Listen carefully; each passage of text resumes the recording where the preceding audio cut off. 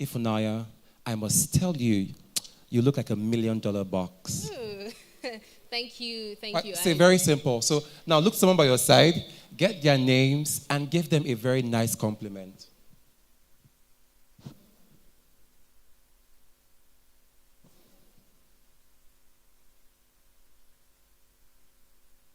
I mean, it's Connect Conference after all. Yes, so yes. connect. Tell the person beside you how amazing they look. Mm-hmm. Oh, I love your shoes. I love your hair. I love your glasses. Whatever it is. But I think these two ladies right in front of me, I love your looks. Like the both of you are looking. I don't use the same thing I used on her, but both of you look absolutely stunning. I the agree. color, the hair, the feet, The makeup. on fleek. You guys give me just Beautiful. tears and panache, 100%. 10 over 10 minus nothing. 4 plus 4 equal to 8. absolutely. So quickly, I'm going to go into the crowd now because our first speaker is right here in the building. And before he comes up on stage, I want to find out if you've gotten to know the person by your side. It is called Connect Conference for a reason. So in as much as we have come to listen to seasoned speakers and learn from great people and hear from great minds, we're here to also connect. Absolutely. Because the beauty of life is when you're networking, I think I learned that of recent, when you're networking, you network upwards, downwards, and of course, horizontally also. So connect to someone by your side, left, right, get to know their names, what they do, and how you can be of impact and value to their lives, and how they can share same value in your life. Oh, wow. Ladies and gentlemen, our first speaker is already in the building. Please, a round of applause. Let's give him a very enthusiastic Connect welcome. Make some noise, people! Make some noise! Mr. Philip Abola is here. A round of applause, guys. So, I'll tell the camera guys to cut it and take that away. This shout that you guys just shout, that is not a Connect welcome. We're going to do it again. I want to see you guys do it with so much energy this morning. Have you guys not had breakfast? Perfect. The more reason why you should not even have breakfast. Yes. On a morning like this, you don't need to eat. You come with your mind prepared. Yes, if you eat, you'll be sleepy. Thank you. You see, when you eat, you'll be sleepy. So now, ladies and gentlemen, I will oblige you all to give Mr. Philip a warm, enthusiastic Connect welcome. So with your shout and a clapping ovation, one more time, let's celebrate Mr. Philip this morning. No, yes. I mean, if you were at Connect Conference 2023. Okay, first of all, who was at Connect Conference 2023? Please, a show of hand. Let's see. You should be proud that you were at Connect Conference 2023. So raise your hand up properly. Let us know ourselves. Okay, great. I think there's a few of us here that were at Connect Conference last year. If you were at Connect Conference 2023, yes, Isaac wasn't. I'm not talking to you, so. If you were at Connect Conference 2023, then you definitely know that Mr. Philip has a lot of energy. Right? I could see that when he walked in. Right? You guys are not agreeing with me. E for what? So when we say we want an enthusiastic welcome, it's because he's very well deserving of it. If you don't give enough energy, then you shouldn't expect enough energy when he's speaking. So please let us be enthusiastic about everything we're doing here. I know the weather is kind of gloomy and dull, but we're here for Connect Conference 2024 and we're here to switch. So once again, are we ready to switch? Are we ready to switch? So I'm not feeling the energy this morning. Do you guys want to do an exercise this morning? Yes. Yes. So can we all stand this morning, ladies and gentlemen? Can we all stand? All stand? All stand? Kindly. Media, can I have I'm unavailable? Yes, because we're unavailable for bad energy this morning. Yes. Great. Those people behind, yes, I want to see everyone standing. Beautiful. The lady on blue, upstand. Beautiful. Great. Nice. Are we ready? Are we ready to switch? We are ready. Are you sure they are ready? Are they ready? Are you ready? Okay, so media, can I have unavailable? Yes. They just said no. Wow, amazing. So we are going to be our DJ together. We are unavailable. We know how to do it, right? Do we know how to do it? You don't know how to do it? Great. Exactly. We are unavailable. Unavailable. Those of us that did Kingdom Dance when we were very young. Yes, I did that so much with hand gloves. So we're going to do it together. Are we ready? 1, 2, 3, go. Touch your chest like this. Put your hands this way. Roll your hands. And you do like this. 1, 2. Great. Right? Let's do it again. Do it with steez. Yeah, don't reduce your steez. I like how you're doing it. Your steez is perfect. Yes. Great. Let's do it again. This way. Roll your hand. Your steez is on point. Like, I'm seeing your steez right on point. But ladies and gentlemen, thank you so much. You can please be seated and please round of applause for yourselves.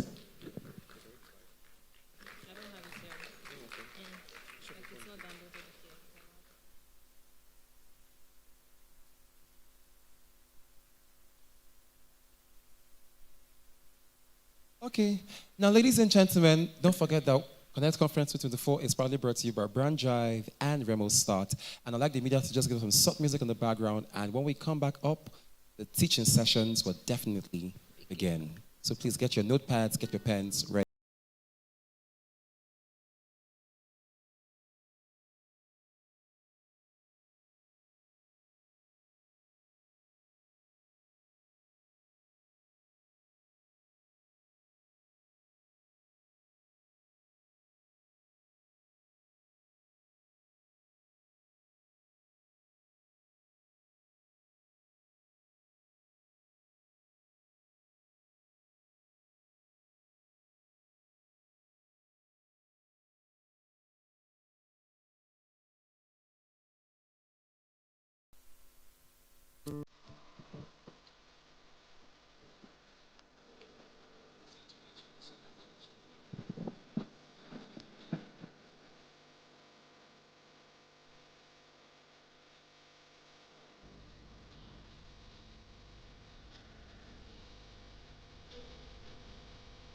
Ashok.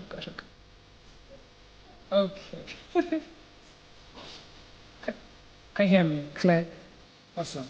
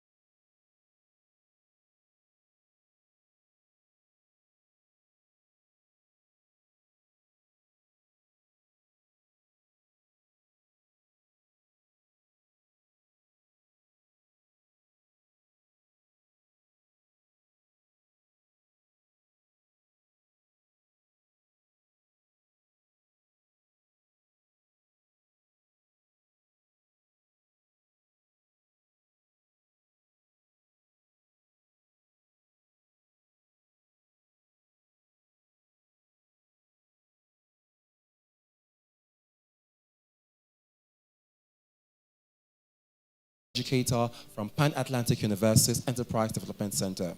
With over a decade of experience in capacity building and social enterprise, he has made significant impact in various sectors. He currently consults for an HR/outsourcing firm in Nigeria's Federal Capital Territory, managing a remote team of hundreds. He founded the Philip Agboola Mentoring Program, PAMP, and the Passion to Profit Mastery Program, PPMP, both aimed at empowering individuals and organizations. Fondly known as PA, he has contributed to various platforms and has been featured in local and international media, dedicated to helping others achieve their maximum potential and profitability. Ladies and gentlemen, with a clapping ovation, let's make welcome our first speaker for this morning as he takes us on a journey of achieving maximum potential and profitability to actualizing us to switch. Please, if your hands are not too busy, let's make welcome Philip Agboola.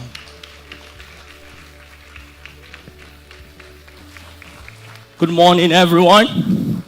Somebody say switch. I can hear you. Somebody say switch. I can hear you. Somebody say switch. All right, if you can rise to your feet, I want you to walk up to 1, 2, 3 persons and tell them it's time to switch.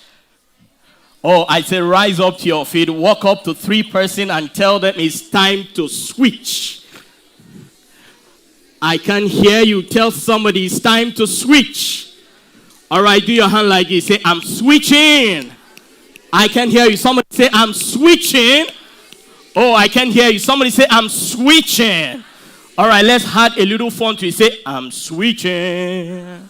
Somebody say, I'm switching. My name is Philip Agboola. Put your hands together for yourself. You can have your seat, all right? All right, this morning, I'm going to be taking you through a journey. I'm going to take you through a journey. And within the few minutes I have and all that, you're going to be switching from survivor to significant. Somebody say, I, Philip Agboola. Oh, I thought you mentioned my name. Somebody say, I. Can you project my slide, please? Somebody say, I, Philip Agboola. I'm switching from survivor to significance. What is survivor and what is significance? And that's what I'm going to be taking you through.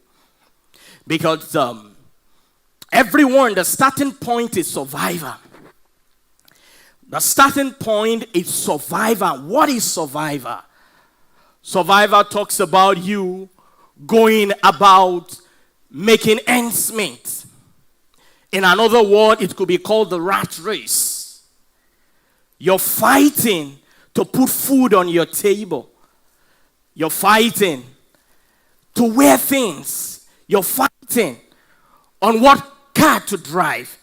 You're fighting even to be competitive out there. But that's good.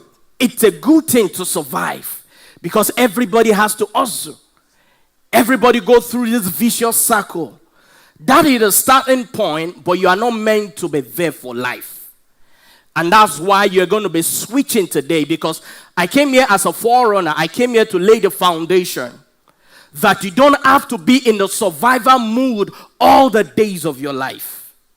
You don't have to be in the survivor mode all the days of your life. You need to switch from survivor to significance. And that's what I'm going to be talking about today.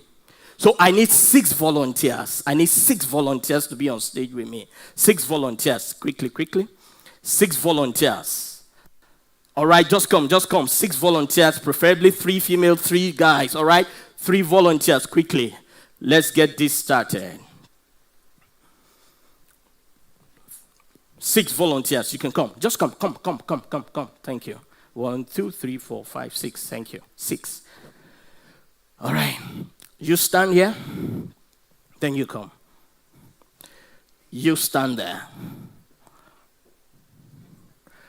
Come here. Stand behind her. You seem to be the tallest. Come. You come. Just come. Let's mix up the gender. All right. Okay. This is what is going to happen now. This guy here is survivor. Somebody say survivor. Now, what are the basic needs of man? What are the basic needs of man? What are the basic needs of man? Food, clothes, housing, shelter. So this guy is surviving from paycheck to paycheck. He's doing his business. He's a consumer. He goes to work 8 to 5. He's trying to put shelter over his head, over his family. He's trying to put food on his table. He's trying to wear good clothes. He's surviving. And one of the surest ways for you to survive in Nigeria is for you to have an 8 to 5 job. 8 to 5 job, a whole lot of people, try to disdain 8 to 5 job, but that is the starting point if you want to survive.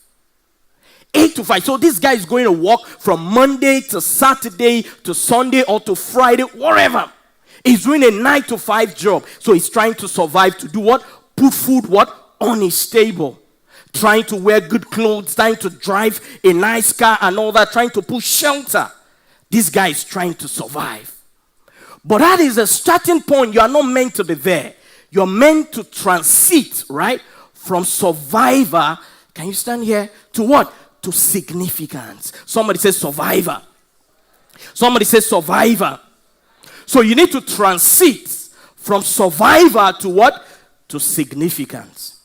So how do you transit from survivor to significance? And that's why you are here. Switch. Somebody say switch.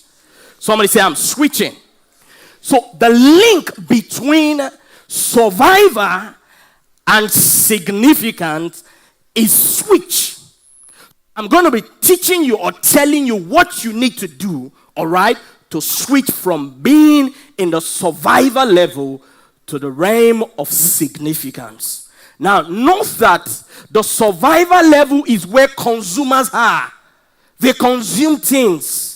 But when you switch from the survivor level to the significance level, you become a producer. Somebody say, from today, I'm not just going to be a consumer, I'm going to be a producer. So at the end of today, ideas are going to come. At the end of today, patterns, templates, models are going to come to you that will engineer you, that will push you forward on how to move from this level to that level. Somebody say, I'm moving from this level to that level. So somebody say, I will no longer be a consumer. I will not just be a consumer, but I will be what? A producer. Somebody say, I'm a producer. I can hear somebody say, I'm a producer. Go to my slide. So there are different modes, different levels at which you survive. At which you survive. Can you put on the slide quickly, please? There are different levels and modes at which you survive. Go to the next one, please. All right, we have the physical what? Survivor. And the physical survivor talks about your basic needs. Ensuring access to food, water, shelter, clothing, health, safety, maintaining physical health, avoiding illness, promoting oneness from physical harm, financial stability, having enough financial resources to meet these basic needs and ensure security. So you want to protect yourself. You want to put food on your table. You want to live in a good house. You want to live in a good environment. That is physical survivor. Go to the next level of survivor. Go to the next slide, please. The next one talks about emotional survivor. I don't need to dwell on all of these. Go to the third one. It talks about social survivor. You need social support and all that. These are the levels of survivor. Go to the next slide. Psychological survivor, all right, identity, all right, understanding and maintaining a sense of self and personal identity. Because if you don't know who you are and whose you are, I tell you, you're still going to be caught in the rat race. Go to the next slide, please. The economic survivor, go to the next one. It talks about environmental survivor and all that. Don't worry, the slide will be available to you. All right, go to the next slide. Now, what then is survivor? The next slide, please. In essence, survival in the context of living is about meeting the basic need, just like we say, all right? But we are not dwelling there. You've been surviving for too long, but it is time to switch. Tell somebody it is time to switch. Now, you are switching from where now? Survival to what? To significant. So, this is switch. So, you're switching. Go. The first thing you need to start with is what? It's your mindset. Somebody say, I'm upgrading my mindset. Oh, I can hear you. Somebody say, I'm upgrading my mindset. So if your mindset has been to be consuming things, if your mindset has been to be an employee for years, it's time for you to upgrade. Somebody say upgrade. Somebody say, I'm upgrading. I'm upgrading my mindset. So you need to think out of the box. You need to think big. You need to envision things in a big way. Somebody say, big things, Nemo like. Oh, I can hear somebody say big things, Nemo like. Oh, I can hear somebody say big things, Nemo like. So your mindset needs to what? To be upgraded. If you want to switch from survivor to significance, all right? Your mindset needs to be what? Needs to be upgraded. Then the next thing you need to do, your goals. What are your goals? What are your goals? Typically, you know that goals are divided into two, long-term and short-term goals. And you know that the short-term goals are goals that you can achieve between now and the next 6 months and all that. And long-term goals are, goals in the future from 6 months above and all that. But you know that your long-term goals, you need to be broken down to short-term goals. And your short-term goals need to be broken down to your daily activities and all that. Am I communicating this morning? Because without goals, setting goals. Now, you are in 8 to 5, but you need to set a goal for yourself. Am I in this organization for the next 5 years, 10 years? Then have an exit plan. Not just to be an employee, but to be what? An employer of what? An employer of labor. Not just to be what? A consumer, but also what? To be what? To be a producer. So where you are right now, getting the paycheck is a learning curve. You might say, okay, my boss is too hard. I'm not getting the needed pay rise and all that. That is a learning curve for you. Your money can be taken away, but the knowledge you get in that 8 to 5 on whatever venture you're doing is not going to be taken away from you. Money can be taken, cars can be taken, houses can be taken, but the knowledge in that 8 to 5 or in the venture you are in cannot be taken away from you. So what you need to do, upgrade your mindset, then upgrade your goal. Set a target for yourself that in the next 5 years, in the next 10 years, I'm going to be in this organization and all that. Then I'm going to upgrade my mindset, upgrade the goals that I've set for myself. And the next thing for you to do finally is for you to take action. Somebody say, I'm taking action. I can hear you. Somebody say, I'm taking action. So I'm not just upgrading my mindset or changing my mindset. I'm not just upgrading my goals. All right? What am I doing again? I'm taking action. I'm taking actionable plans, actionable steps towards the realization of my goal. So the switch I'm talking about is from survivor to significance. From being a consumer to being what? A producer. Survivor is all about you. It's all about your personal self. But when you become a producer, you're not thinking about what to eat, what to wear. You're not thinking about what to drive, but you're thinking about what industry you're going to capture. What product are you going to flood Africa with? What product am I going to flood Abuja with? Enough of being in this survival mode in the sense that all you think is about yourself. Getting that 1 million as salary every month. But it's time for you to do big things. Upgrade your mindset. Upgrade your goals. Take actionable plan that you will deal in the realms of hundreds of millions and billions of dollars. You are not meant to be in the survival mode all the days of your life. That is the starting point. But the end point of your life is to be in the producer mode, in the realm, in the state of significance, of relevance. There is no time anymore for you to do small things. It's time for you to do bigger things. There is no time anymore for you to do business in thousands, in tens of millions. It's time to dive into the ocean and do bigger things. Switching from survivor to relevance or significance. I'm no longer a consumer. I am a producer. I'm no longer thinking about Abuja alone. I'm thinking about Africa. I'm thinking about the whole world as a stage. Just like Asha will say, he said, think locally. Think globally and act locally.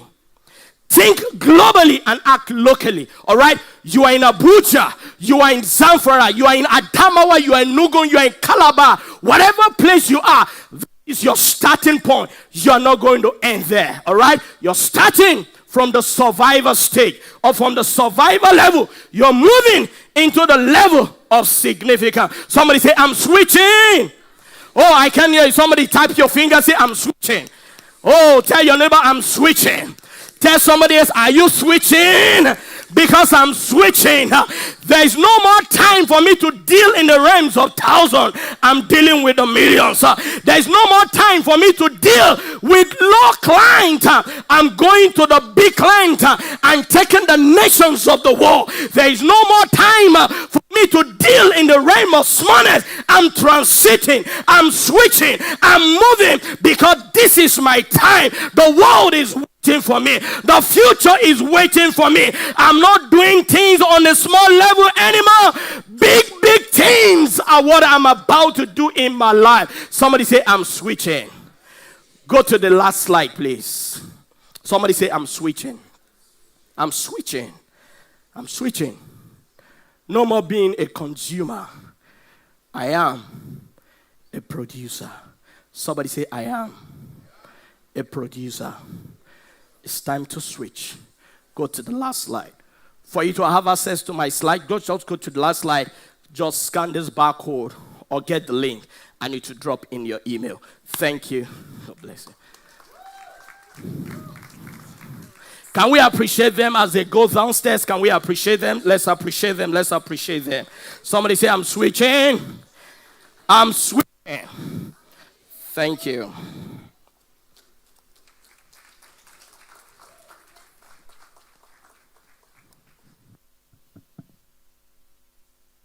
Please, let's keep our hands together for him until he gets to his seat. Thank you so much, Mr. Philip. YPC Africa is very intentional when we are creating experiences like this. It makes so much sense that we start with that kind of energy. Don't you agree with me? It makes so much sense. Please, a round of applause one more time for Mr. Philip. I told you guys that his energy is always over the roof. It's always something else. We have time for just 2 questions. So if you have a question, indicate with a raise of hand and I will bring the microphone to you. I think most of what he said was actually self-explanatory. So I'm sure we've all gotten it.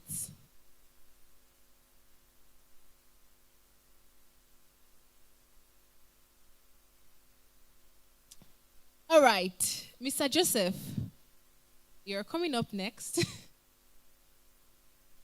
Okay, so since we don't have any questions, I'm going to ask questions just before we have Mr. Joseph back here with us. What stood out for you while listening to Mr. Philip? I'm coming to you, my very serious friend, looking at her notes, wearing glasses. Teach us, what did you learn?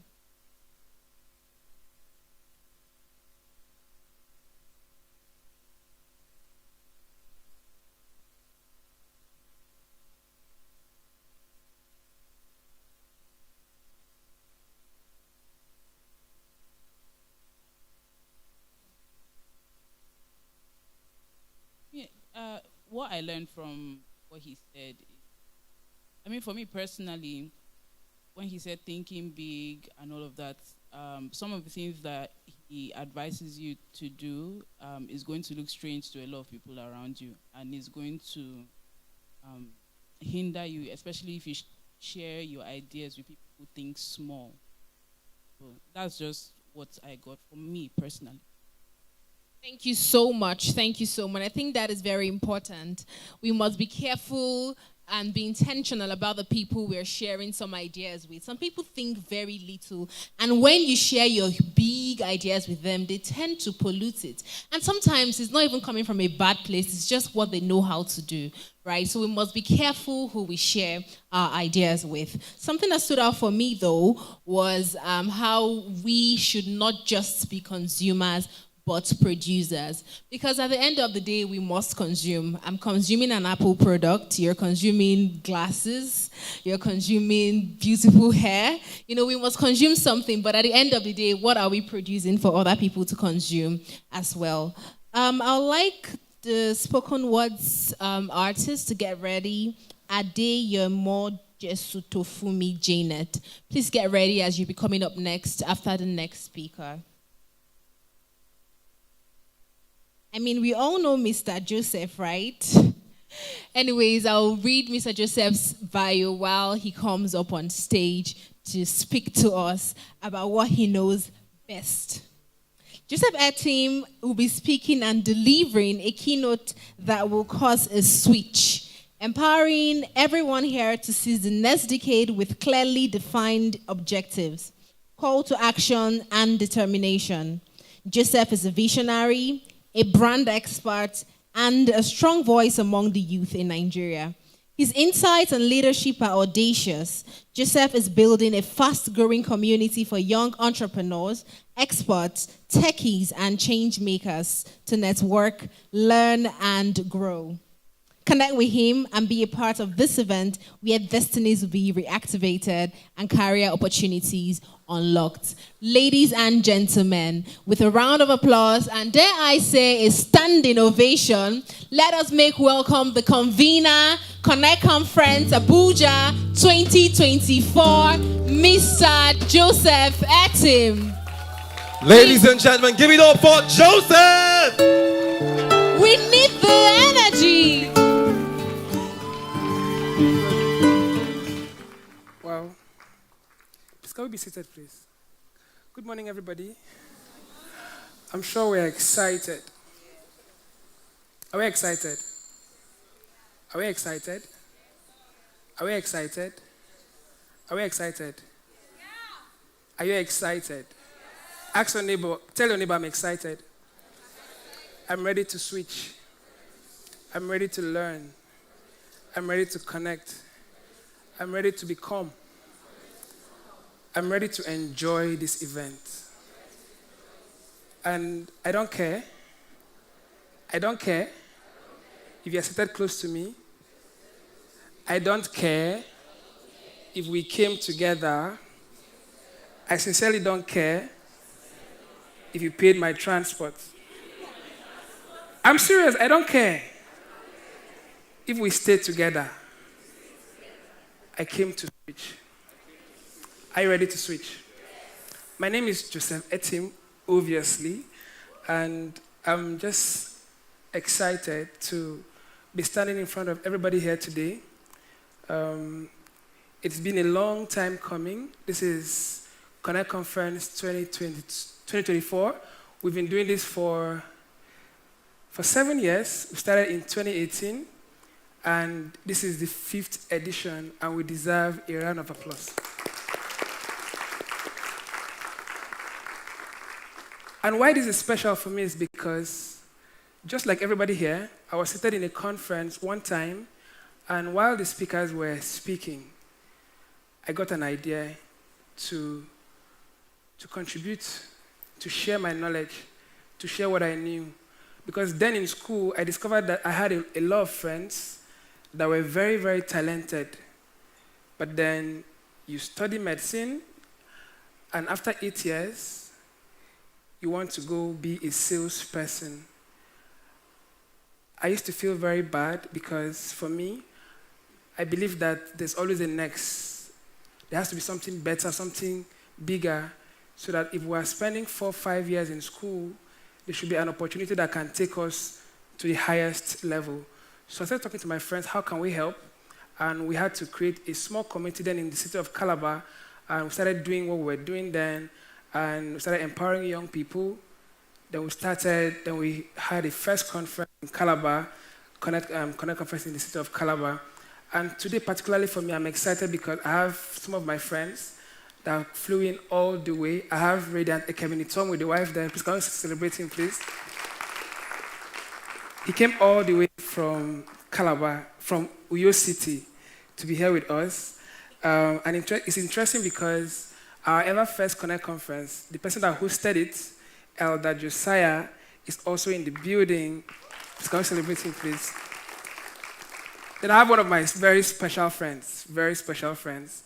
And it's beautiful because he has seen how we've grown from small. We've done it together. We've done it dirty together. He has seen the pain, the process, everything. And today I'm just super excited because Chika Onu is in the building. And how many of us love our media stuff online? The videos, everything we've been doing. How many of us love it? Chika has been the one doing it since 2018. And it's just sad now because he's married to his wife, Guvan. And it's more like we used to form best friends. So now he has a best friend. And I'm just the only one. You know. Do you know what it means to be married? No. You don't know? Salem King came last year, single. But this year, can we celebrate Salem King, please? How many of us have listened to Salem King before? Just get ready. Get ready.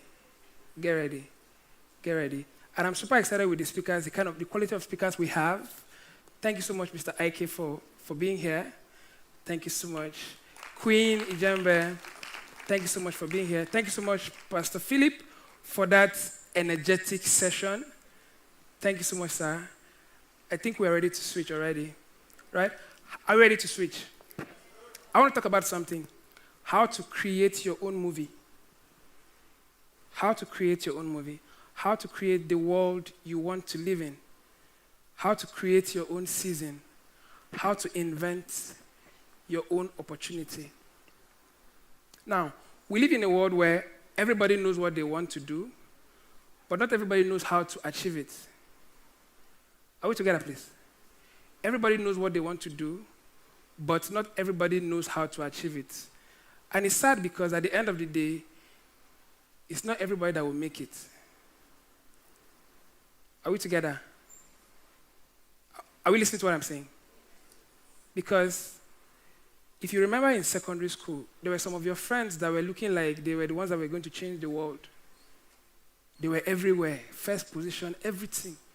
And there was this small kid that was looking like he's not serious with his life. And after 20 years, after 5 years, after 15 years, more like there's a class of people that are now trying to make it. And the other ones that were looking serious, what's happening to them? So it's not about where you are now. It's about who you want to become. Tell your neighbor, who do you want to become? Because if you don't know who you want to become, whatever you're doing now is a distraction. Are we together? There are different pyramids in life. The first, I think he was trying to talk about the different seasons in a man's life. And for me, the first pyramid, there's a pyramid, the first pyramid, and you want to build a life where you can earn 100,000 naira, 200,000, 500,000, a million naira, and all those stuff. There are things you need to learn for you to be able to hack that pyramid. Are we together? There are things you need to learn for you to be able to hack that pyramid. There are different skills there are different skills you need to learn for you to be able to access all the opportunities there. But we live in a world where people don't really understand how these things work. People are not serious. People are not ready to really go all in. Are we together? Ask your neighbor, who do you want to become? What will it cost? Are you ready to pay the price? Are you ready to pay the price? What if the price is money? What if the money is your time? What if the cost is your time? What if the cost is the relationship? The seventh season in a man's life. the first season, the season to discover. For you to know who you want to become, the first thing you want to do is understand your Monday. My Monday, the season for me to discover myself. Who do I want to become? Where do I want to get to in life? In the next 5 years, in the next 10 years, who do I want to become? What skills will take me there? What do I need to learn to get there? Because some of us, we just start learning anything that is happening. Oh my God, now content creation is trending, this is trending, this is trending. We just try to learn it. The first season, Monday, the season to what? Discover yourself. What am I interested in? What do I really like? What skills will take me there? Because if you don't discover, then you think that every other person is making progress and you're stuck. You think that everybody is ahead of you and you're stuck. If I look at my life 7 years ago, then I'll have so many regrets because there were so many dreams. But I knew what I wanted and I stayed there.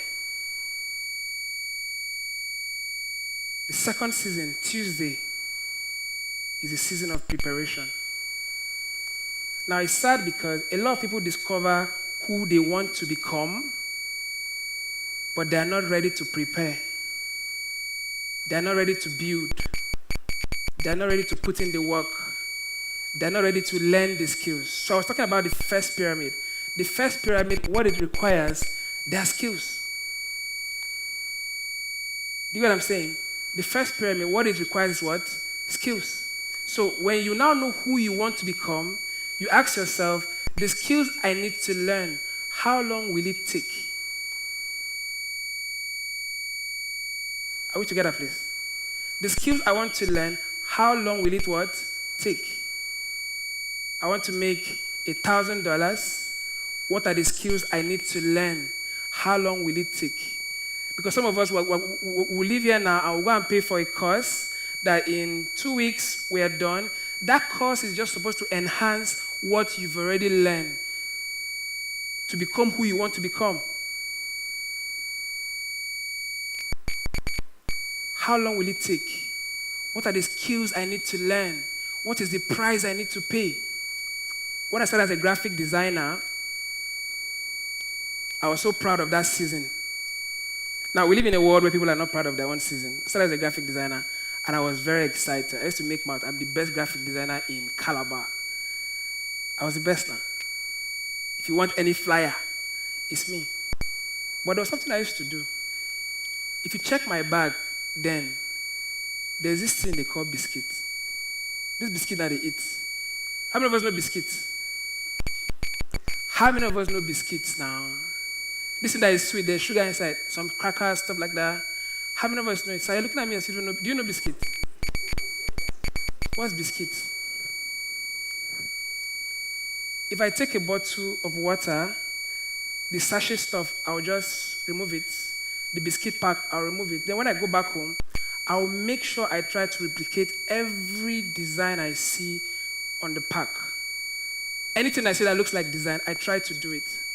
Night, morning, afternoon, every time I was always trying to figure out how to design this stuff. And it took me years. But I understood that that season of my life, I actually wanted to become a graphic designer. And I invested everything I could to become the best graphic designer because I understood that was my season. Are we together? That was my first pyramid. The skills that should take me to the next level was called graphic design. But I had a 5-year plan. I wrote it down in my book. I wanted to become a media consultant. Then, mind you, I didn't even know what it meant to be a media consultant. I didn't even know the opportunities that were available as a media consultant. But I knew that I wanted to just really enjoy that season of being a graphic designer. So all the tools that were required, the software, everything, I was spending my life trying to master that single skill of being the best graphic designer.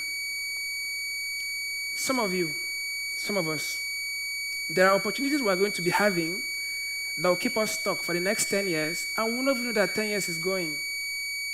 For instance, there's a job you have on the road with a machine.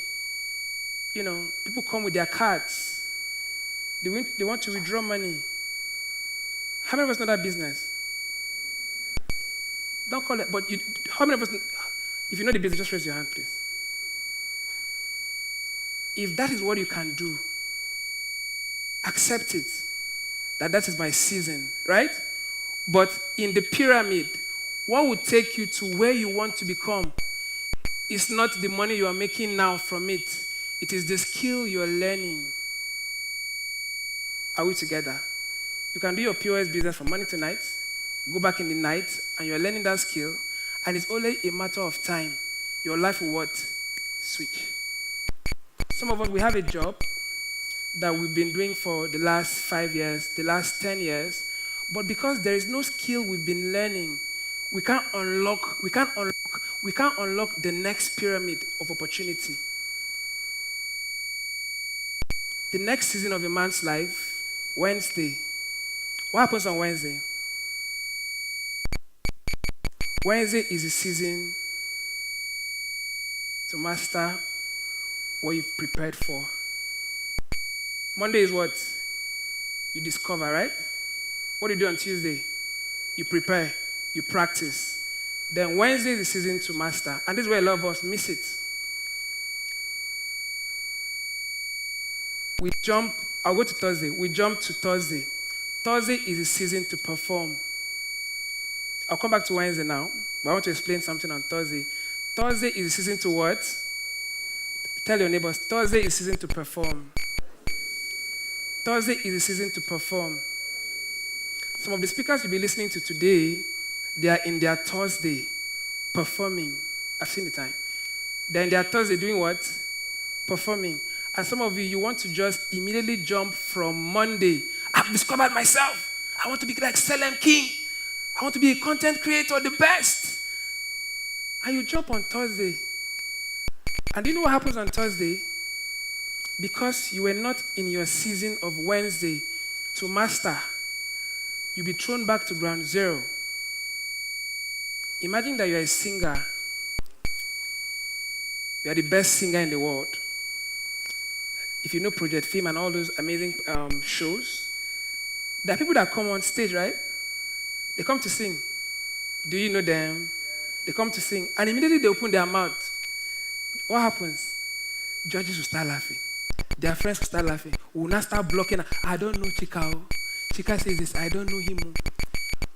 But this is somebody that in his head, he's the best in the game. You're not just the best in the game. You must go through Monday. Discover. Okay, I've discovered I can sing. I've practiced. I've mastered, but have I been able to test myself to know that, okay, I'm really good?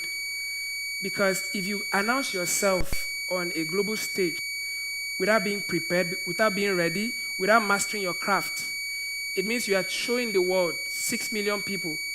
Imagine you are an artist and you go for a program like Experience. You know Experience, right? And you went to disgrace yourself with that song you thought was the best. What happens? What happens? Talk to me now. What happens? You've told the world why they should never, ever listen to you again.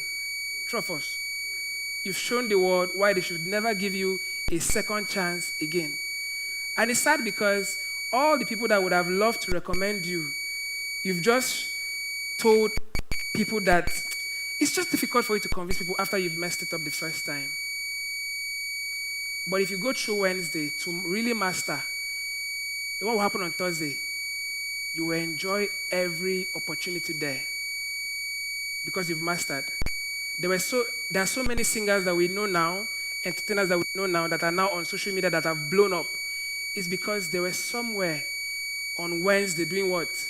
Gaining mastery. I'm a comedian. It's not enough. You must stay in that season until you are able to gain mastery. So when it's time for when it's time for Thursday, you are ready to really manifest. Tell your neighbor, stay in your Wednesday. Master your season. Master your season. There's something that Salem posted one time. Don't compete with those you should be learning from. Don't compete with those you should be learning from.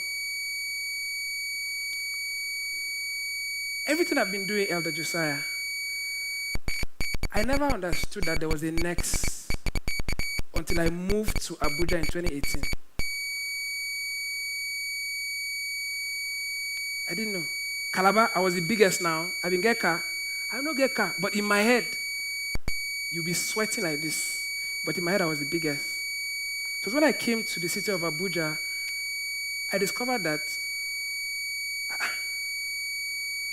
there were people online. No? I discovered that there was a Salem King online. How many of us know Salem King?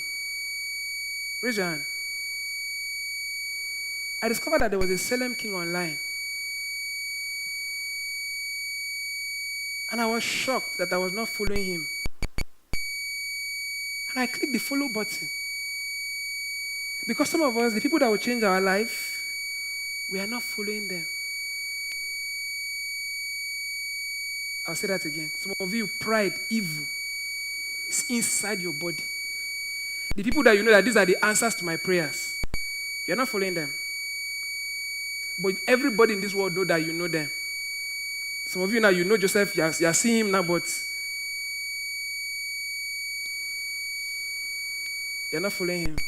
I love YPC, I love the young guy. The guy is just good, he's intelligent, he's smart, but if I follow him, let me bend.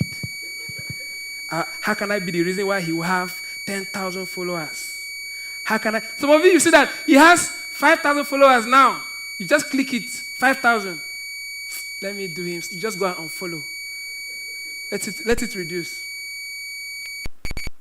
Then I discovered that there was a blessing happening online. I discovered that there was a John Obidi. There were so many amazing people. And one of the beautiful things online is that when you follow these people, you check who they are following, and you try to just check what is happening. You open yourself to a new world of possibilities that you don't know can ever exist. I was never interested in creating videos until I saw Salem King. How many of us remember 2019? Salem King will be carrying phone on the street, inside keke. I said, which kind of wala is this?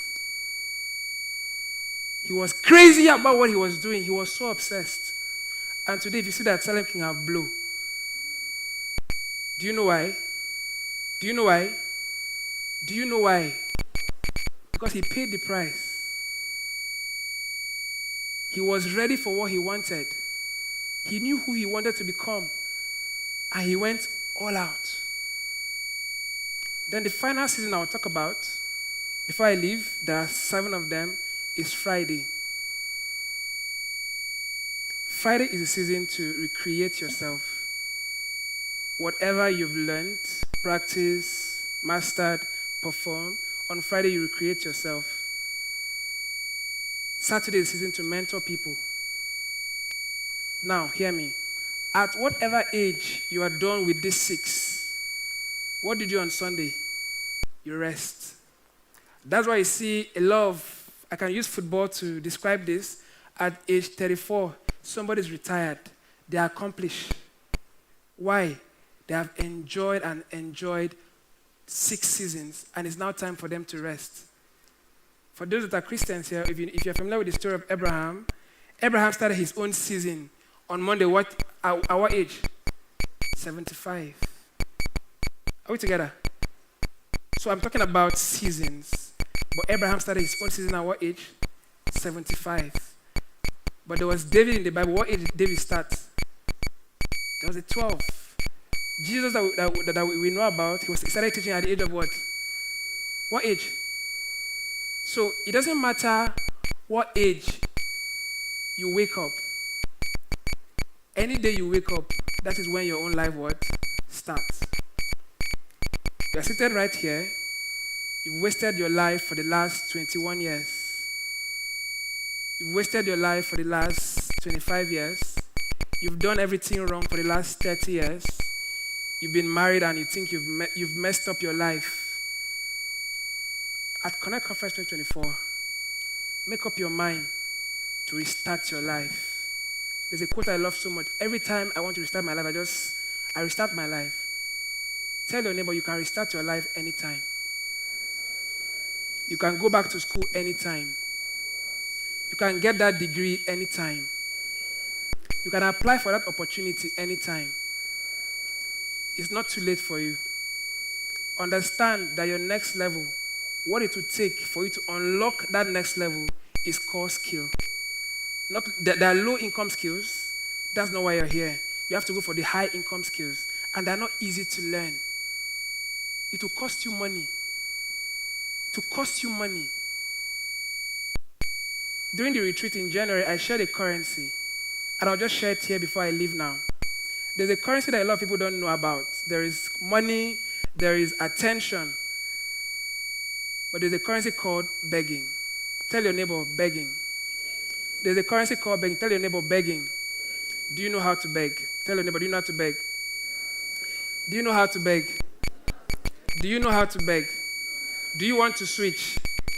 If you want to switch, you must learn how to beg. This is what I mean. You want to learn UI, UX, or any skill. You don't have a laptop. You want to start content creation. You don't have a phone. And you have a friend that has a phone. One of the things you must tell yourself in 2024 is how can I be humble to beg this friend that has this thing so that I can blow up in life. Because some people that have blow, they don't have cameras. They don't have iPhones. But they are showing up. When I started doing my videos, I didn't have a camera. It was my friend, Chika, that I used to go and beg. Chika, I'll beg him. I'll kneel down. Chika, I'll beg. Help me. And it was not easy. Some of your destiny helpers will be very stubborn. They will you beg well. But I'm happy because I was able to beg, and it was able to help me. And today I'm able to switch my game because of everything that has contributed to help me achieve the different things that have caused me to reach this level, because I was able to, first of all, understand my Monday, to discover, to prepare, to master, and I tried to perform, and I'm trying to still recreate myself through this conference. And ladies and gentlemen, I'm super excited because at the end of this conference, a lot of us seated here, we came clueless, we came without ideas, but in 2025, you look back and say, wow, it was because of a place at YPC Connect Conference 2024, I didn't know that my life could change in just a year. And I'm happy I paid the price to be here. Some of you, it's your last money you used to pay and get a ticket to get here. Some of you are still angry that how can they collect me 8.5? So what are they going to say? I've been here now. What has Joseph really said? I'll end with this. I'll stand here finally. There's a parable in the Bible that people don't pay attention to. The parable of the sower. How many of us know that parable? Some seed fell where? Some seed fell where? On the ground, right? On a good soil. Some fell where? Where? I can't hear you. Where? Rocky ground. Where? Some seed fell where? Where again now? I can't hear you. Tongues. Some other seed fell where? All these things that will be said here today, on the wayside, right? All the things that have been shared here today. Philip has finished doing the drama. The question is, where did that fall? Because some of you now, you came hardened. Joseph Etim, do your worst. Salem King, do your worst. I cannot be who you are. Then you leave here the same person that you came. Tell yourself, I will not be wicked to myself. I will not be wicked to my generation. I'll create a better future. I'll create my own movie. I'll design a world I want to live in. And it starts with a skill. Thank you so much. Ladies and gentlemen, please one more time celebrate the one and the only Joseph Etim. Keep clapping. Awesome.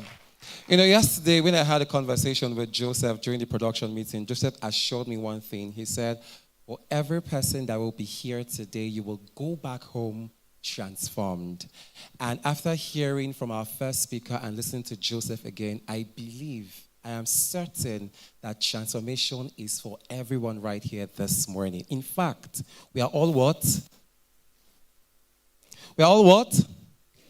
So like he rightly said, let's have a recap of what he said. Monday is to what? Let's know the good students who paid attention. Monday is for what? Tuesday, Wednesday, Thursday, Friday, Saturday, and Sunday. Please round of applause for yourselves. So, ladies and gentlemen, it's Connect Conference Abuja 2024, and we are switching. Salem, it's so good to see you. I will keep it for later. I will say it later, but not now. Now, ladies and gentlemen, taking us on a switching journey is a very amazing, creative young lady. I think she's going to be the second lady that will be coming up here this beautiful morning. And she just has a very amazing piece, the lyrical piece. You know, this set of people are people that I always admire, how they put their words together and make so much sense and convey so much in just a little bit of time with just the power of words and storytelling. So, ladies and gentlemen, it's my singular honor to bring up on stage our first performer this morning at the Connect Conference Abuja 2024. No other than the super incredible Adeyemo Jesutofomi Janet. Please, a round of applause. Keep clapping till she gets here. Keep clapping. Yes, keep putting your hands together. If you want to scream, you can scream for Janet.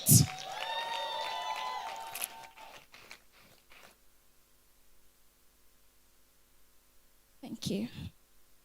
Good morning. Good morning. My name is Adeyemo Jesutofomi Janet, and I will be performing a spoken word piece to you today. I want you to pay rapt attention to the words I will say. Let's have an exercise. It's going to be very concise. Each of us will be involved. We will use our voice. So from this part of the whole, I want you to say, so. The middle, I want you to say, do. And this other side, I want you to say, me. All right, I have a nice voice, right? Okay, so let's go. So, do, mi. Can we say it together? So, do. Now, I want us to use O to do it. 1, 2, 3, go. Oh, oh, oh, oh. It makes sense, you know. If I had said all of us should, none of us would, because none of us is all of us. But each of us makes all of us. One person doesn't make a connection, but two or more, for it takes two to tango. If we are to dance the trending whoa, whoa, whoa, one person will hold the camera, two would dance, stop, look at themselves and chase themselves. Have you ever thought that that is cooperation, true connection? The kind of connection that makes things happen. Like the signal your brain receives when your heart beats. The connection that gives you joy when brain jotter dance to a music beat. And the connection you had today when you took your seats. I am a very honest person. I tell beautiful lies, for my lies are exception from the general truth. Who remembers the law of physics? The one that says if you fix two opposite charges, they attract. But mine is a 1 + 1 that gives 1. I am a very, very honest person. I tell better lies. Mine is a positive and a positive that attract. I cannot be positive and you are negative. Or you are negative, or you are positive and I am negative, and you expect us to work together. But that's what physics says. I am a very honest person. I tell better lies.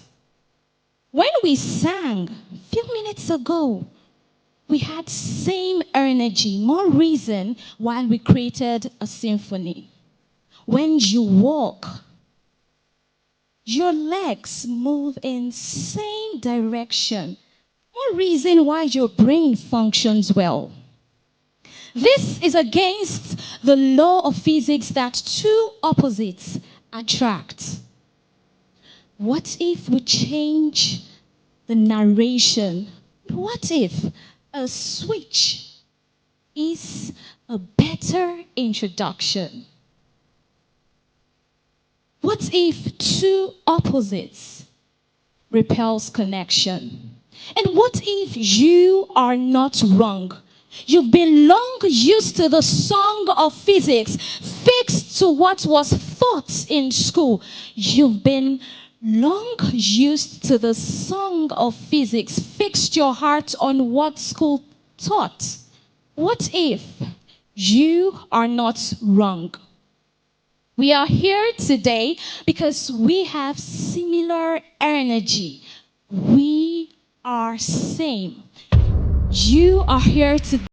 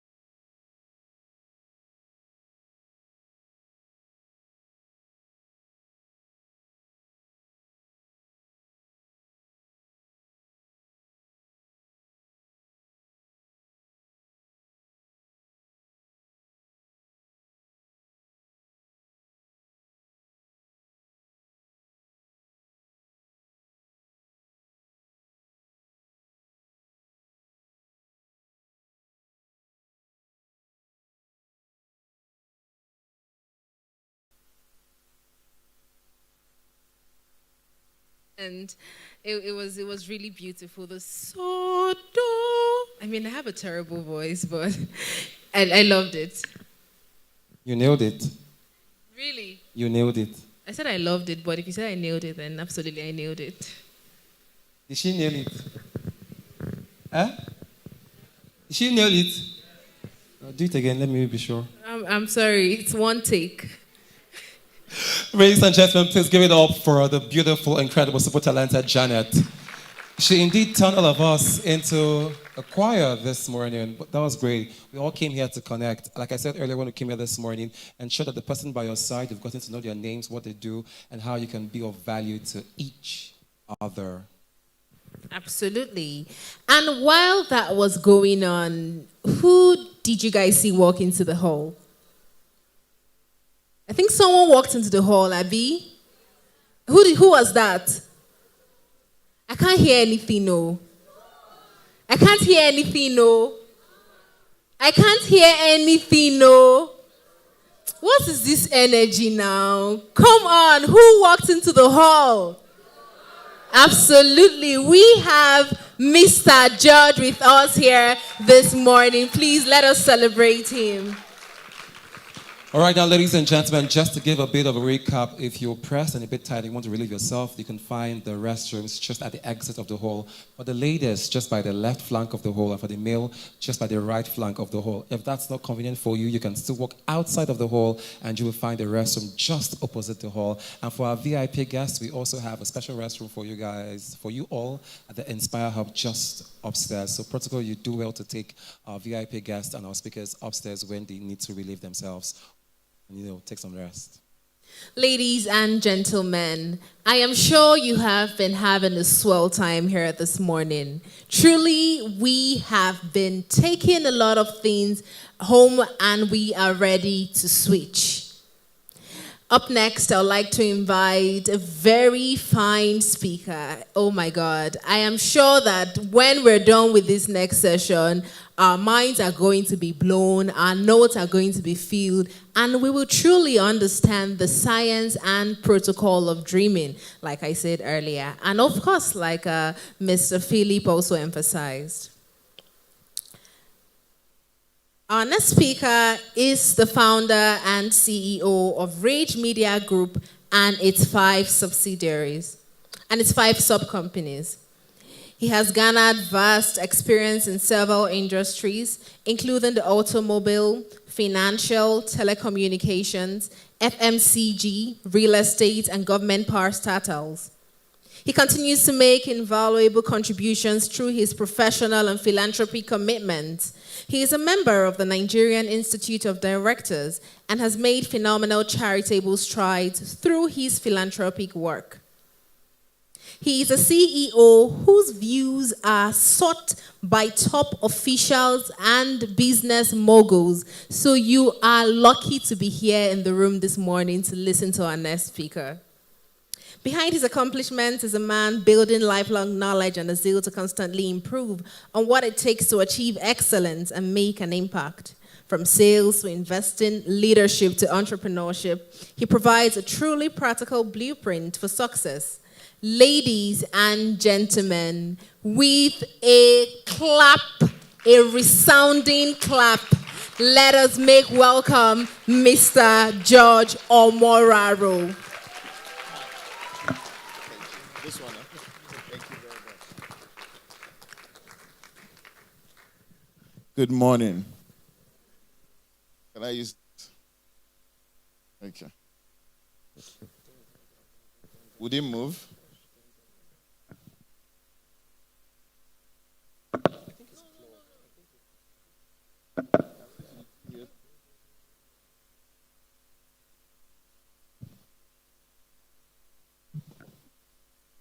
Sorry for disrupting the arrangement. My name is George.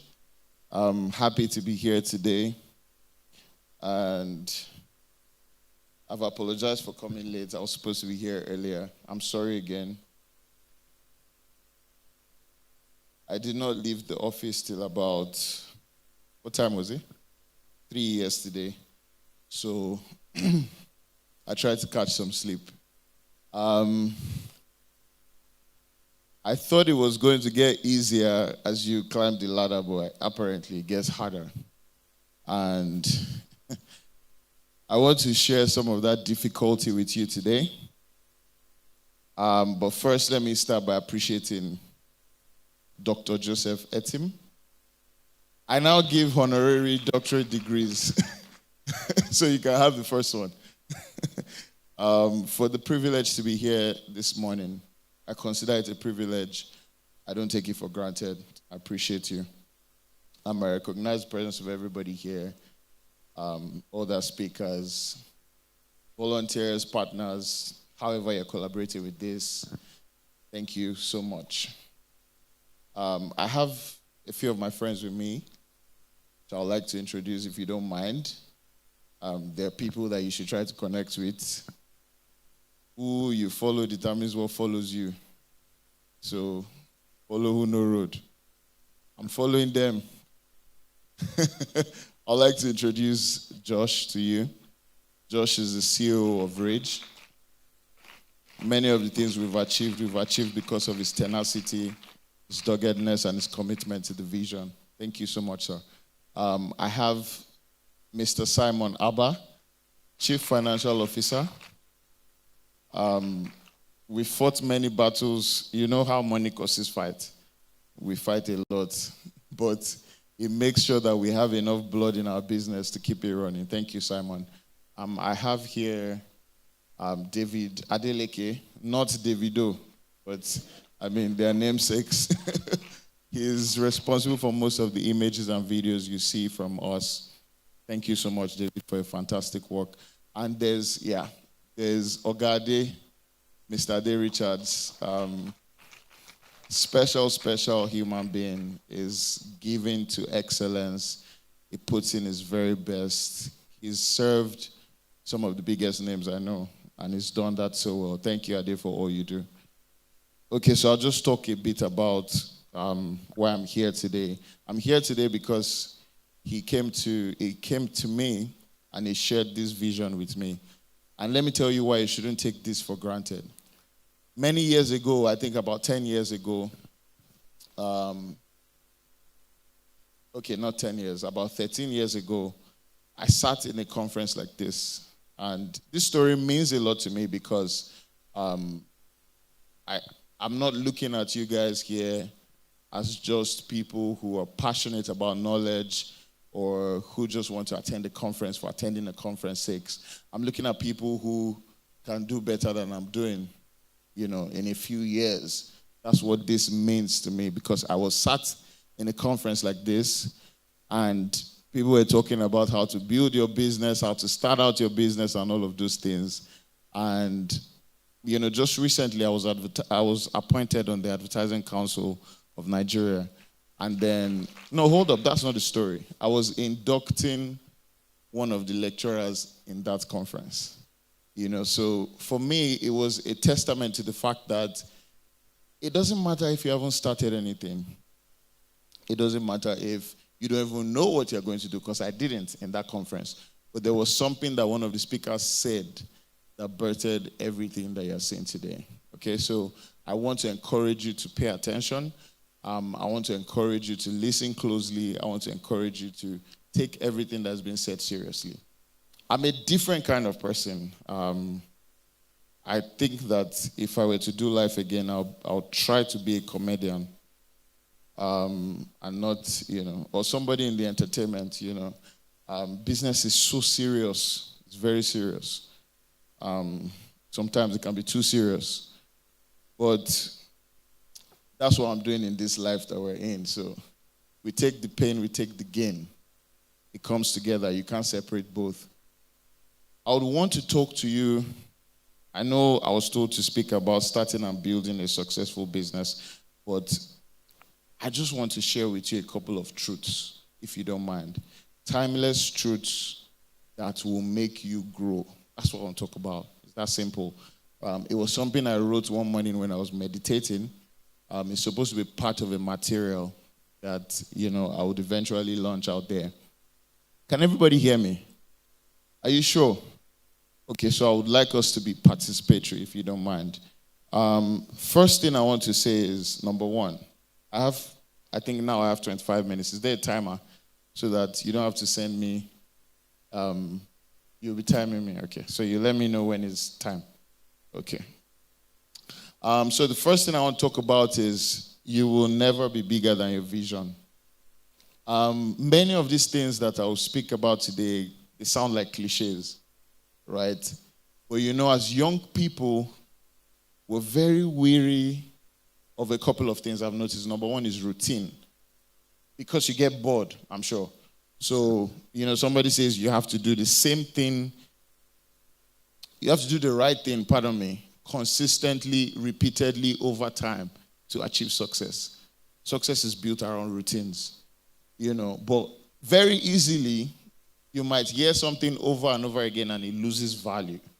So having said that statement to you this morning, saying that you will never be bigger than your vision, it can be a big cliche to you and you're just like, this guy's going to talk about vision now. But let me tell you something. Most times, if you close your eyes and you start sleeping and you dream, how do you see yourself? I have dreams I can control. I have the ones that I don't control. There are the dreams that I can control. I have never not seen myself in a private jet and in a Rolls Royce. Do you understand what I'm saying? Is there anybody like that? That you dream sometimes that you are the one narrating, you are the scriptwriter of the dream.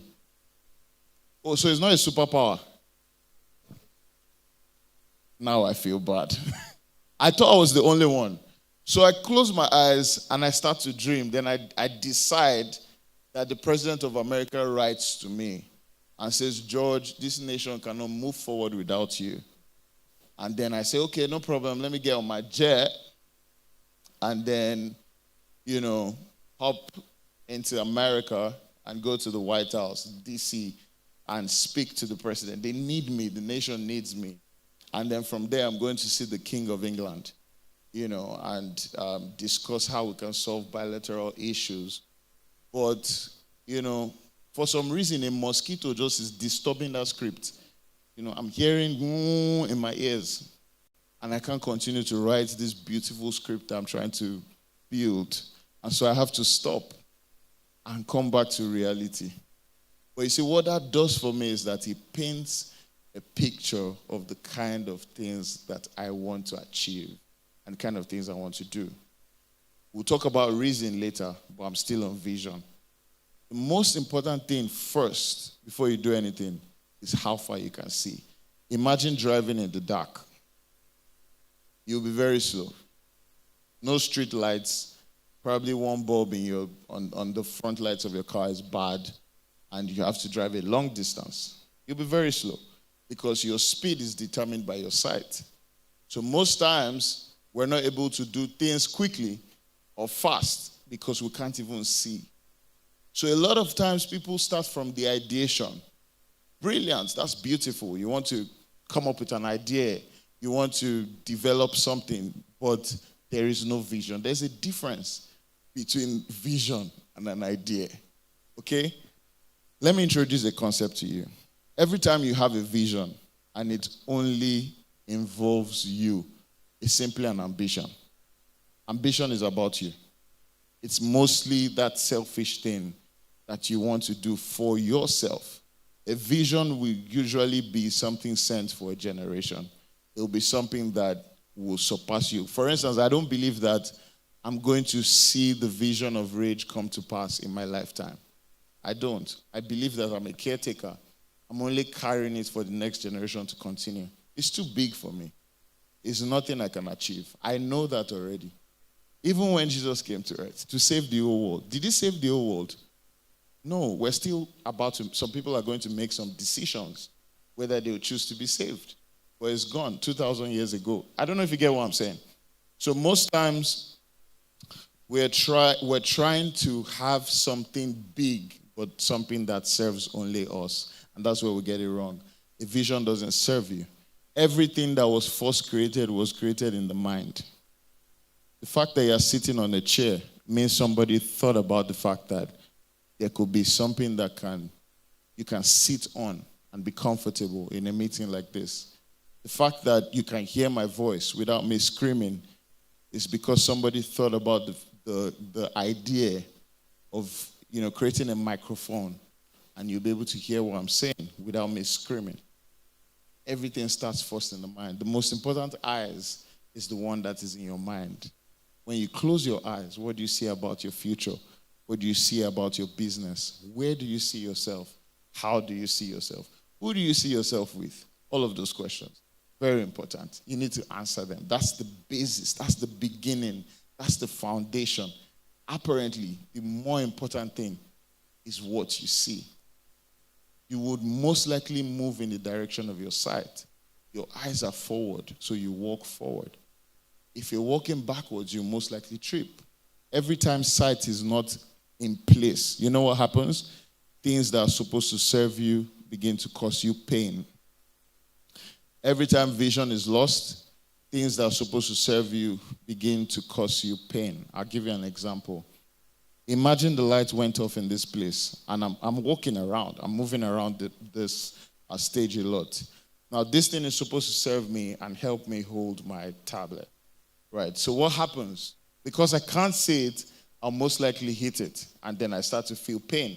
It was supposed to serve me. The purpose of this thing is supposed to serve me. But then it starts to cause me real pain. Do you understand what I'm saying? So most times you lose focus. Your trip is, how are you, ma? So good to see you, Temi. You lose focus. You can't see far. You can't do nothing. That thing that is supposed to serve you starts to cause you pain because you don't have sight. Do you understand what I'm saying? Do you understand what I'm saying?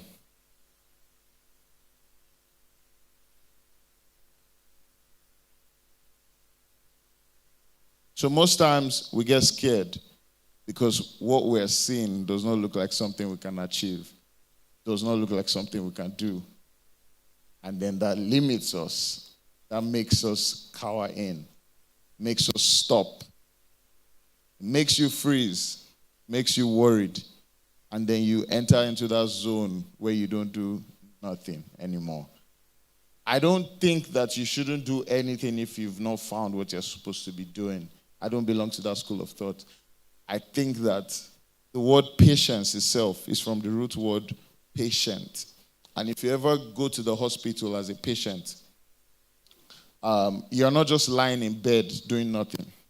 There is stuff going on the inside, drips, injections, drugs. So you're not just patient doing nothing. You are patient doing something to get a result. So don't believe that, oh, I'm patient, I'm waiting for my time, then I'm not doing anything. No. Even whilst you have not found that thing that you want to do, you should be doing stuff behind the scenes. You should work on yourself. You should improve yourself. You should develop a habit of reading, build competence in something. Do you understand what I'm saying? So don't wait. Don't just wait to do something. It's important that your sight is in place because then you can move fast, then you can have speed. Second thing I want to say to you, you either have a network that works or you're in a trap. You either have a network that works or you're in a trap. I'm going to tell a story here of I'll tell two stories. Let me not be stingy. I'll tell two stories. One happened in 2017. So 2017 was the year that I started Rage. And it was February 14, 2017. So fast forward to July. The truth is, when I started Rage, because I had already made some connections in the industry, I already got my first client even before I registered the business. So we had a client that gave us a job of about 40 million in the first month. It wasn't like, we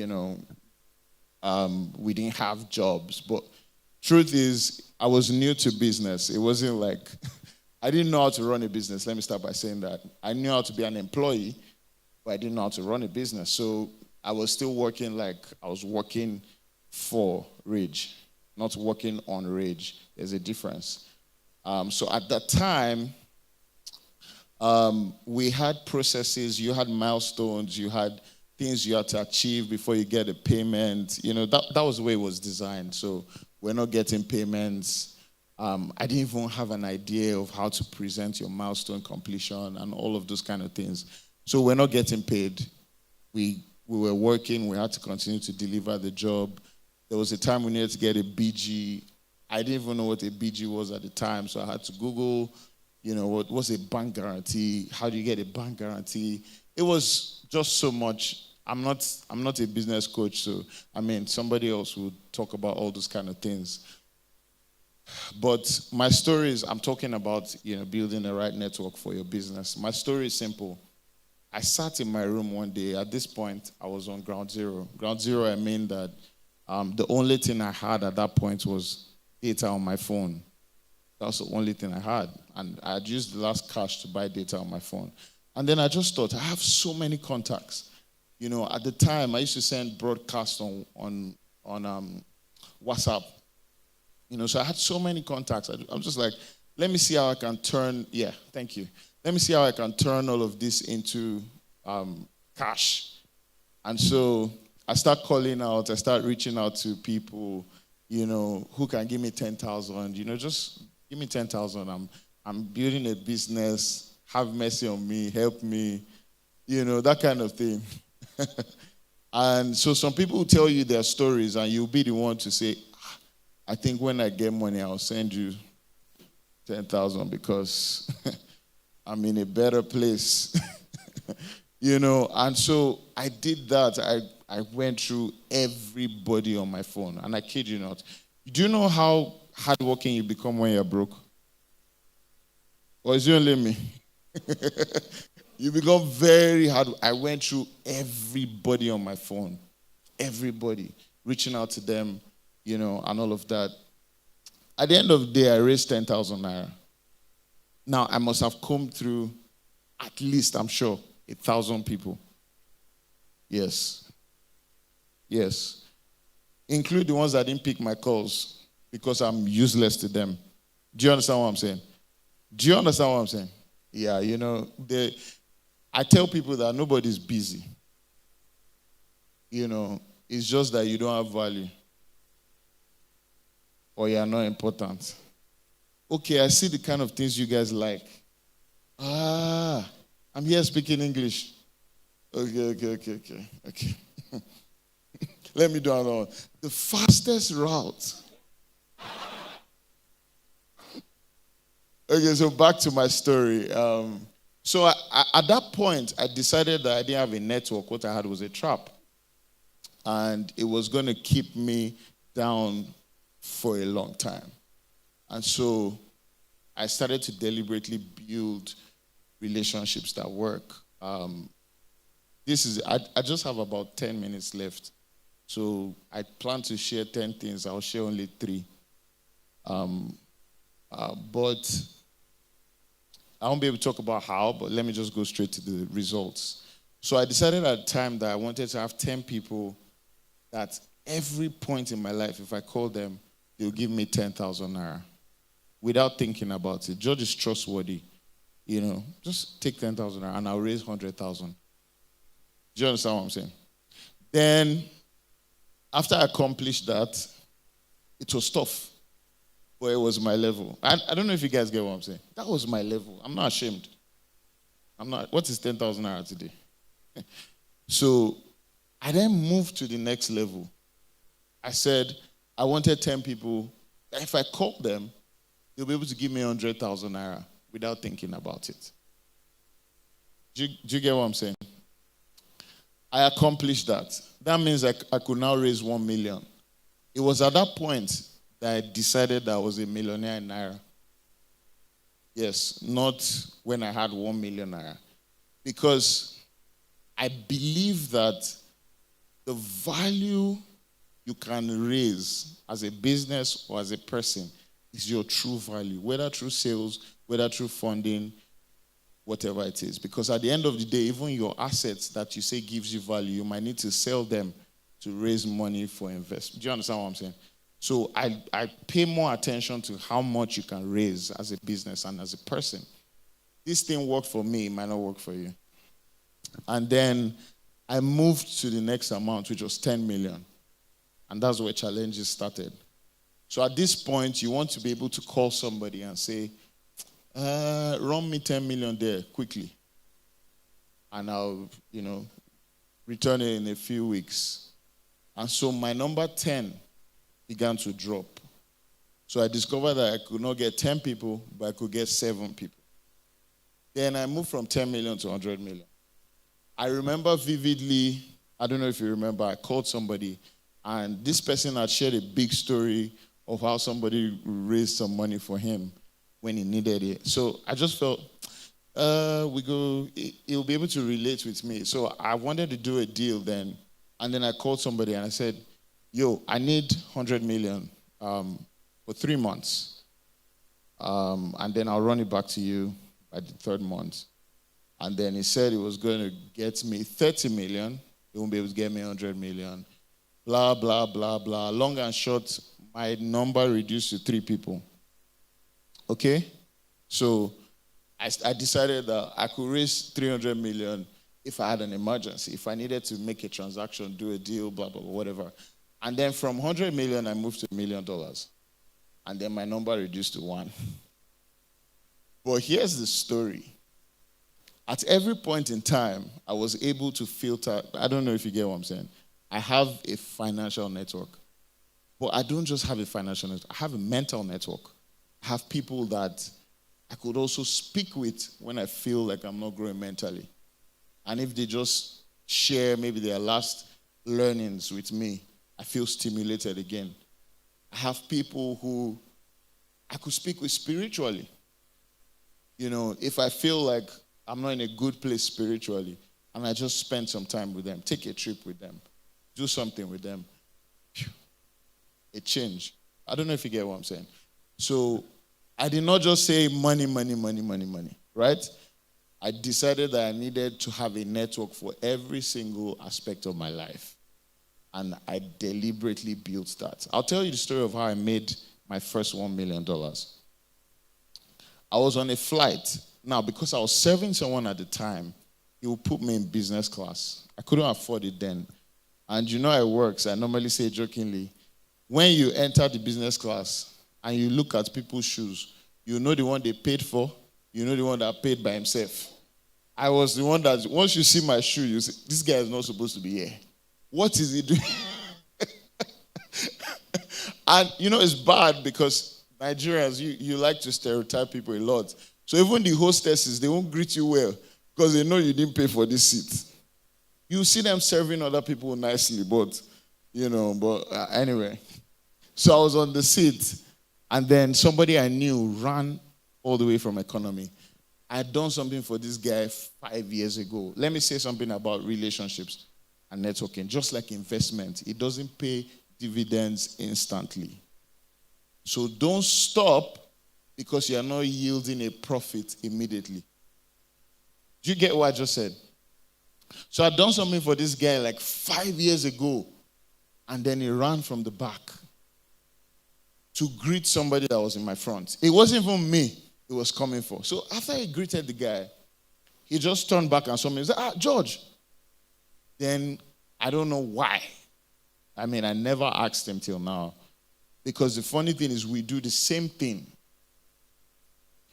He then introduces me to this man and says, meet this person, blah, blah, blah. And then I kick off a relationship with him. And I know you think from then on my life changed and everything was rosy, but that's not the story. I would call this man and he would not pick my call. Not like he wasn't seeing my call. This is how it happens. I'm so sure. The phone will ring. He will look at it. This boy don't disturb me. He will drop the phone. I am so sure that's how it happened. Obviously, because my name did not mean value to him. You see, every time people hear your name, it means something. What's a brand? A brand is a name with a promise. That every time I hear a name, there's a promise attached to that name. Every time I hear Temi, for instance, I know I'll get value. Do you understand what I'm saying? It's something attached to it.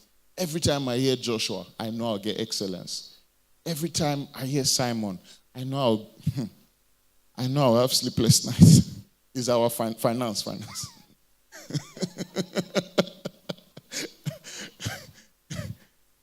When he asks for, how did you spend this money? And I look at him and look at myself. Who is the CEO?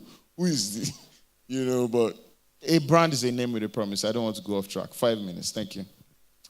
And so, when your name appears on people's phones, are you making any promise or you're just a pest? Do you understand what I'm saying? It defines how people respond to you, why they respond to you, what your name means to them. So at the point, my name didn't mean anything. So guess what? I would wake up in the morning on Monday, dress up, buy a plane ticket, and go to Lagos to look for this man. I did not know where his office was, by the way.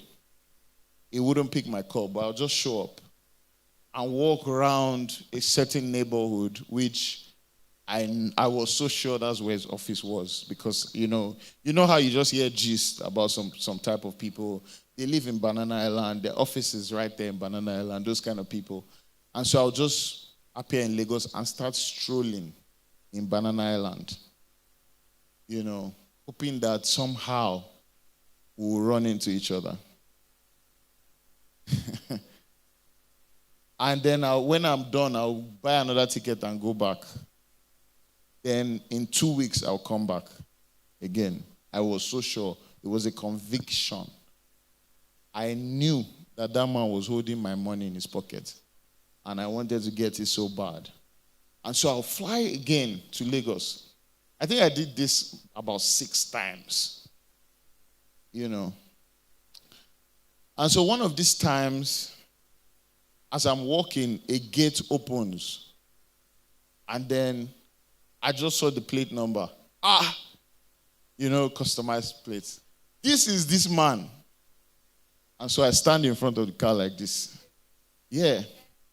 You understand. When you've hit the bottom, if it jam me, as long as I know that I will collect money for your hand, one of the two will happen. And so I block him and say, "Who's that?" That kind of thing. He was driving himself that day. If you've ever read a book called Psychology of Money, if you've read it, you will understand how luck, do you remember the story? Plays a part in your wealth. How is it that finally one of those days I was in Lagos, I was standing right there in front of, and he was driving himself. Imagine if it was one of those days where he had the escort. They would just brush me out. Do you get what I'm saying? Brush me away. And so it says, okay, come to my office. I'm going there. Now, he just rolls up the glass. As a very timid, scared young boy, I didn't ask for the office address. Somebody's pitying me right there. I didn't ask for the office address, so I start to roam again. But this time around, I have something extra, which is believe. Now, this guy has given me an appointment-ish and told me, sit down now. You make me feel like my time is up. So he's given me an appointment and he's told me come to the office. So I believed, and then I started asking people about him. Now, there was one security man that saw me talking to him. So he felt that we were familiar. And then he said, oh, this place. Finally, I get to the office. And then, do you have an appointment? No. Okay, he doesn't work from this office. He works from a private office. So I'm like, okay, where is this time around I'm asking, where is the private office? And then everybody's looking at you like, I thought you have an appointment with him. Why are you asking us for our chairman's private office? That kind of thing. So nobody wants to give me the private office. Then again, this lady just looks at me and says, she comes out, then she's heavily pregnant. And she says, oh, I think chairman mentioned you, and met you on a flight or something. I say, yes, I'm the one. And then she says, okay, get into my car. I'll take you to his office. The rest, as they say, is in my bank account. And I would say that the fastest route to your destination is usually another man. I know what you guys like. Yeah. The fastest route to your destination is usually another man. None of us was made an island. I can't do anything by myself. As I was working this morning, up to 3 a.m., I had people up with me working. I don't think anybody can pay you to stay up 3 a.m. to work. It's not money. It's not money. You will need people that will mentor you. A mentor is a ladder. A mentor is experience without pain. You will learn things from a mentor that you will not need to go through the pain they went through to get the lesson. You will need people that will collaborate with you, partners, people that will work with you. people that will get things done with you. You will need people that will help you, people that will serve you. You can't just have one type of relationship. Oh, my friends, we're partners, we're always talking business. What are people that have gone ahead? What are people that are coming behind? You need all three in your life. Some of your greatest visibility will come from people that are serving you. Because as people see them, they see what they can become if they associate with you. Many times, when I'm talking about the story of, a story in the Bible, how that they needed a kiss to identify Jesus, I think about it from the point of view that all those guys around him must have been looking so good that we couldn't tell who the master was. It's not like King Sonny Ade and his band. Once they appear on stage, you know who the main act is, and you know who the backup singer is. You don't need a kiss to identify Burna Boy. Everybody looks different from. Did you guys get what I'm saying? Can I take one more? Or I should be going? I should take one more? Sir? No, he has to say, it's not you. How can you say two more? Can you pay me? Finally, you must be intentional about your growth. You must be intentional about your growth. One thing I've learned, you can never rise by mistake, or you can fall by mistake. But to rise, there must be a deliberate, concerted effort from your end and from other forces that will propel you upwards. You can't just wake up in the morning and say, today I rise.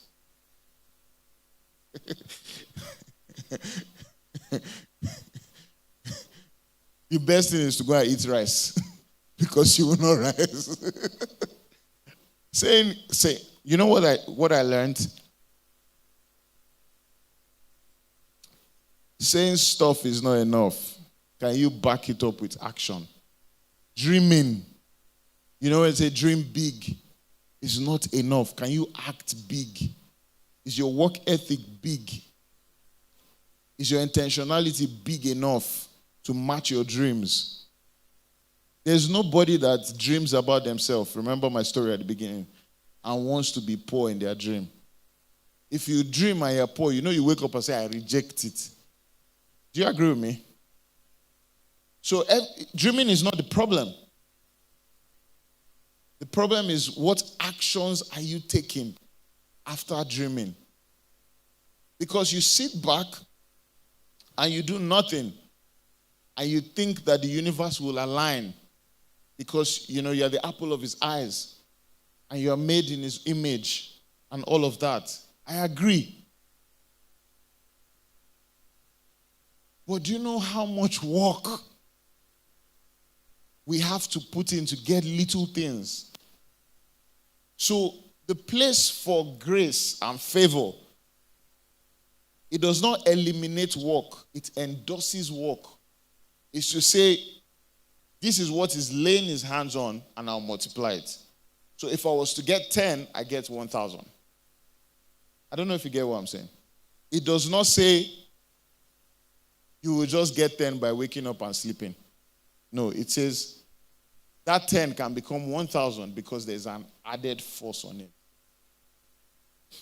So growth can't happen by mistake. Usually, the closest growth to autopilot is just physical. You grow tall. You grow taller.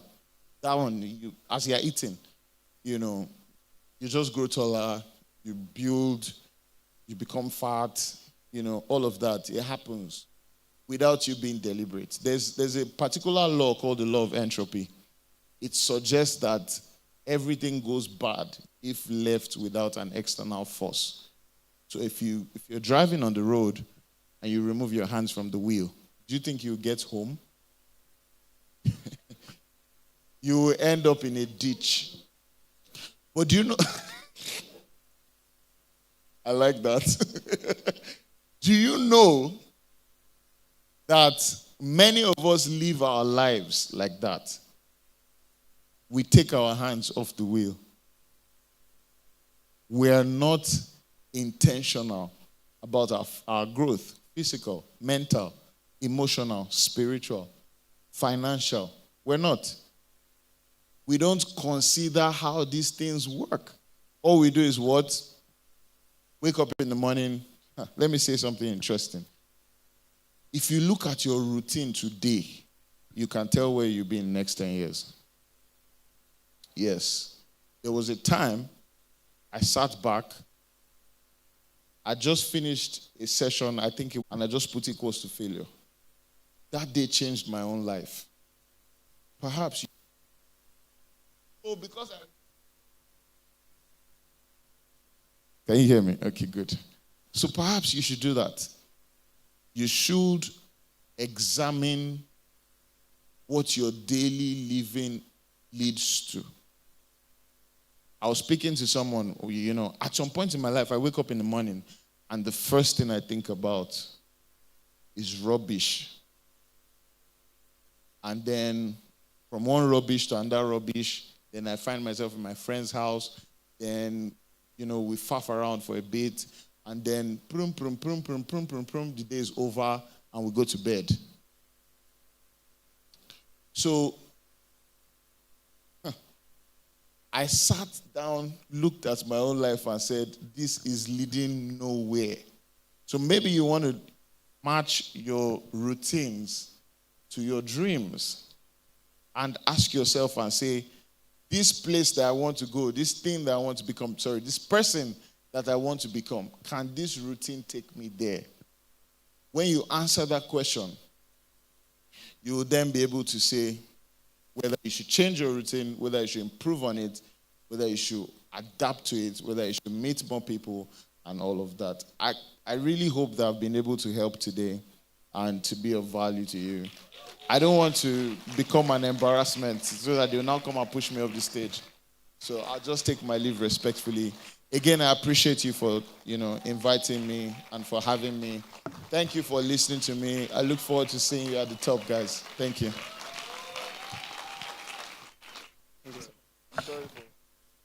Ladies and gentlemen, please one more time celebrate Mr. George. Protocol, please can we just get this to the side? Thank you so much. Is that how you can celebrate him? All that knowledge, all of that honesty, genuineness, I expect us to do better. Please let us celebrate Mr. George. That was a masterclass worth thousands of dollars. And you all just got it for a token. Thank you so much, sir. The fastest route to your next destination is another man. Another person. Okay. They want to start. Why would you start this right now? When we say man, it's we get it. But undeniably, we cannot just deny the importance of having and sustaining relationships. So if there is one thing you will take out from what Mr. George have said, you should start building profitable relationships. It is Connect Conference for a reason. Yes, absolutely. And something that has stood out for me is that we started conversations talking about dreaming. And every speaker that has come on the stage has said something in the lines of dreaming, right? How your dreams should not just be dreams, but should actually be achievable. How you can position yourself both physically and mentally to actualize your dreams. I mean, Mr. George spoke about how he was physically in front of someone's house in Banana Island. That was insane. That was very interesting. So you have to position yourself to attract and get your dreams to reality. Exactly. Now, ladies and gentlemen, like I said earlier, Connect Conference 2024 Abuja's edition is proudly brought to you by Remo Start Brand Drive. But in no time, we'll be having one of our sponsors, Brand Drive, come up on stage, and in the next 5 minutes, they will tell us what they do at Brand Drive. But before they come, I want us to do something this afternoon, because I know that it's afternoon already, yes? Yes. Good. Now, so when I say Connect Conference 2024, you'll reply by saying switch, and you'll snap your fingers. Are we ready? I didn't like that energy. Are we ready? Are we ready? So, see, there's going to be a conference in Lagos. But I don't want them to I want them to be paid. Do you understand me? Yes. No, do you understand now? But before we do that, a very big shout out to all the persons watching virtually from all over the world and from all the states, wherever you're watching from. Please do comment the state where you're watching from. And of course, the country flag where you're watching from, do put it down there in the comment section with your favorite emoji. We are sending you lots of love right here from Married House, Beitama. Are you not sending them love? Yeah. Come on, make some noise. Yes, to all the virtual audience. Now, let's do this real quick. So for those of you who are joining us virtually, you will just type on your screen, switch. Yes, switch. Those of you that are here, you're going to shout switch with so much energy and snap your fingers. Are we ready? Are we ready? Yes. So let's do a dry run so people will not embarrass me on camera. Right? Dry run. Are we ready? Connect Conference Abuja 2024. Switch. No, switch, then you snap. How do you people pass now? I want to have people to have A prime, not A prime. Let's do it again. Connect Conference Abuja 2024. Switch. Perfect. I will just drop the mic now and just go home. Because you guys are marvelous. Let's do it again together now. Real take. Are we ready? Are we ready? Yes. Abuja, are you ready? Yes. Connect Conference Abuja 2024. Switch. Damn, steez. All right, now, ladies and gentlemen, please, can we have a representative of Brand Drive come up on stage and please, in the next few minutes, just tell us what they do at Brand Drive. Do we have a representative of Brand Drive? All right, please, a round of applause as she makes her way down to my podium. Yes, keep clapping until she gets here. Keep clapping. Come up, don't worry. Just come up.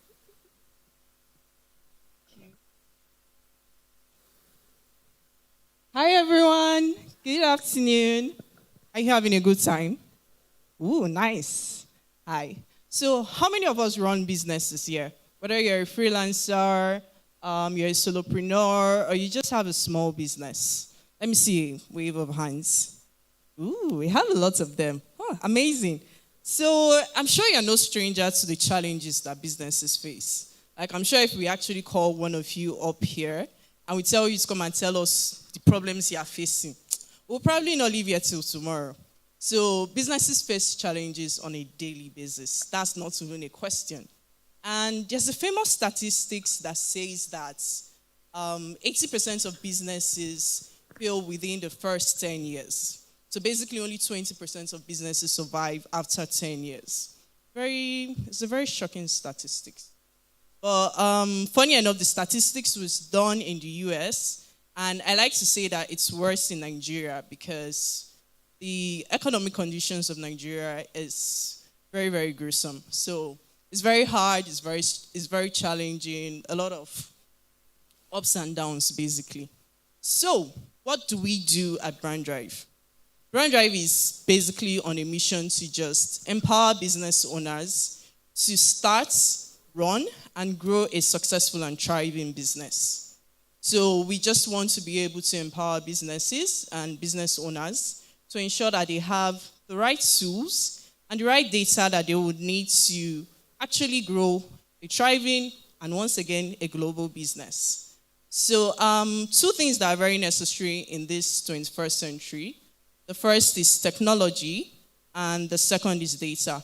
Technology basically just makes life easy.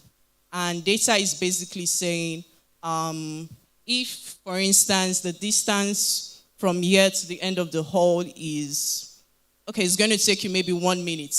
Data is basically saying, if I want to get to the end of the hall by 12:31, I need to leave at least 1 minute early enough. That's basically like data very simplified. So it's saying, if I have this data, how do I use that data to make the right decisions? So Brand Drive is empowering businesses with the right tools to manage their business. So when it comes to how you start a business, let's say in Nigeria, how you register your business, the CAC certificates and forms you need to fill. When you're done with that, how do you then go ahead to purchasing what you want to sell? How do you record your sales? How do you manage your inventory? And then how do you now take all of that information and say, if I'm doing 6,000 naira in sales, for instance, this month, and I want to be able to grow my business to do maybe 6 million by the end of the year, how do I do that? So that's what Brand Drive does. So we provide businesses with the tools from bookkeeping, payment solutions, accounting, and AI-powered insights that looks at your data, your business data, and then helps you make the right decisions. So it's providing you with data, something as simple as saying, for my business, I'm selling shoes, for instance. How much can I make in the next 2 years if I sell 20 shoes every month? If I want to make maybe 20 million by the end of the year, how many shoes do I need to sell, basically? That is an example of the kind of data we help businesses to analyze and also provide it for them so that at the end of the day, running a business is actually going to be easy. So, if you're interested in learning more about what we do at Brand Drive, you can follow us on IG at Brand Drive, so that's Brand and Drive HQ, or you can actually check us out on Play Store or our websites at, on the screen, www.branddrive.co. So, we look forward to actually getting to speak with you, business owners. We have a team of consultants and experts who can provide real-time advisory. Our app also provides real-time advisory and also provides all of these tools for operational and financial management, like I've mentioned. So, thank you very much. I hope you enjoyed the rest of the conference. And yeah, we look forward to speaking with you all. Thanks. Bye.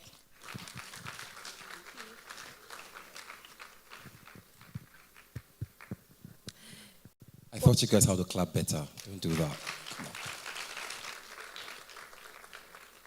Again, YPC is very intentional about creating experiences like this for us, and that's why we have partners like Brand Drive, who are important to a lot of us here that are business owners, starting small businesses, looking to get into something. Please do well to connect with Brand Drive. Brand Drive. Now, ladies and gentlemen, the event is about to take a switch. Now, I am so excited because the trajectory is about to change. Now, when I host events, this is a particular segment of an event I always look forward to because personal stories are shared. And I believe so much in personal stories because vulnerability is strength. And this is where you hear this amazing person share your essence from their life, that you will not put some pen and paper down, you will write down and how you will move your life forward. It's just so beautiful. Now, the next session, we are privileged to have very amazing guests on this session. Their antecedent, I must say, precedes them because they have a whole bio, like lots of words written together. But I just have to ask Ifunaya, because Ifunaya, you've closely worked with some of them. You were here last year. You had all the amazing things that were shared. But if you were to describe the next guest coming up, how would you do that? Okay. So if I were to describe the next guest coming up, I would say they are a global powerhouse, teachers, communication experts. I think I'll stop there. That's nice. Well, the first time I encountered one of the guests was years back at the TEDx Summit, and he thought something very phenomenal that really changed my mind and perception. He spoke about the topic, being productive yet lazy. And we already have a brand narrative that when someone is lazy, you cannot be productive. How can you be productive and be lazy at the same time? But after listening to this young man, from that day, I started following him on social media and just seeing how his content will just go. He will come with his t-shirt and his glasses. In fact, let me relate one content where he said he had not bought a microphone for years and he records his videos by covering himself under the blanket to have a perfect audio. Honestly, I do that thing too. Mm-hmm. I've not bought a mic. I'm taking cue from Salem King. Right? But and the other guest on the other hand, I am trying to even find the words to describe her or the perfect words to put in place to say. But I will just say this. Just like Arya Starr sang in her song, Woman Commando, she simply embodies the essence of a commanding woman. Now, ladies and gentlemen, I would like to leave the singular honor to bring up these two amazing persons. Myself and Ifunaya put together. We will not do this. Yes, but we would like to bring up the convener, Joseph Etim, to lead us for the fireside chat for the next 40 minutes. And he will do us the honor of introducing these phenomenal global speakers up next. Ladies and gentlemen, a round of applause for Joseph Etim.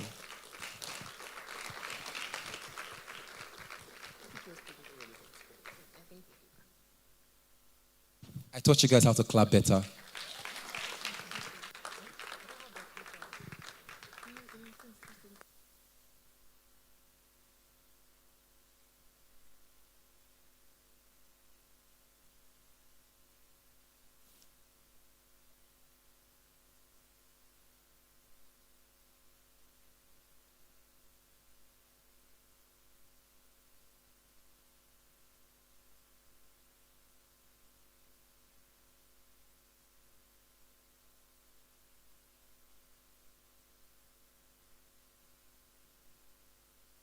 Media guys, can we have extra microphones on the stage, please? Like 2 microphones. Thank you. Please, one more time, celebrate Joseph Etim one more time.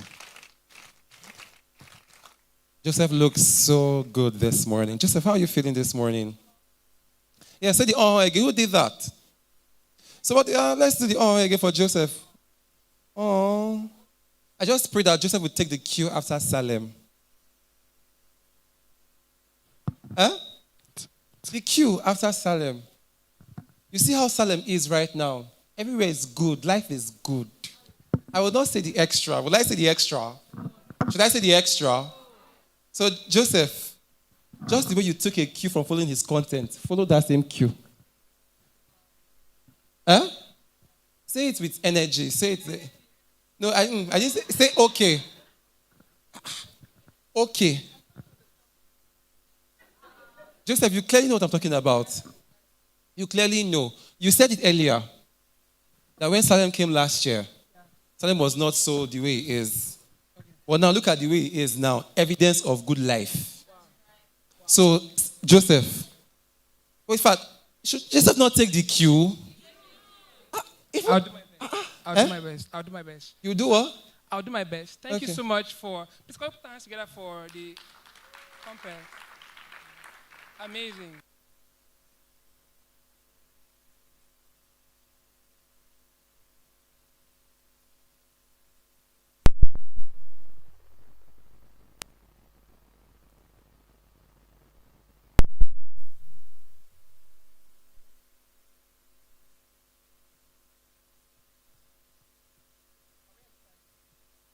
Are we excited?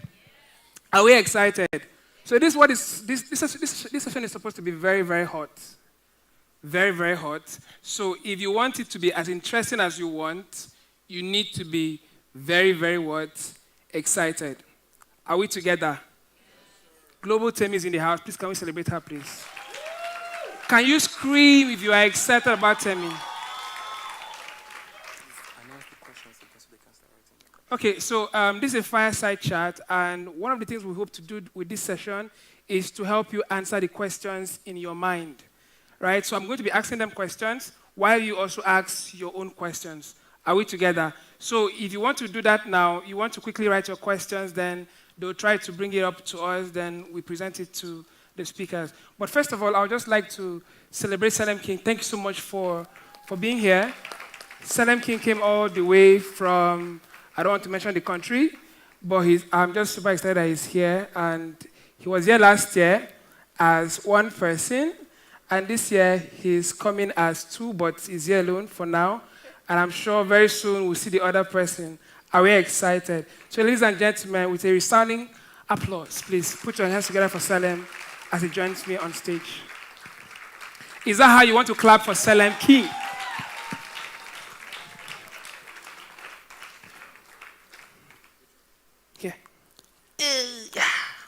Welcome.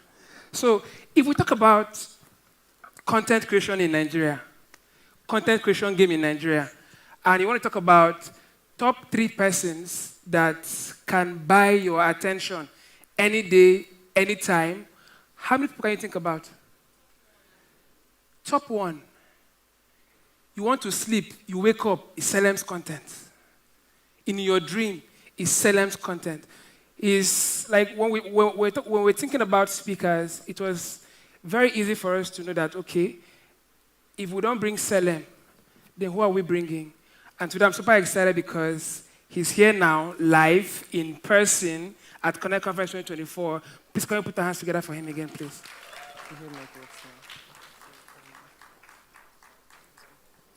Okay, hello. Okay, so if you have your questions, you could just signal the MCs or the protocol people to send in your questions. Are we excited? Do we have women in the house?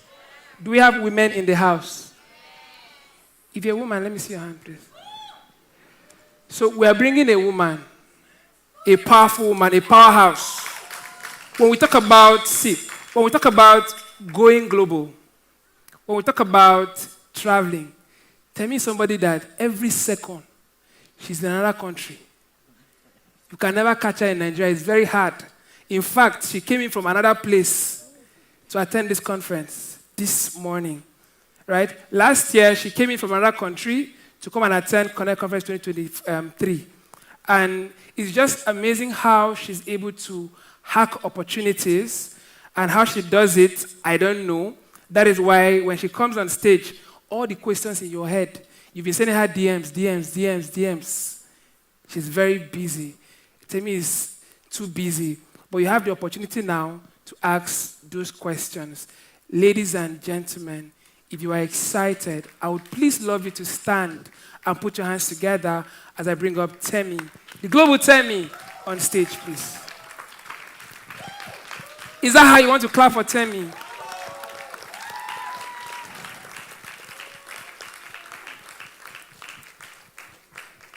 Thank you for being here. Thank you for being here. Do you have a mic? Do you have a mic? Are we excited, guys? So I want this to be let's be in the real world, right? We've been inspiring a lot of people. You know, we just talk stuff, and at the end, you just go back and you're wondering, I heard these people say this thing, but nobody me did they talk to. Mona talk to me. So for some of you here, you've never traveled out of Nigeria. The question is how? In your head, you want to apply for an opportunity, a global opportunity. You don't know how it works. You know, there are platforms you could apply to, but you don't know how it works. Right? Some of you, you've been saving money to travel to one small country, but you don't know that there is a fully funded opportunity you can apply, and you're out of Nigeria. You don't know how it works, right? But the first thing I want to do here today is to get our speakers to just tell us about their own journey, right? Because I've been following Salem for a long time. I think I was telling him that the first time I got to hear about him was when I traveled to Uyo one time for a holiday. To a friend of mine, her name is MM, and we're having a chat. Then she said, Joe, this thing where you did do, she was saying it in pidgin, tush English, forgive me if I'm using pidgin, you know, this thing where you did do, you get one guy where they do amo, just check him out. And I went on Instagram. Then I was a Facebook person. I die on Facebook. Some of you, you've sworn in this life, all the wisdom you have is on WhatsApp. Do you have the people here? All your branding, sell, key yourself on WhatsApp. Some of you is on Facebook. You do all your stuff on Facebook. Then I went to Instagram. I didn't know that Instagram was another world on its own. And I saw Salem using a phone. And it was very easy for him. Every time, black and white, black and white, black and white, black and white. And the first video I saw that made me follow him, was the video when he was, he was just walking on the street and he was saying a lot. And he was saying, nobody would feed you. How did he even put it? Closed mouth don't get fed. And every single time he has been doing this, then he was really, how many of us knew that Salem? If you see him, you're wondering, is it the same Salem? So my question is, how did you start? What inspired you? That version of Salem, like, how did you just, at that early age, know that I wanted to do this thing? Because for a lot of people, they don't even know what they want to do, and you were doing content at the highest level, at that level, and you were able to buy so much attention. You knew exactly what you wanted to do. You talked about you quitted your job, and, what was it like for you at that stage? Thank you so much for that question. First of all, shout out to Joseph. Congratulations on pulling this off every time. Please clap, if you want to clap. Don't hold back.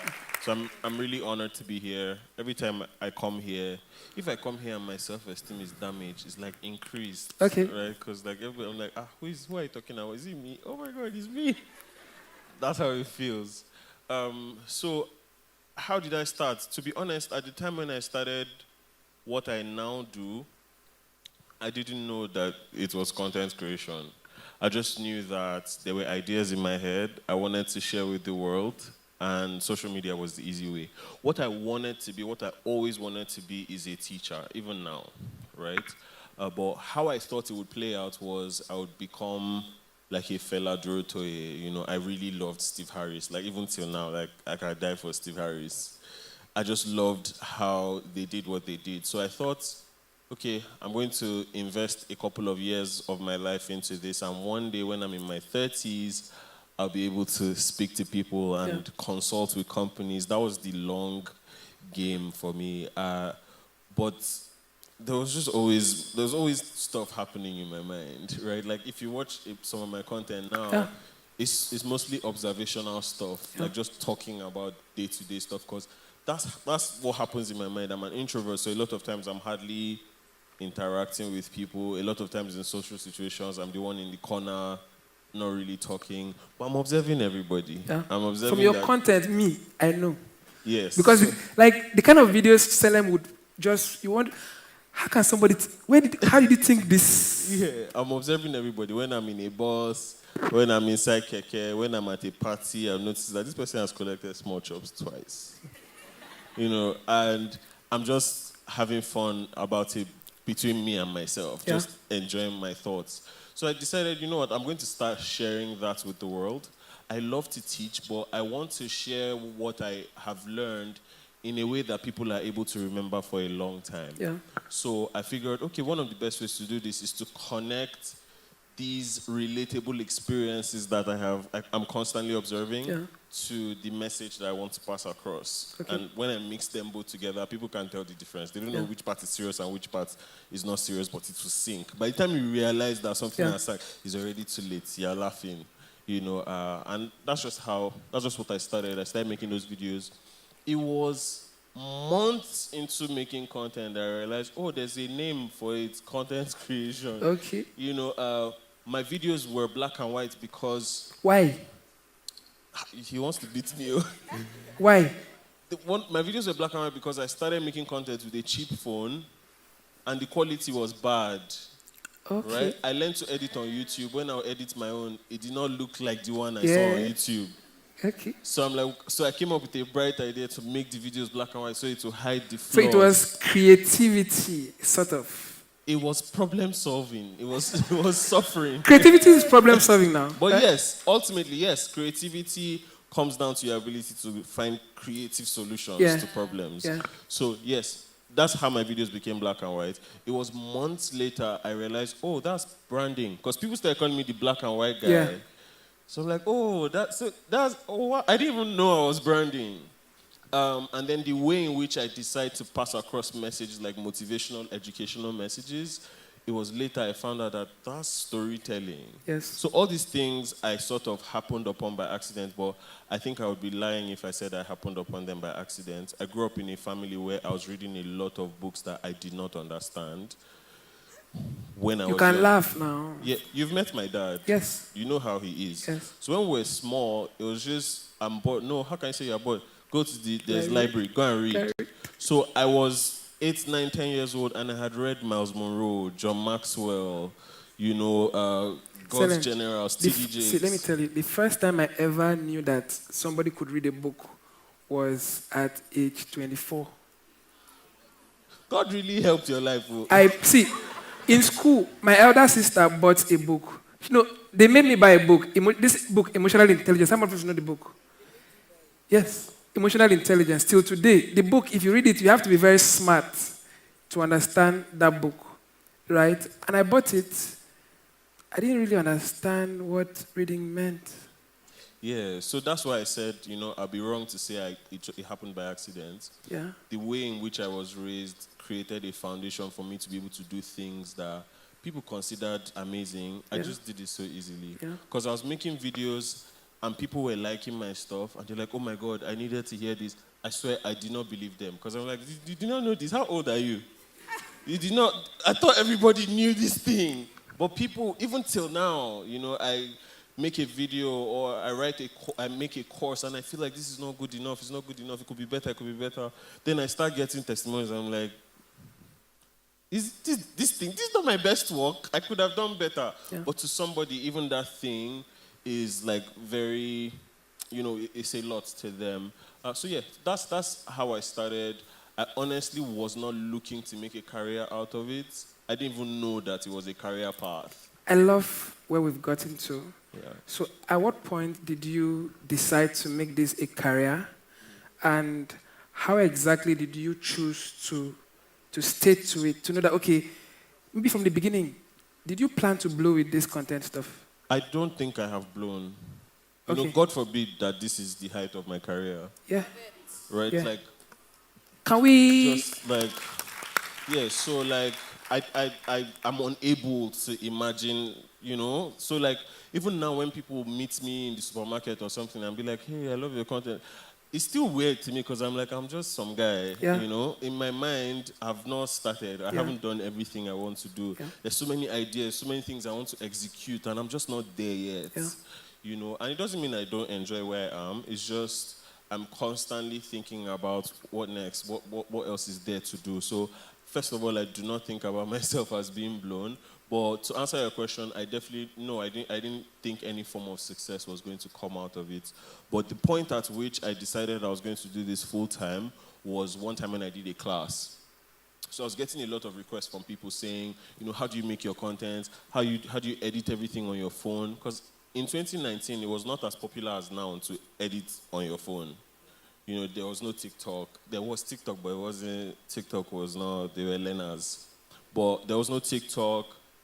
People mostly, you had to be professional to edit, basically. Yeah. So there was a lot of people asking, how do you edit all your videos on your phone?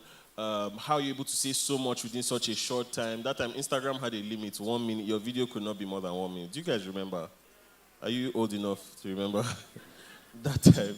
But yeah, so you had a limit. So people would ask me, how do you do this? And I used to respond to everybody's DM, like one after the other. I'll do screen recording. I'll show them. When people started to say, do a class now, I'm like, what if I do a class? And, you people, like, my worry was that if I teach people what I know, will they be able to replicate the results I have? And because I couldn't ensure that, like, I couldn't guarantee that, I was scared to do a class. So what I finally decided to do was I did a free class. And, normally people do free classes to validate their ideas. Me, the reason why I did this is because I was afraid. Because I'm like, at least, if nobody gets value out of the class, it will just be that we wasted each other's time. You will not come and say, where my 10K? Nobody will drag me online and all. So I did the class.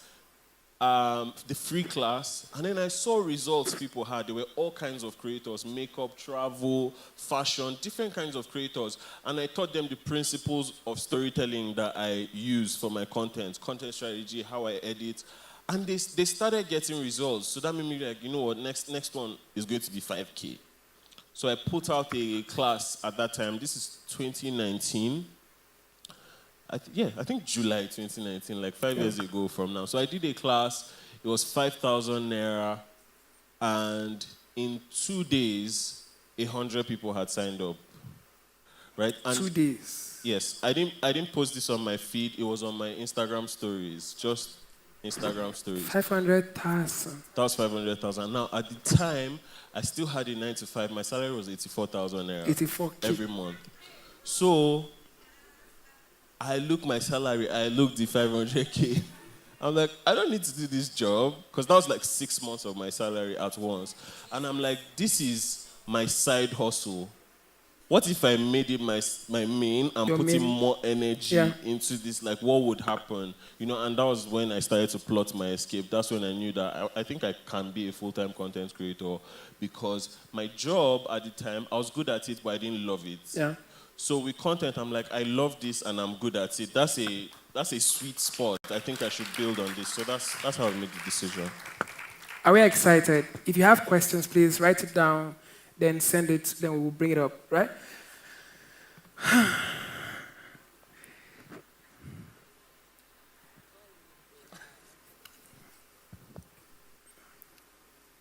It's very difficult to see someone do all what the global team is doing. And I think before I even ask any question, I would just want us to just celebrate her, please.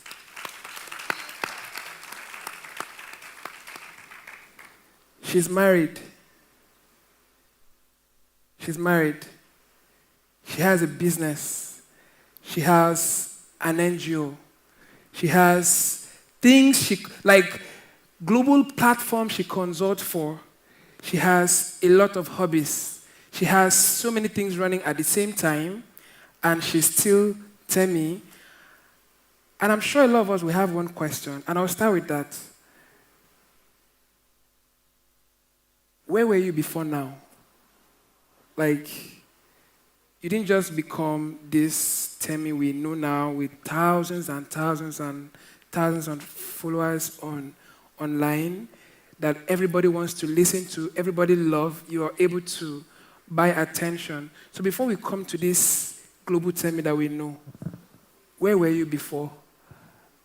Where was I? That Temi that, because for me, I know that, okay, many years ago, I was clueless, I had no plan, I wasn't this person that likes reading book, you know. What was the other version of you like before this version? I would say visionary, to be very honest. Although I didn't have a clear-cut direction of where I was going or what God could do with my life, I just knew that, I was Temi, and they are just basic core things that regardless of where you're going, who you want to be, that you will need. So excellence, showing up, dedication, being visionary, just knowing that this is not where my life ends, right? Those are the things that were really anchor plans for me. And before now, I could also see that my journey has been terribly rough. I don't know if you guys know about it. I actually was studying dentistry at the University of Lagos, and Unilag dumped me in marine biology. And I think that was the worst part of my life growing up, because, you've read Ben Kansin. Whoever introduced me to that book.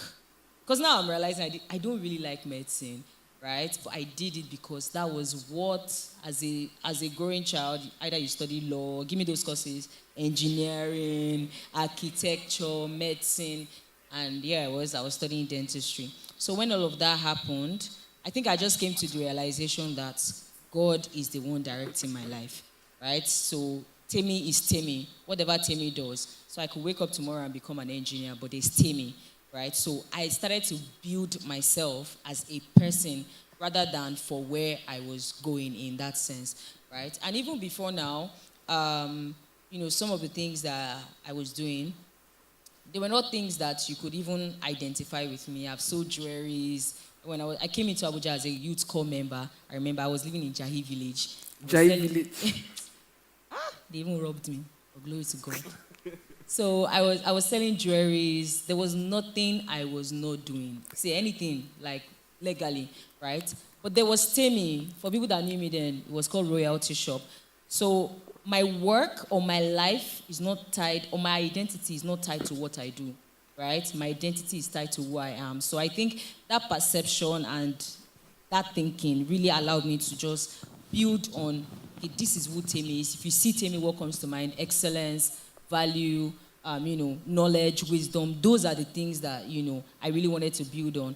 Not like, oh, Temi is the best marine biologist out there. She's the best climate change person out there. But Temi is the best Temi, and you can't find two of Temis, right? So those were the things I was, I was building, so that regardless of where I find myself, I can function as that person, and every other thing comes into that point.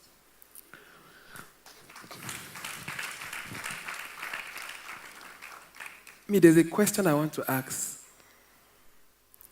She's always traveling. How many of us follow Temi? If you're not following, but go online now and follow her. Let me explain. Sometimes we don't know who people are. Let me explain what I mean. There's somebody seated close to you now. Look at the person's face. Look at the person's face. Look at the person's face. You may not know who the person is, right? It's not when you go back home, then they post a picture. You discover that was Tunelumelu's son. And what would have saved you was going to be a picture. One picture that you just send him on Instagram. Hi, hello. I loved your dress, But you missed an opportunity because you came into a conference like this thinking you've made it in life, not knowing that the person seated close to you is just humble. Some of them that are seated behind, scattered, like nothing is happening here. And you with your suit, you think that, I want to ask this question. Tell me, how did you start traveling? I think traveling met me. Like, it was not so, just like Salem said, like, you don't wake up and say, God, I want to start traveling. No, don't see. Me, I would wake up and See. say that. Okay. Let me explain. I don't want you to make it very easy because you make it look like it's very simple. No, I'm going to explain myself now. Traveling out of this country is very hard. Okay, let me explain now. To apply, it sounds easy. So please, Okay. help us. Let me explain. Thank you. So I think my first ever trip outside Nigeria was when I went to meet my husband then in Tanzania. But that's not work. But let me come back to work, the one that concerns you people. Right? It was, I think it was COP. I was in the UK. Okay, second time. You were in the UK. How did you travel to that first UK? How did I go to the UK? I got a scholarship. It's called Chevening Scholarship. Yeah. Now, how did that happen? I was working already. I had experience already. When I said I was working, I was not working 9 to 5, right? So I was doing my NGO. There was something I could work with, right? So it's not as if you wake up and say, God, I want to travel, and travel will fall on you. It will not like that. Do you understand? So you have to, what's that thing that you have in your hands? For me, it was my NGO, the work I was doing with Eco Champions, right? So when I went to apply for Chevening, that was what I used to apply for Chevening. And Chevening is a fully funded scholarship. They fund your education in the UK. I went to the best school in the world for development. They fund your accommodation. They even give you stipend to live your life. So that was how I got to the UK. But before then, I had applied for Chevening and got rejected. How many times? If anybody is working in MTN, if I catch you, it was a virtual interview at MTN. They was just saying, can you hear me? I can hear you. Can you hear me? Like 20 minutes on an interview that could literally determine the trajectory of your next 1 year. And it really took me off track. Immediately I finished that interview, I said, guy, they go anywhere. This Nigeria, you will spend 1 more year. And when the result came back, of course, I did not get into Chevening that year. And you know what I did? I went back and I continued my work. That was when I launched my book. I launched 2 books so that when I go back again for that interview, the Temi you will meet is not the Temi you met last year. Yeah. And I remember it was a virtual one because it was COVID. Yeah. So the next year was physical. I went to the UK in Nigeria embassy and I was seated in front of about 4 panelists. There was one person from the British Council, another person, just like that. And they asked me, that's why in this life you have to be excellent too. Even if they help you to write essay, you will get to a point where people cannot help you to do things again. So I sat down there, I started asking me questions. I carried my book, I carried everything. And then one guy said, what if you don't get this scholarship? And I said, I'll continue the amazing work that I'm doing, just the way I did when I was rejected last year. The guy was like, okay, no problem.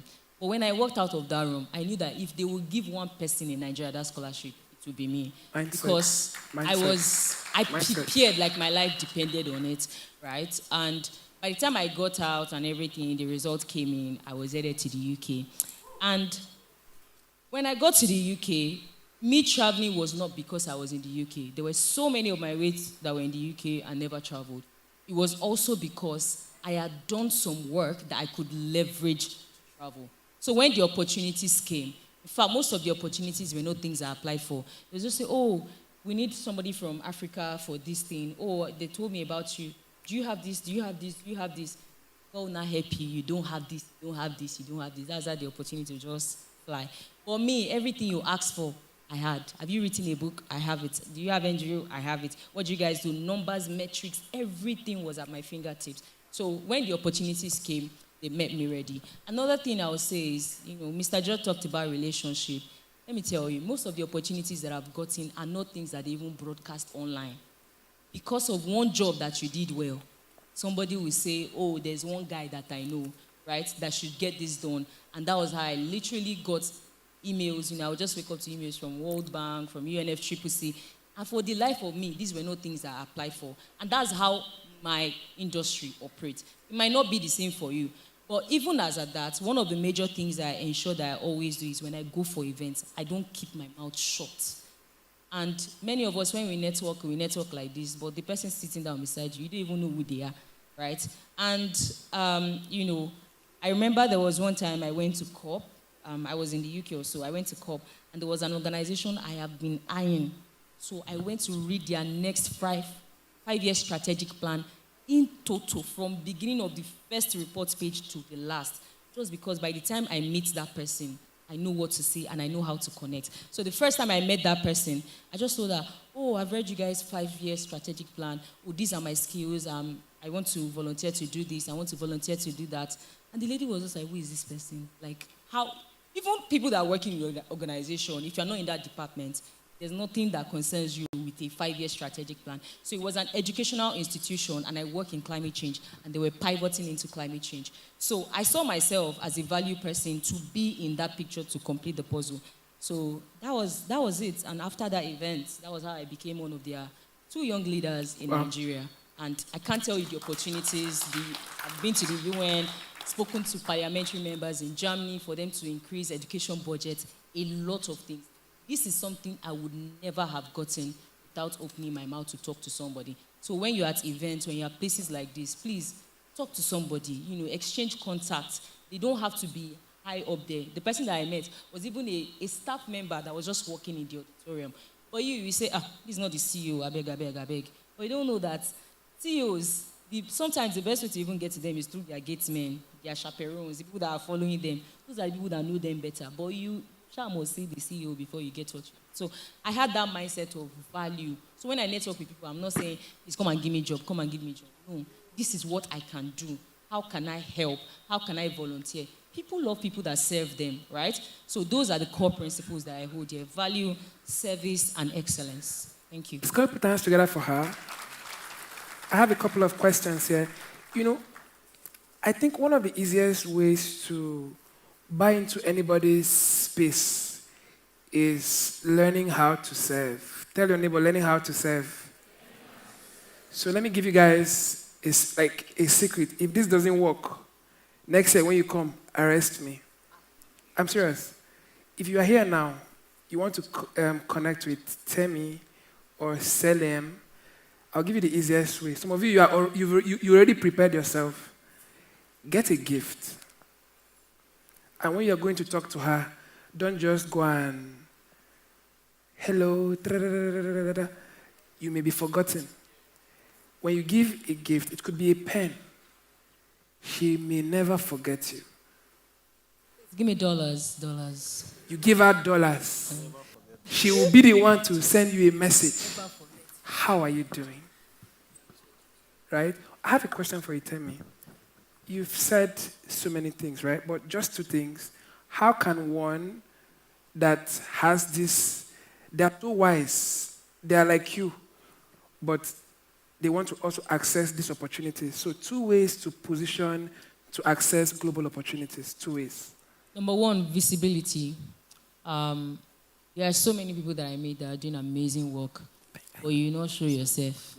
I met somebody here last year. She said she's a fashion designer. I don't know if she's here.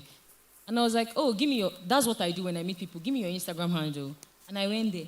No fashion, Private, no design. no post. No posts, nothing. When you're not Wizkid.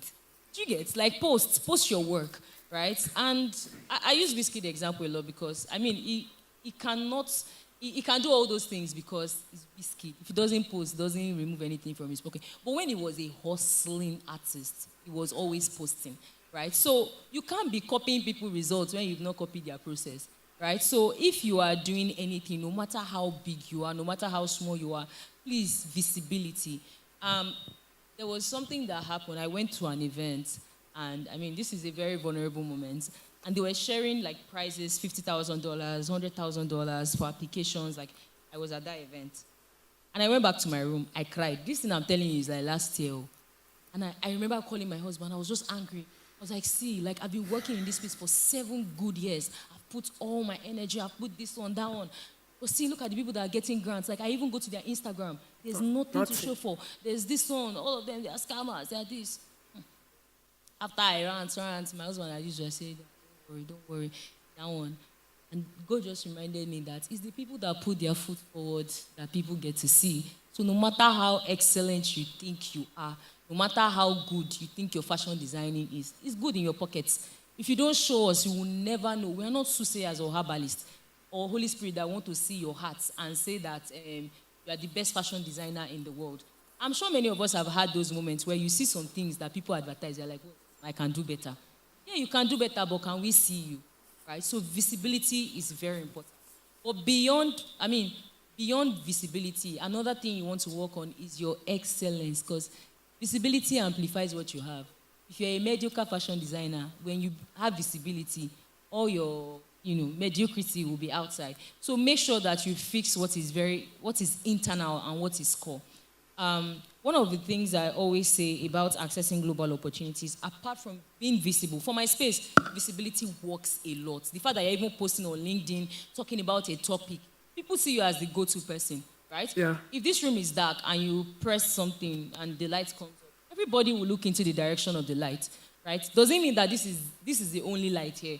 There might be many bulbs, but because that's the only one that is on, that's what people get to see, right? So working on your excellence means that if they say, Temi is a product manager, can you manage products well as a product manager?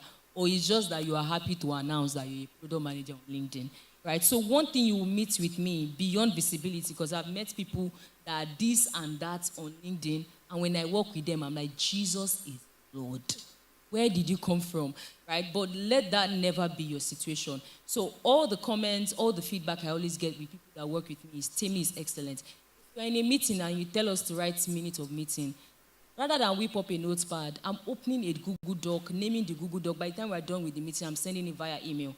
You will call me ITK, but that's what the world understands. Because number one, you're not just playing with your Unilag people anymore. It's now the best of the best, right? So you have to go the extra mile. Do you guys understand? And one of the other things is community building. So most of the opportunities that I got were from communities. E.g., if you're working in climate change and you don't know Yungo, then you're not working in climate change. Yungo is the largest youth body for climate change and is accredited by the UNFCCC, right? So these are things that you should know. These are communities that you should belong to. If you work in education, you are not subscribed to UNESCO's newsletter, what are you doing? Do you understand? If you say you run an NGO that goes to school to teach kids, do you know what is called education in emergencies? Do you know what is called climate change education? Do you even know the nexus between them? So knowledge, information, and being very excellent. Saying, I will do this and I will do it. Like Mr. Josh said, brand is somebody with a promise. What is the promise you are making to people, your clients? There are some people that I can never work with again in my... If you give me thousands of dollars, I can't work with them because they will spoil your name, they will spoil all the integrity that you have managed to build.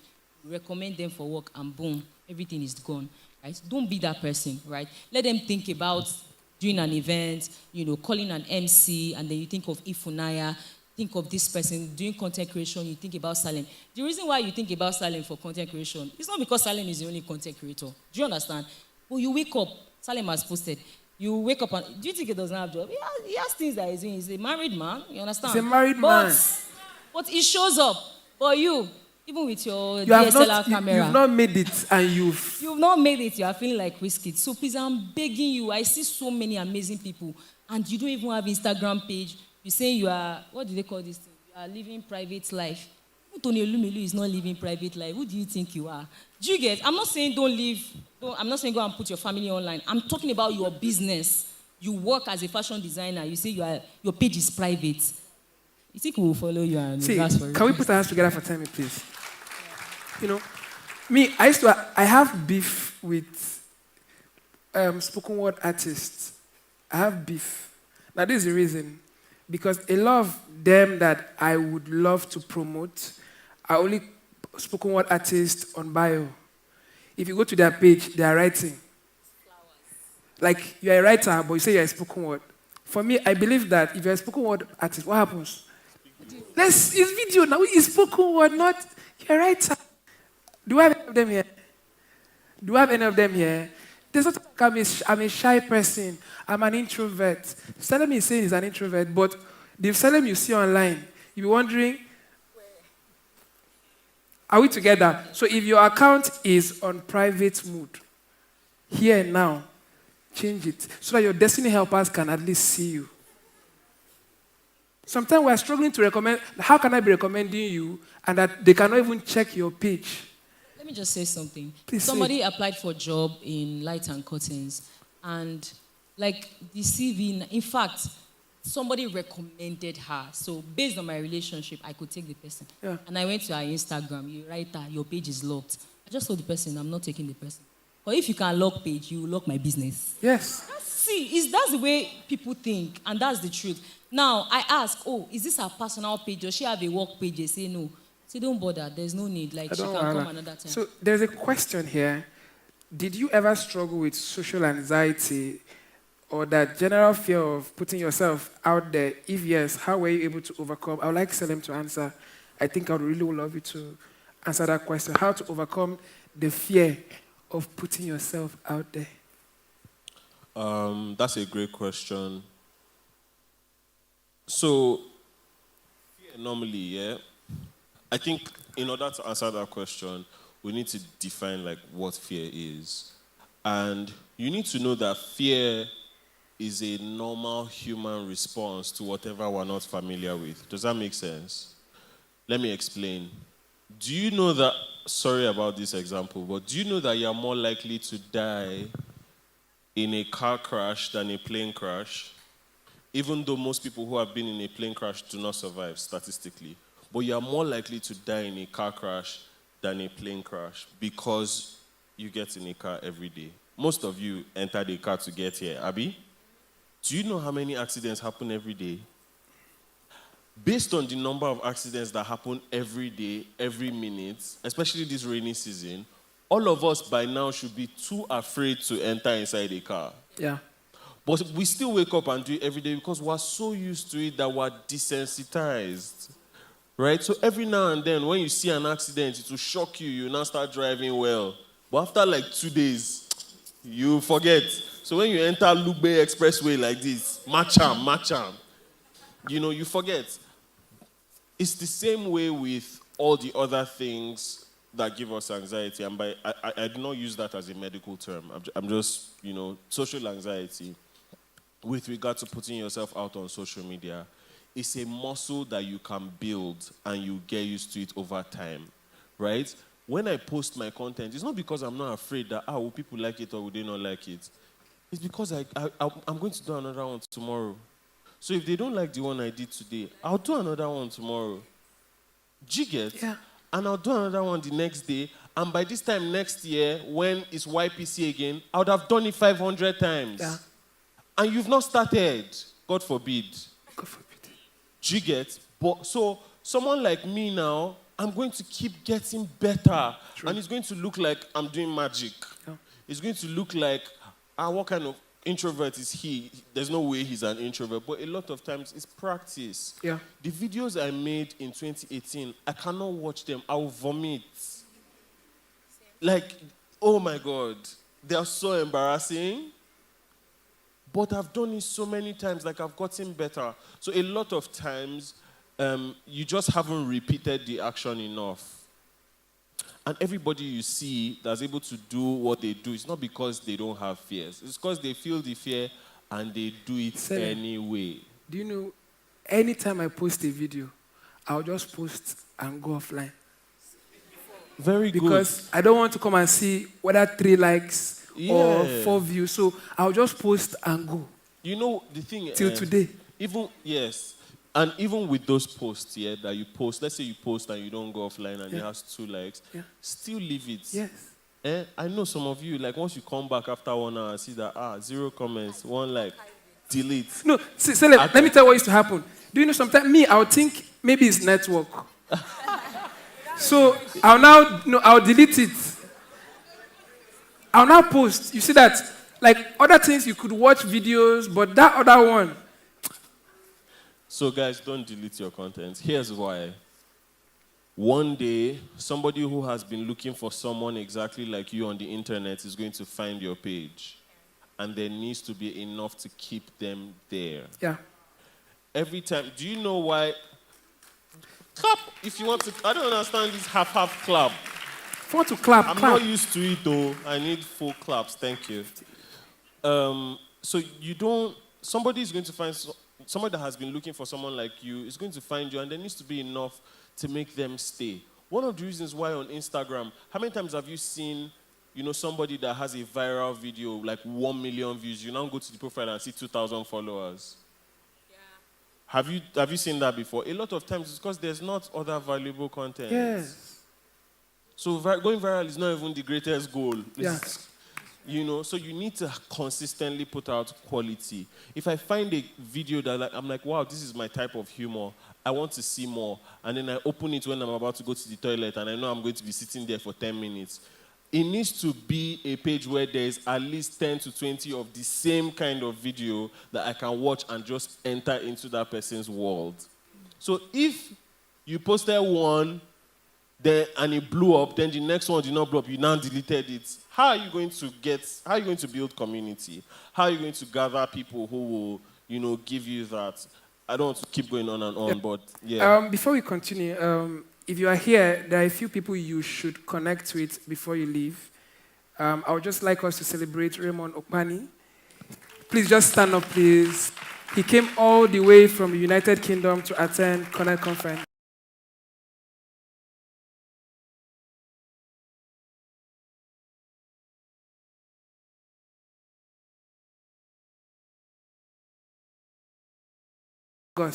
Right? And if you're in this room, you need to connect with him during the break. Just do your best to connect with him.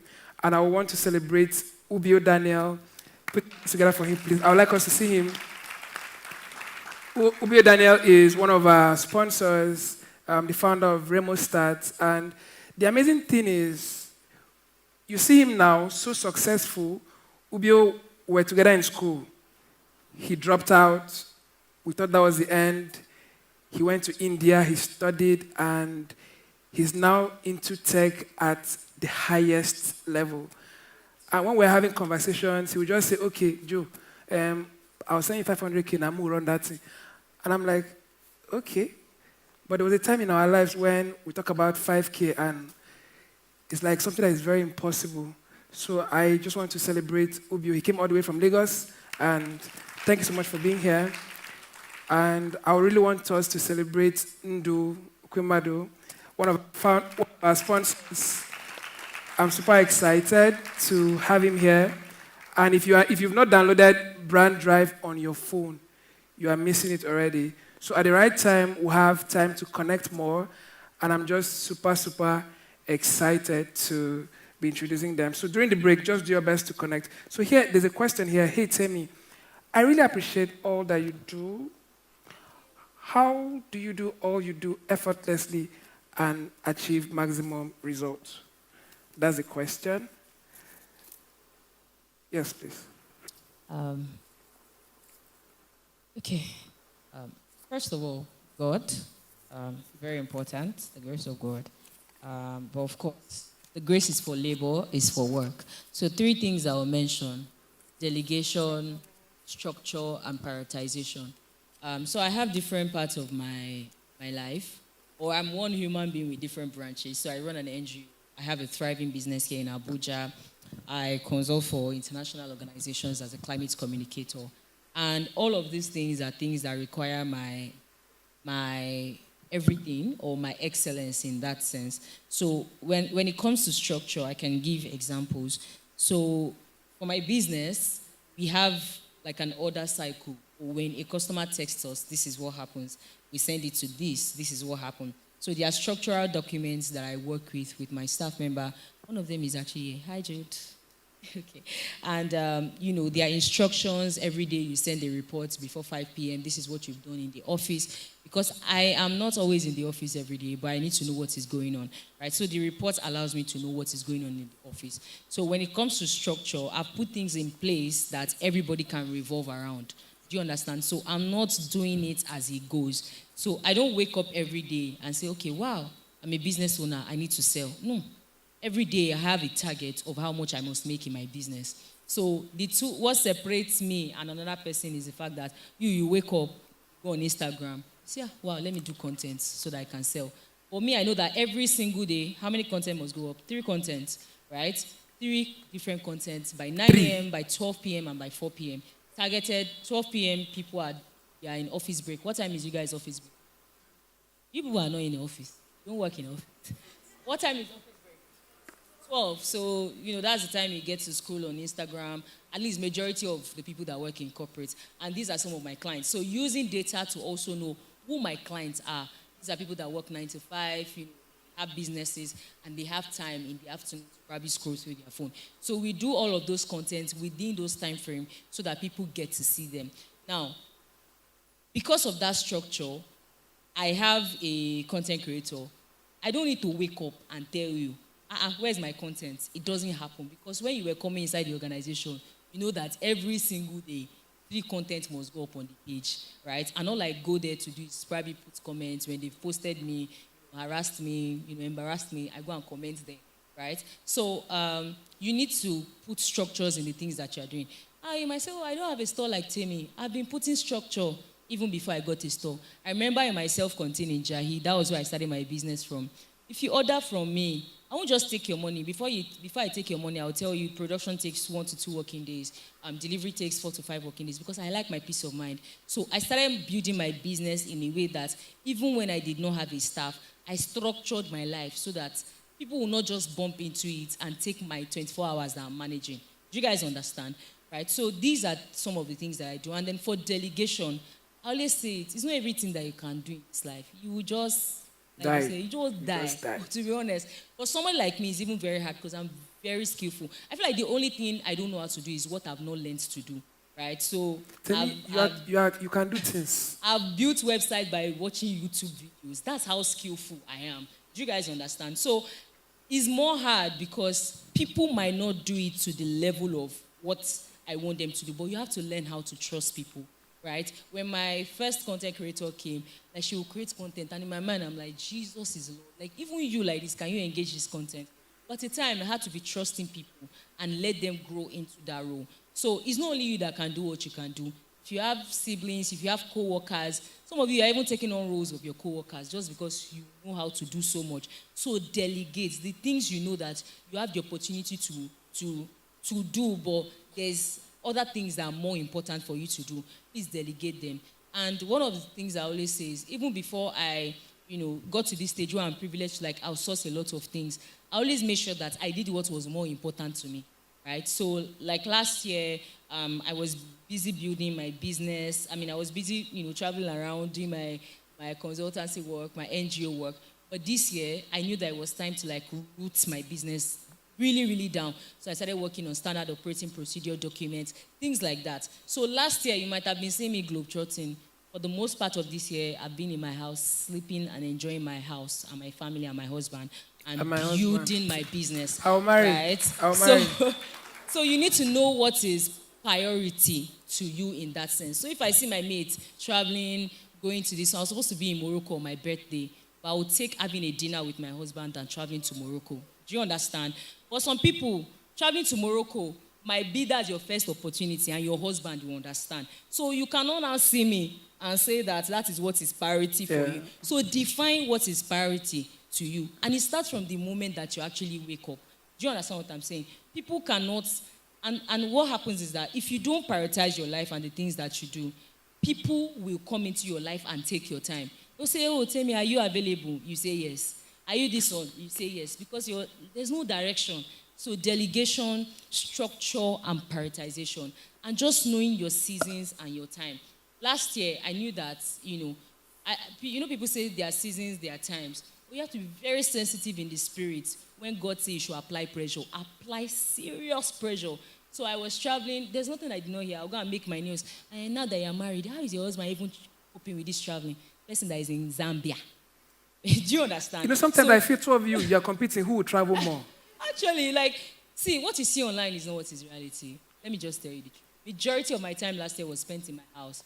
All those travels, if I joined them together, they were not even up to 3 months. But they happened in capsules. Yeah. Do you understand? So I knew that that last year, I can't get it back again. So I applied pressure.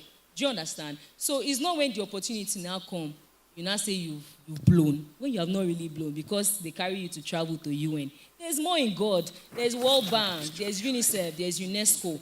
Press on, keep on. Do you understand what I'm saying? So please, when it comes to structuring, please just structure, delegate, and prioritize what is more important. And let me just say it. Something will have to die for another thing to grow. Yeah. Right now, my NGO, we're supposed to be doing our Climate Education Leaders Fellowship. But first of all, we don't even have funding for it, so I can't come and die, number one. Number two, my business is more priority to me at this point. So if you come and ask me, is self not opening again?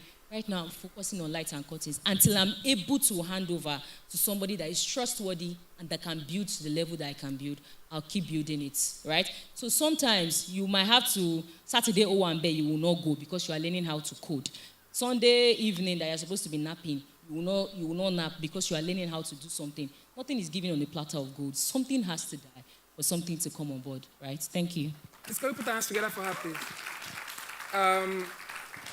Our time is done, but I'll just ask a final question, then we leave the stage. Salem, how can somebody overcome the imposter syndrome? Then you answer that, then your final words, then Temi would answer to them. We leave the stage for them. Imposter syndrome. People ask that question a lot. I don't know why. Does everybody know what imposter syndrome is? So let's not assume that everybody knows. Okay, so imposter syndrome is basically the thing that happens where you doubt all of your success. You feel like every success you have simply happened by chance, and that one day everybody's going to find out that you're a fraud. Has anybody felt like that before? Like you do something, it goes very well, everybody's like, congratulations, you killed it, and you're just like, nah, that happened by luck. Anybody, it could have happened to anybody. So that's something that people tend to experience a lot once they have some form of success or some form of clarity with their life. And one thing I like to say is that imposter syndrome is a high-quality problem, right? A lot of people disagree, but here's why I think so. In order for you to be doubting yourself, it means you did something to begin with. Do you get? In order for you to feel like your success happened by luck, it means you succeeded at something. It means you tried and you made an effort to do something you have never done before, and that's why you feel like you don't belong here.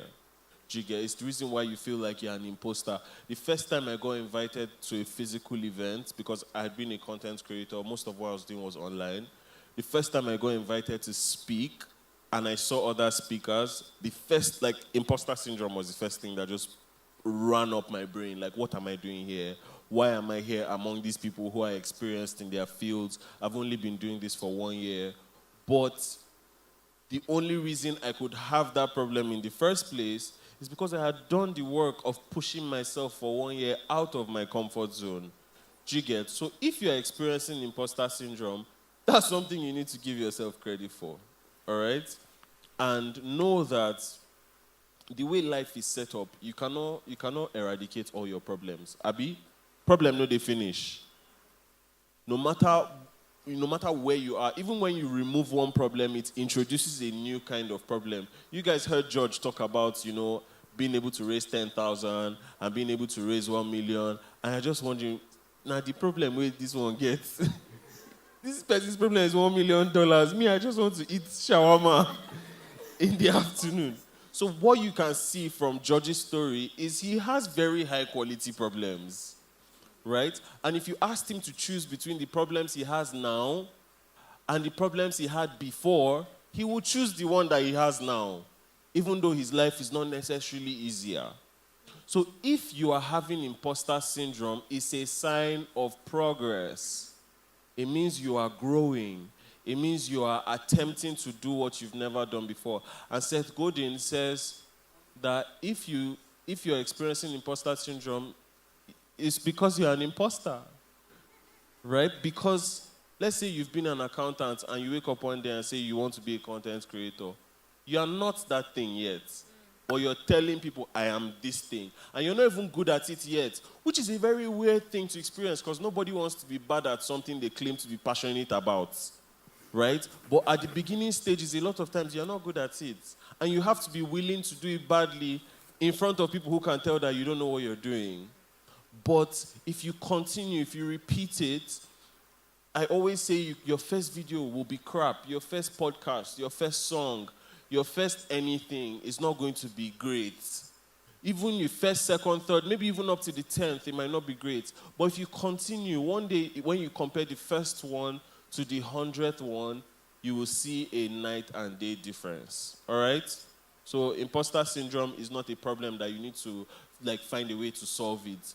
It's something that you can live with, right? It's a part of growth that you just have to learn to navigate. Can we put our hands together for Salem, Yeah. please? I did not give my final word yet, though. Final words. Final words. I would like to encourage everyone to be a forever learner. Yeah. Be a forever learner. No matter what stage you're at, be a forever learner. When George was speaking, Temi had her iPad out and she was taking notes. Yeah. All those times you saw me picking up my phone, I was not texting my wife, even though that's what I would love to be doing.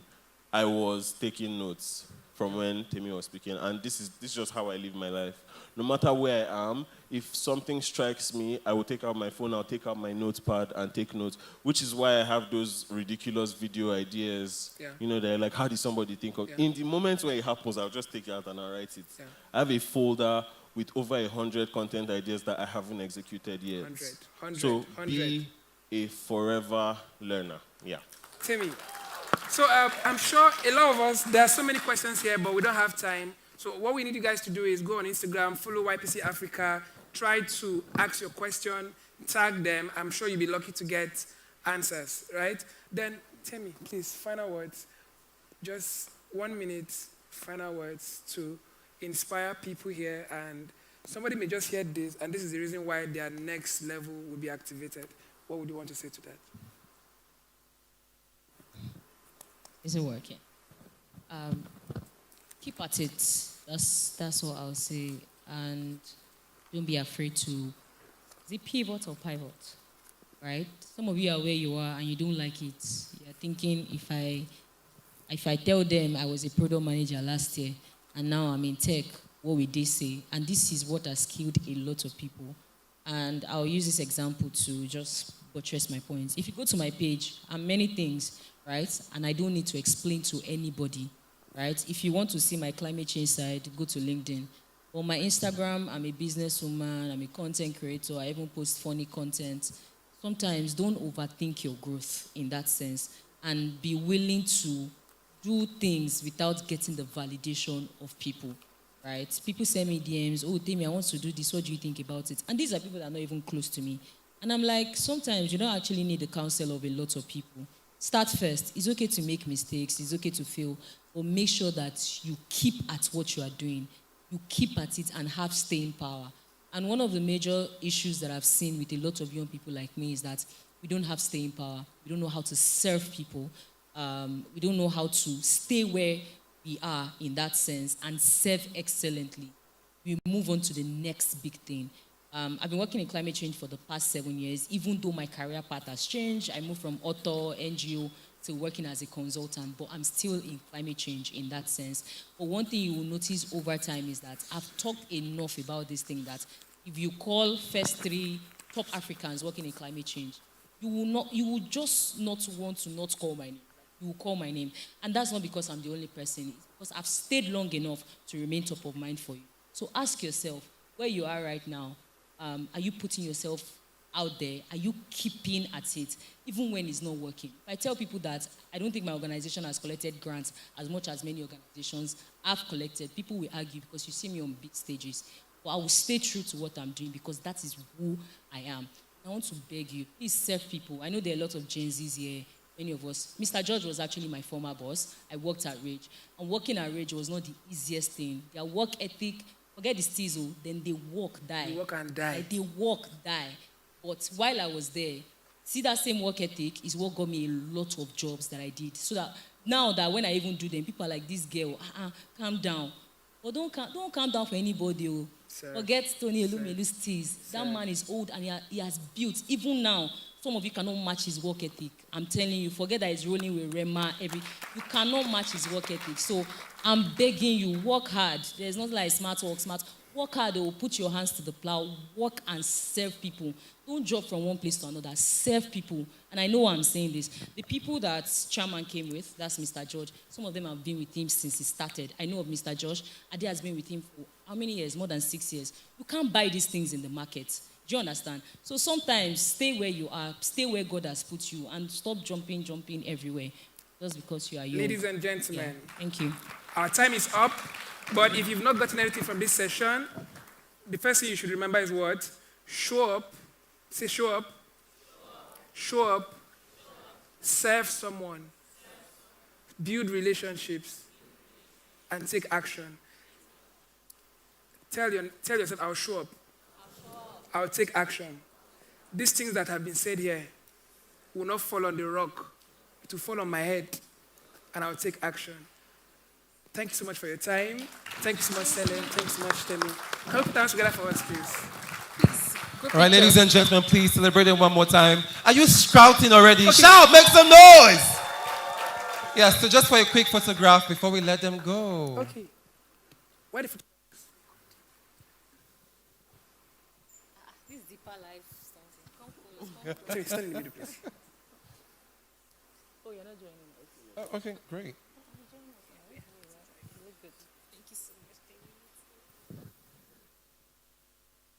So, what are we looking at? What are we looking at? So this is the guy. We should focus on you. All right.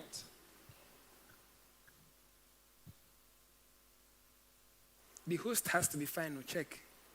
Am I fine? That's what is important. Thank you so much. Ladies and gentlemen, please one more time celebrate the Global Temi and Salem King one more time. I don't like how you guys just clap. No. All of that knowledge and thank you so much, Global Temi. Thank you so much, Salem King. And of course, thank you so much, Joseph Etim. That was so expository. These persons, they share a very borderless thinking. It's beautiful. Like, damn. Should we just close the event? Come on. Okay. I thought we should just end the event. I mean, there's still a lot to get from here. Okay, so I recall Joseph saying that for those of you who still have questions to ask and your questions were not being answered, just simply do something now. So pick out your phones, everyone. Bring out your devices, everyone. Your phones, your tablet, bring out your devices. And log on to Instagram and click on the search button, YPC Africa. Now click on the follow button. And after you have followed, you can just scroll through the page and you will find a picture of the phenomenal Temi and the super amazing Salem King. And you can just type your question right there and also tag them to the questions, and they will do justice to those questions in the comment section. Yes. Can we just do that quickly right away? I'll give you guys a few minutes to do that. Ensure to follow YPC and also follow our amazing speakers, definitely. And type your questions in your comments, and they will do justice to your questions. But just to indulge you guys further, so I'd like you guys to take a selfie picture, a selfie video right away, wherever you're seated, with someone by your side. Like Joseph said earlier, that person could be Elumelu's son, Or even Dangote's son. And you wouldn't know. Or even Folorunso Alakija's daughter. Never can tell. So bring your devices out. Yeah, bring your devices out, take a selfie, video, pictures, whichever one, and post them on social media, Instagram or Facebook or X, and tag us at YPC Africa. With the hashtag Connect Conference Abuja 2024. Oh, look at the beautiful smiles everywhere. Oh. That's some of you will meet your missing rib. Yes. Why are you guys not taking pictures or making videos over here?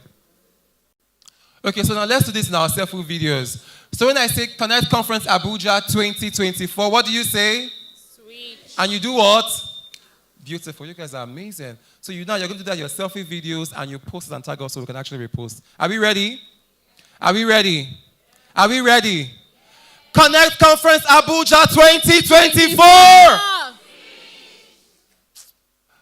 Now let me see the first people to tag on Instagram. When you post, tag us on Instagram and let's repost.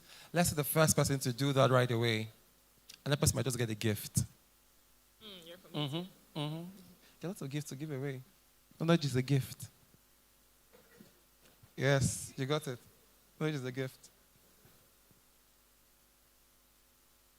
Okay, so while that is going on, now, ladies and gentlemen, still in the trajectory of switching, but let us switch things a little bit further.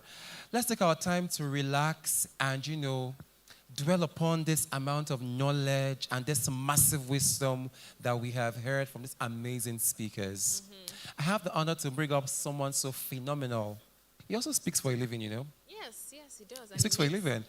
And he's one of the very best in southern Nigeria. He is an ace master of ceremony, a comedian extraordinaire. Ladies and gentlemen, switching the trajectory of Connect Conference Abuja 2024, I have the honor to bring up on stage the super amazing, the phenomenal Elijah Daniels. Please, a round of applause as a welcoming up on stage.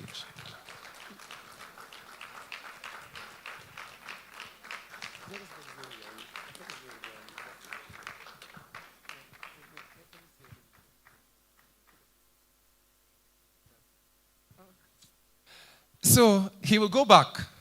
That welcome was not befitting at all. So, Elder, please. See, I even made a mistake. I called him something, Elijah, instead of Elder. So where I'm from, we are very keen on regards. We regard that. Are we not Africans? Yes. Good. As Africans, we revere our elders properly. So we have an elder. We have to revere an elder the way he should be what? Revered. Now, ladies and gentlemen, taking us on a switching journey of comical relief, please, let's make welcome Ace Master of Ceremony, comedian extraordinaire, the one and the only Elder Josiah. Please put your hands together for yourselves one more time. So when they were introducing me and I heard Elijah Daniels, I'm like, I'm not the brother to Regina Daniels. I only know Kiss Daniels. And they squeezed my steez. Joseph, please come. Please come. Please, can we put our hands together for my brother Joseph? Come. Now, when Joseph started Connect Conference, he was very single. Come now. Come. He was very single with, where's Ekim? He stepped out. Chika was single. I was single. Yeah. He's still single. Now, when I saw the theme for this year's edition, switch, I was like, the rest of us have switched. What is he waiting for? Switch. Everybody tell Joseph switch. Joseph switch. Not the changeover switch, but switch, Please put your hands together for him. Now, there's something happened very phenomenal today. I was trying to be emotional, but I needed to form. When we started Connect Conference, do you remember how I came to the venue? No. I trekked. Come. And I did. We enjoyed the program. We enjoyed it. I still have pictures. I showed them to you now. They're still on my laptop. Second edition, God help me, I still trekked. But this year, Joseph sent a jeep to pick me from my house. I'm proud of you. I'm proud of you. This is growth. Now, when I came in and I saw a lot of empty chairs, you might be seeing the empty chairs. I'm seeing a bigger hall with more people. A time will come. I'm very happy that he's my friend, though. Through Joseph, I've met a lot of persons that I still maintain good relationship with. And we are connecting, we are doing big things. Yes, I may not have been manifesting in that realm yet, but George said you need somebody to get to your next level. I'm not saying you are my helper.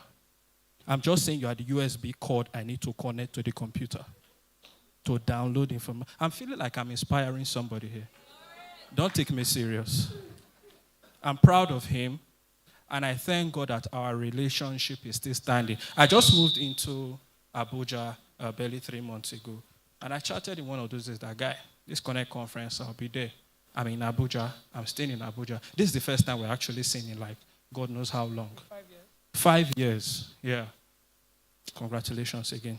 Now leave my stage.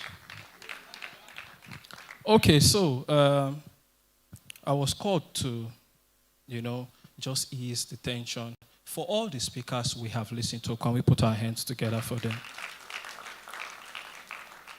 It has been really amazing. Mr. George said if he wants to come to life again, he will probably want to come as a comedian. Well, even the job of a comedian is not easy, because if I do a joke here now, and you see me tomorrow and I repeat the same joke, somebody from the back will shout, "We don't hear that before." So that means you have to keep working. Unlike musicians, I will sing a song here, you like it. Tomorrow I will go to another show, say, "Sing that song, that particular song." So let me tell you a little story about my moving to Abuja. They say when you get to Abuja, one of the hardest things to get in Abuja is house. True or false? I didn't really understand until I started house hunting. Abuja is brutal. Very, very brutal. As a matter of fact, the houses that people are not staying in are more than the people staying in houses. In every estate. As a matter of fact, there's oil on my head, Sha. I just came into Abuja. I got a small contract to build one building somewhere in Guzape. And I have gone around Guzape. You will see 5 houses, but nobody. Then when they call how much for the house, rent per year, you swallow saliva. And you will thank God for that place that you're staying. So we're looking for an accommodation, at least somewhere to start with. And I got this house agent. God will not forgive most of the house agents. God will not forgive them. You will tell the house agent will ask you with a very serious face, "Okay, what are you looking for?" Then you say, "Okay, I'm looking for a 2-bedroom. In a very nice environment, good security, constant light, there must be gates, parking space, flowing water." You say, "Okay, I get them." And once they tell you, "I get them," you are in trouble. Because what they will show to you is what's worse than what you imagine. So we're looking at different houses. Now, there was this particular house we got to. The people that stayed there before, very horrible people. In fact, they vandalized the whole house. They removed all the sockets. They removed all the bulbs. They even cleaned some part of the paint. They broke some tiles. The only thing they left was one ceiling fan without a switch. Now, I asked the caretaker, I was like, who is this wicked to destroy a man's property and just live like that? They said they don't know the name. There's something ministered to me. I said, check if the fan is even working. Is there light? They said there's light. So I used 2 wires that were hanging to touch. The fan told me the name of the person that stayed there before. The fan started. I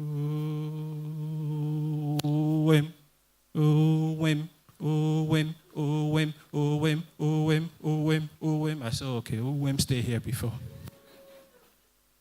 Now, looking for houses in Abuja, another thing you have to be very, very, very, very careful about. If they take you into an estate and your budget is less than 500,000, stand outside the estate. Some estates are so brutal that you that don't have a car, it's only God that will carry. In fact, the chariot of fire that will take you. Now, another story that has happened to me recently, I came to Abuja, was there's this my uncle, he doesn't like stealing. Now, his rule is that anything you steal, he will give you that thing so much you will get tired of life. So his son one day was just playing. I think the mother was expecting visitors. So she just fried, or how do they call it, fried or grilled popcorn. And the boy just took one and ate. The father just said, where did you get that popcorn that you are eating? He said, Daddy, I took it from the one that mommy put on the table. He called the mother. Neka, come, give this boy 100 popcorn. So that when he eats popcorn in his life, he will never steal again. The boy started crying. Daddy, I'm sorry. I will not steal again. The guy was still forcing the popcorn inside his mouth. So because I saw that exercise, I felt this is the avenue for me to get to those things that I've not been able to get. My dear brothers and sisters, my auntie were expecting our house care fellowship, so she fried chicken. I picked one, and I chewed, and I made sure I passed in front of my uncle. As I passed before, he said, young man, come here. Where did you get that chicken that you're eating? So, uncle, I was just tasting the one that auntie fried for the house care. He called me, I said, Neka, come. Give this man 100 pieces of chicken. When he eats chicken, he will know that in this house we don't take things without permission. I had to form cry. Auntie, I'm sorry. Auntie, please forgive me. Auntie, please. She now brought 50 pieces of chicken. I counted 46. Auntie, it's not complete. My punishment is not complete. Please bring it. That's how I ate, and I couldn't talk for 4 days. Now, the one that made my uncle change that punishment was one day I was cleaning his office in the house. You know, some houses have small offices inside. He now kept a bundle of $100. So I took one. And I was looking at it. I passed him in the parlor. He said, where did you get that dollars? Is it not the one I kept in my office? I said, yes, uncle, I saw it. I liked it, so I picked it. He wanted to say, Neka. All right, come, bring that dollars. I forgive you. I forgive you.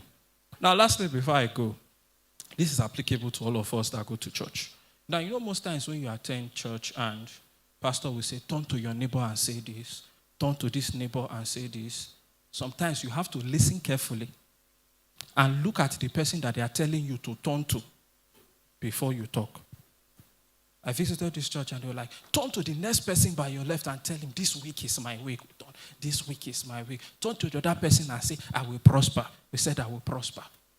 The pastor now said, turn to the next person by your left again and said, my brother, what happened to you last week will happen to me. As I turned, I saw the guy. There are some suits that are very suitable. Everything, the beards, the shoe, everything was on point. I was like, my brother, what happened to you? Everything positive that happened to you will happen to me this week. We shouted amen. He said, turn to the next person by your right and say, what happened to you will happen to me. I turned. The first thing I saw was 2 different legs of bedroom slippers. The shirt that he was wearing was white.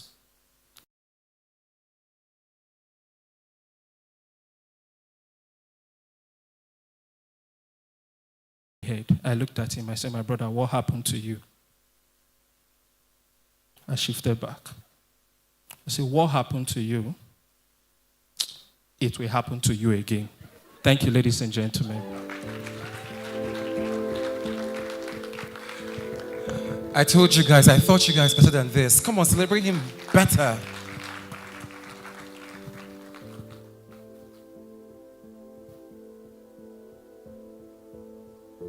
The clap was not good enough. That's why I'm still standing looking at you guys. So how do we switch?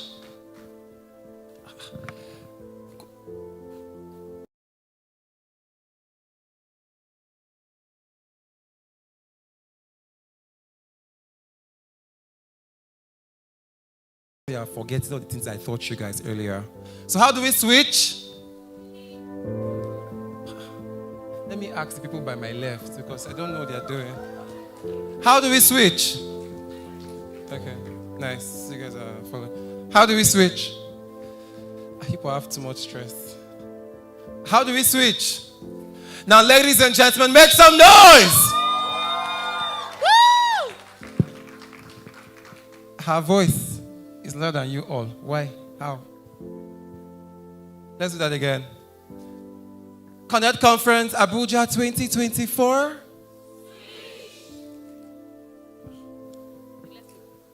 One more time. I think you should lead them. I think they're tired of hearing me say it. Connect Conference Abuja 2024. Love it. Okay. Is it because I'm not Gen Z? Eh? Like, damn. Did I get it right? Did I get it? Eh? How? You got it now. Purr. Wow. I will never conform. May I never conform. Millennial I shall be. Millennial I will be forever. All right, ladies and gentlemen, it's been Connect Conference Abuja 2024, and I know that we've had an amazing trajectory, a very transformational journey, several speaking engagements, several speaking sessions rather, and even the superlative fireside chat that we just had not quite long. But it's about time to get more hotter in the building because it might be cold outside, but it's about to get very hot. Switch, let me just see. Come on. Yes, that's more like it.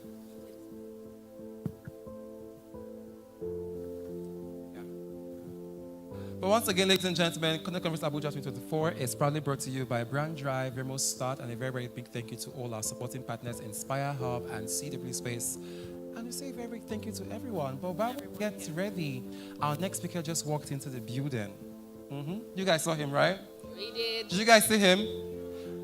Make some noise. That energy is not like it. Yeah, do one that is ready. Just that is ready. Are you guys ready? Are you sure you're ready? Are you hungry? Are you ready?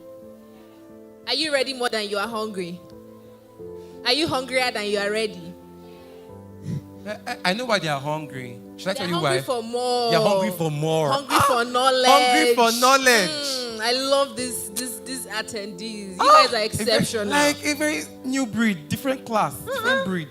You're hungry for knowledge. Wow. You know, back then, I didn't even know that I was hungry for knowledge. I didn't know anything about knowledge. Honestly, I just wasn't interested in knowledge. I saw these people, they came, they paid money.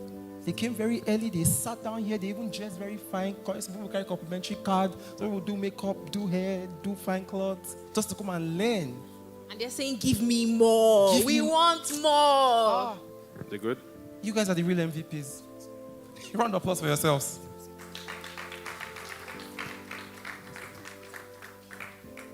Nobody will celebrate better than yourself. So a round of applause for yourselves.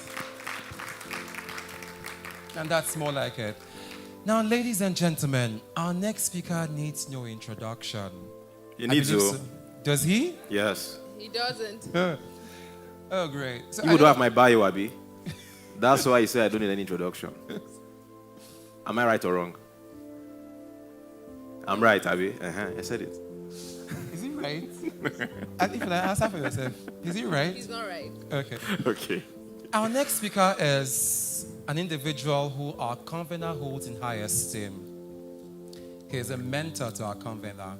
And you know, it's a very beautiful thing to have your mentor sit by your side in an occasion like this and look at you and say, son, you've done a job well done. Am I right or wrong? Right? So I wouldn't want to say so much to bring him up on stage because I remember I was not here last year, but I heard the stories from last year. And I heard how you guys sat down here in the hall till 9 p.m. Wow. Wow. Wow. Damn. According to you, per. Okay. But this time around, things are going to be much more different. Yes? He's going to come up on here and he's going to change the atmosphere totally. Like I said earlier, when I spoke with Joseph yesterday, Joseph said, today people will be transformed. And I believe that from the very first speaker, we've been experiencing transformation. And this will not be less. And because the bar will be higher. So can we all, with a standing ovation and a rousing applause, let's receive the one, the only, the principal of the 9th school. Ladies and gentlemen, I'm not hearing your shouts. I can't hear your hands. The one and the only, John Obidi.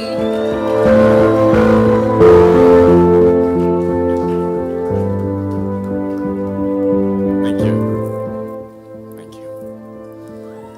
Hello. Thank you. Is it morning or afternoon? Afternoon, yeah? Good afternoon, everybody. How are you doing? So good to see familiar faces. I only know you guys by your profile pictures, except those of you that use AI. Yeah, but those of you that look like yourself in real life, I know you in real life. Ochudi, so good to see you. How many of you enjoyed our presenters? They did so well. Don't they look fabulous? Look at them. Looking so lovely. Thank you, guys. Please give a warm round of applause for Joseph Etim. It takes a lot to put this sort of event together, and he has done this consistently over the years. And I think that if you want to learn how to do these things excellently, you have to shadow him, you have to follow, all right? So please appreciate him once again. Thank you, Joseph. Great job. Raymond Okbani, Duke Peter, all familiar faces. So good to see you guys. Thanks for coming. All right, how long do I have? Just a few minutes, yeah? Okay. I'll do my best. Today, you guys know I don't really motivate or do any of those things, yeah? I'm more of a teacher, yeah? And I'm going straight to the heart of the matter that I brought here today.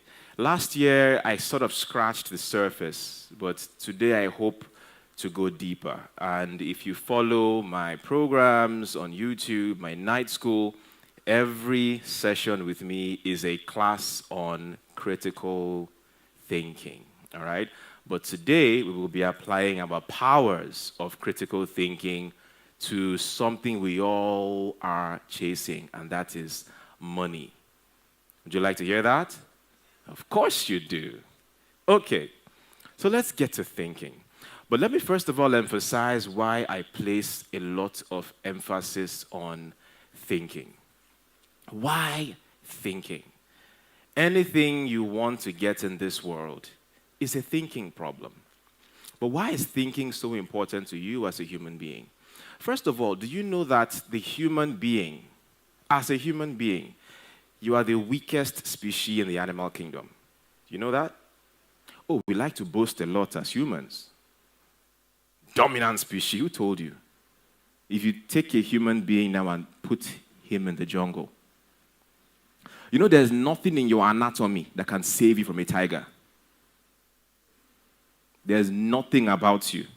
I remember the last time I shared this where I was speaking somewhere, and someone said, there's something, sir. I said, what? Said blood of Jesus. That was funny. But you can't run as fast as an antelope. An antelope is better than you in that situation. You have only 2 legs. An antelope has 4. It can take off. You can't fly away to safety like the bird. You don't have wings. If it's an aquatic animal, it can even jump into the water and swim away to safety. Can you? You will drown. What? Can you quickly climb a tree like a monkey? No. What would you do? We don't even have talons or claws to fight back. We have little lovely nails that we manicure and pedicure, yeah? We don't have fangs, like sharp teeth, to really deal a deadly blow to the tiger. What do we have? You know?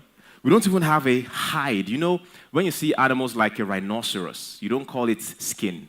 It's so tough, they call it hide. H-I-D-E, hide. I was watching an animal documentary one time, and there was this pride of lions in the safari. And they were just there chilling. And these two rhinos were just coming leisurely along that path. And you saw the lions, so-called king of the jungle. They left the path for them to pass. Why? It's a useless fight. You can't get through. Their hides are too tough. But the human beings, small scratch like this, blood. Right? So what is it in your body that can defend you? Nothing physical. The only advantage the human being has is this brain. And how you apply this brain. So the human being knows that physically I can't take on this thing. But if I can give it some distance and observe this animal, I can figure it out. Just give it some distance and observe. This lion has a pattern. It moves from here to here. When it does this, it sleeps for 12 hours. What if while it's sleeping, I can go and ambush it? Have you ever seen that documentary where these Kenyan warriors went to go and steal meat from lions? Have you seen that? Check it on YouTube. Because they've observed the lions for years, and they understand that if they all move as one, 3 of them, in a certain way, the lions will be confused. So they're not asleep, they are alive eating, they will go and take it using their mind. And so the only thing that separates the human being from the animal is your thinking ability. And the first thing your parents should have taught you as soon as they gave birth to you was how to think. And so that is why every session is a thinking session, is a critical thinking session. So if I ask you, how many of you want to make money? You would say me. Okay. Now, how? How? And so in approaching this, there's a lovely thinking exercise that I love to do. Okay? And I use this to teach something I call the pyramid of value. It's a lovely thinking exercise. And I would like you all to join me. If you've watched Night School, please don't give any expo. I want everyone to experience it fresh for the first time, yeah? So I want you all to think along with me. And just imagine, years from now, imagine you were a billionaire, right? Not now, but the future version of you. Say maybe you're in your 60s. All right, I'm not saying you have to wait from now till then. I'm just humor me, yeah? Imagine you're in your 60s, you've had your kids, you've done so many great things in your life. You've come up from struggle, you've up-leveled your life, and you're a billionaire now. You're married, your kids are doing things. You've got houses all over the world. Your network is full of fellow billionaires, or at least millionaires. You've donated a lot of money to charities. Everybody around the world honors you for your contributions. Focus, focus. Yes, there we go. Focus. Everybody around the world values you for your contributions to your society, right? At this stage in your life, you're not trying to make more money. You've done it all. But you have just one thing that is your concern. There's one thing that keeps you up at night. And you can't rest until you find the answer to that one thing. And you know what that one thing is? Children. You're worried. Man, these kids, I had it tough when I was growing up. Did I spoil them? If I pass away, can they hold their own? Can they consolidate on what I've built? Will they waste my fortune? Will they have a good head on their shoulders? And just thinking, you're wondering, you're worrying about it, right? And then one day, you're out in your balcony, maybe somewhere in the south of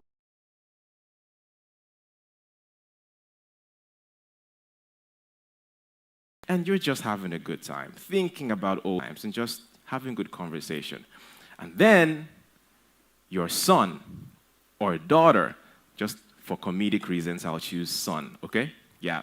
And then your son bursts in and said, hey, Dad, hey, Mom, guess what?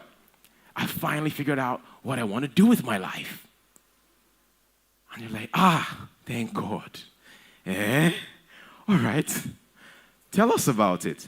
I'm like, Dad, Mom, while I was out there on vacation, I took the family jet out to Cambodia, and we're just backpacking with my friends, and I was, going through the jungle and having a good time, and I realized that I have this passion for photography. I'm like, photography, you say? Tell me more. I'm like, so Dad, while I was out there in the jungle, I saw these beautiful butterflies, and Dad, oh my goodness, you should have seen them. They were so beautiful, Dad. I took pictures. Look at the pictures of these butterflies, and you're like, you're trying to figure out what the point is. You don't want to be impatient, but like, my Dad, look at these butterflies, Dad. Aren't they beautiful? Aren't they gorgeous? I figured it out, Dad. I want to spend the rest of my life taking pictures of butterflies, Dad.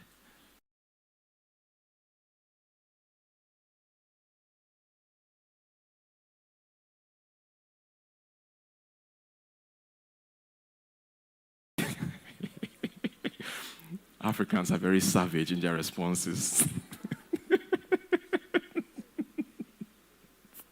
So, you go find your papa for outside.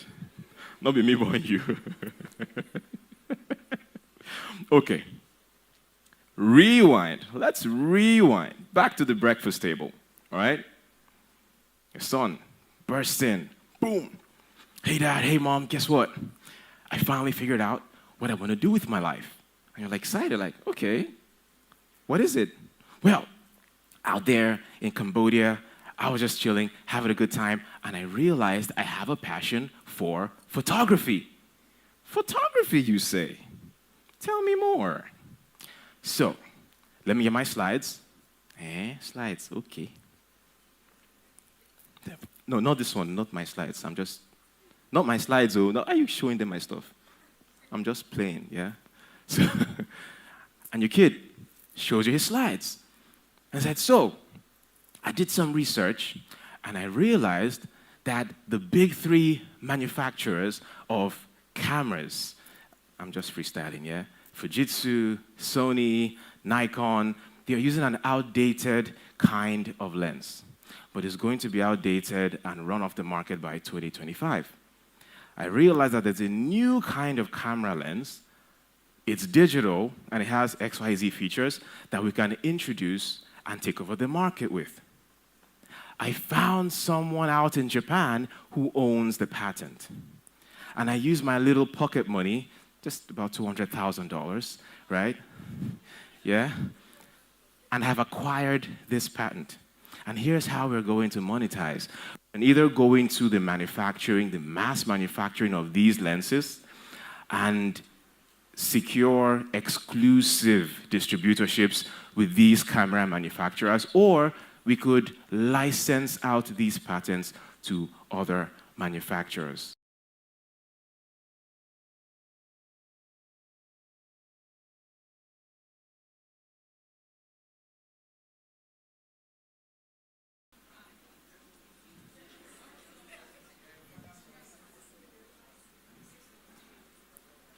You say, Mama Ondoka, you see, I thought say this one resemble me. You know, see, now my picking be this. The other ones, now you get them. This one, I mean, yeah? What would you say? You'd be delighted. Lovely story. I like the reactions I get from these stories. Because sometimes we don't realize that we are the children in that story. Why do you choose the least common denominator? Who programmed you so?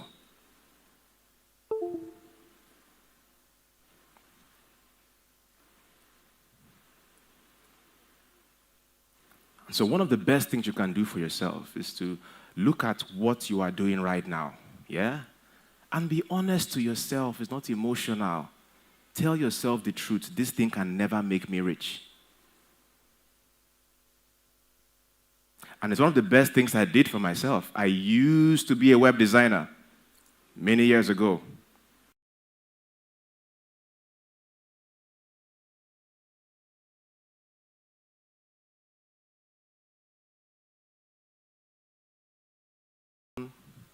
You don't need much to live well or okay. But I said, man, I have big eye. And someone said that's in there, right? And the things I want to really enjoy in this life, this thing cannot give me. So I didn't know what I wanted yet, because I was still trying to figure it out, but I knew what I didn't want. So my ears were open, my mind was open. Now, ladies and gentlemen, there's a philosophical concept that I introduced where I say that it's a little bit spiritual. Life as you know it is a pyramid scheme. Life as you know it is a pyramid scheme. You know what a pyramid scheme is? Yeah? You know what a pyramid is? All right? It's like this, like a triangle. A lot of people at the bottom and very few on top. The way this game of life works is that you're not supposed to know you are in a pyramid scheme. Right? You're not supposed to know that you are hustling at the bottom of a pyramid, because every pyramid needs the people at the bottom to work.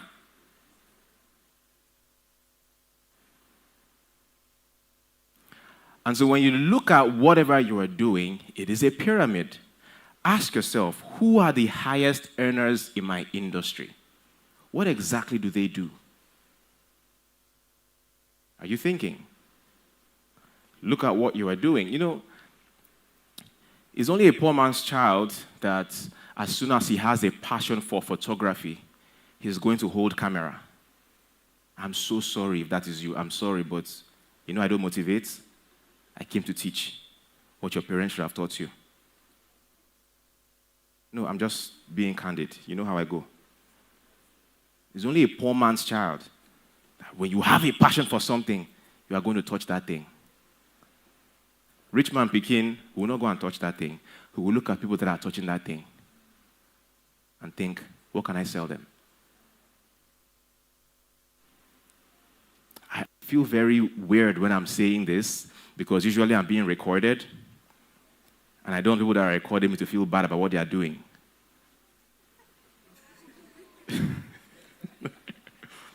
So please, I'm not trying to make you feel bad, but I want you to, once you are done recording me, when you get home, watch the recording and think about it. Just think about it.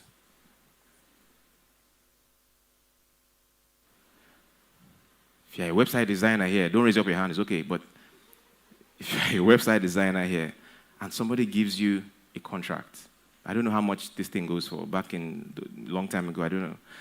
So much time has passed, I don't know how much it goes for now, but whatever they pay you to do websites, look at what they paid you to do the website for. If this person can afford to pay me whatever it is for this website, how much is he making? What does he do? Is there a way I can up-level into doing that? You see why I started this whole conversation with, it's an exercise in thinking. Nobody teaches you how to think. They teach you how to memorize and solve math. But life is going to ask you questions, and you need to think your way into those answers to the questions. What do they do? I remember when I moved to Lagos in 2014, I didn't know what I was going to do. I sure knew that Lagos was where the most excellent people in Nigeria were. Don't beef, it's just the way it is. You can't change it. Whatever powers that be have decided that Lagos is the place. Every country in the world has that center. In America, is New York. Well, depending on what you want to do. There are certain centers, you can't fight it. We are going to develop Benin.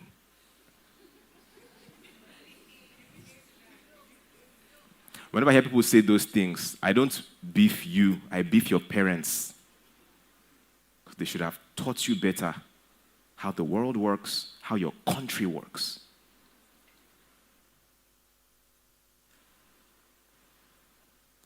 Whenever I teach you sometimes online and you get into my comments and say some dumb stuff, I don't blame you, it's your parents. You know when, in that Bible verse, when Jesus was at the pool of Bethesda, and the disciples saw a man that had an infirmity, and they asked Jesus, who sinned? That this guy is like this. Was he his father or his father's father? That's how deep the infirmity was. So At times, you're just like, okay, it's not you. If you know better, you do better. It's your parents. They should have taught you better. How will your parents not teach you what Nigeria is like? It's weird. Unless maybe you don't have a good relationship with them. But I grew up differently. Oh. My dad would sit me down and talk to me in the dead of the night and tell me things that he would never say outside. Before I was aged 12 years old, I knew the history of Nigeria, even the parts they don't teach in schools anymore. And then as I kept on growing, I learned the history of the world. I knew the history of colonialism, slavery. I knew what I needed to know about the world. Not the thing they teach you in church Sunday school. You've got to know the world. But I digress. But wherever you are, you've got to think, what is the highest point of value? So when I came to Lagos, I saw people were so excellent, and I was just watching, and I realized something, that the people who made the most money were public speakers. And you might not believe me when I say this, but I wasn't a public speaker. I was the shyest person in the world. This was like 2014. But I learned how to do bravado like Lagos people. I keep on saying Lagos people, even though, because I didn't come from Lagos originally. I came from Benin. And in every slow town like Benin, maybe Ibadan, right? Abuja is picking up.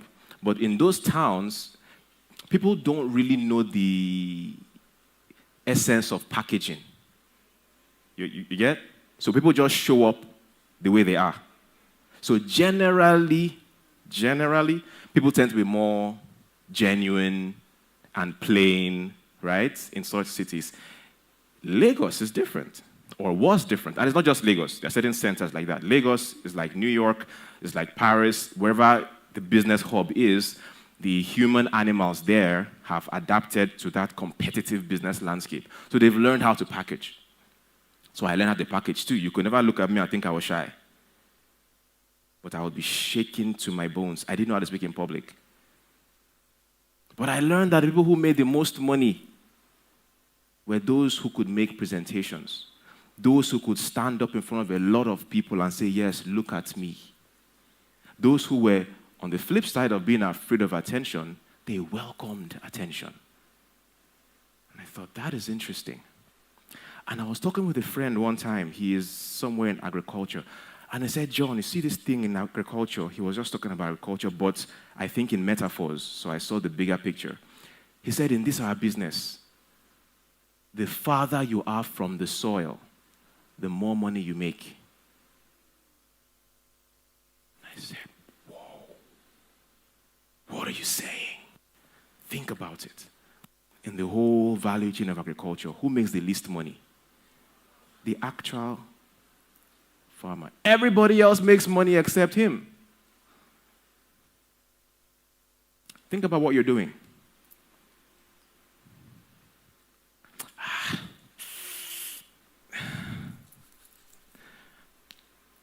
I'm trying to censor myself. I don't want to mention today's equivalent of farmer. But you should know. So think about it. Someone told you what? Skills pay the bills. Did you come into this life to pay bills or to blow? Which one? All right, okay. What were we taught in economics? Only people that don't say school.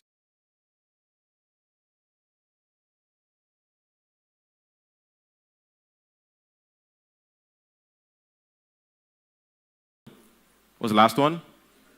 Entrepreneur, or sometimes we say entrepreneurship. Now, of course, those books were written at a time where, the manufacturing age and all of that.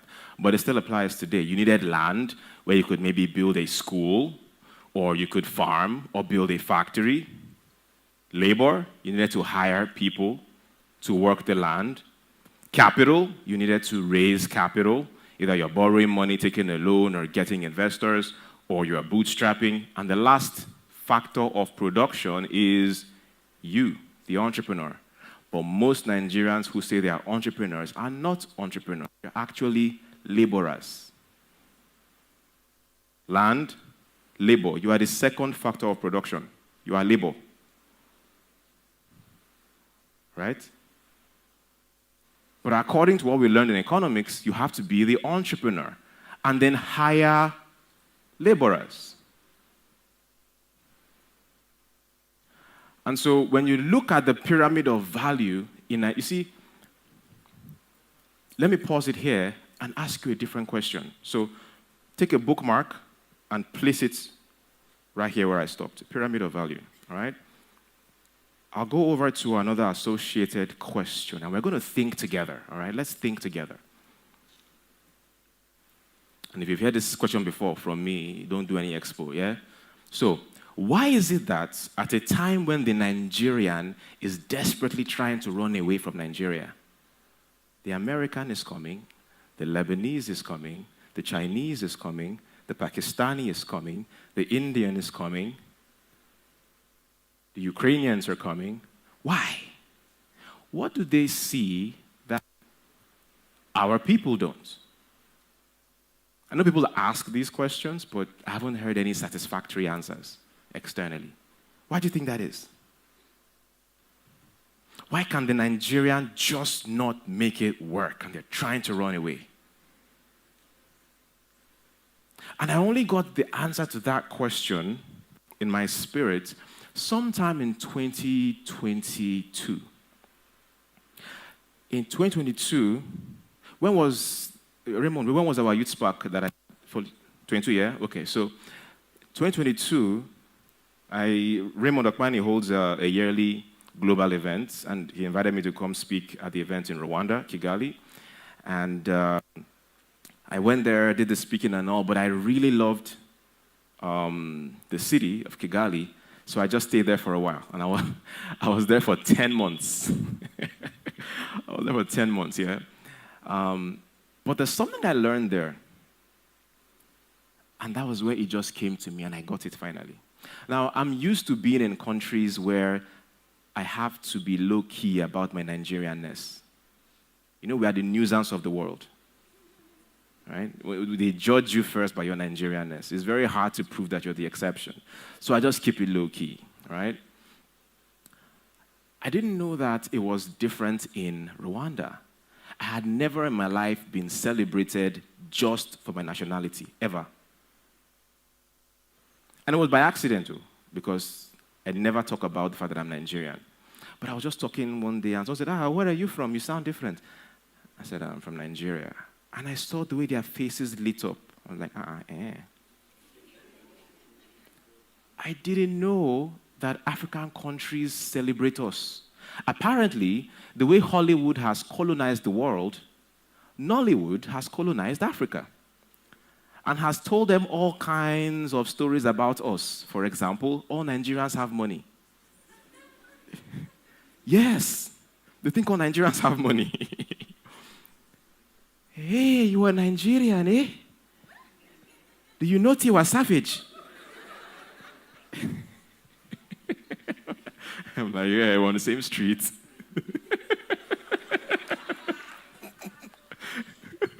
It had never happened before. But then I became really enthused, because I'm a scientist, I like to learn, I like to figure things out. Like, why do these people celebrate Nigerians so much?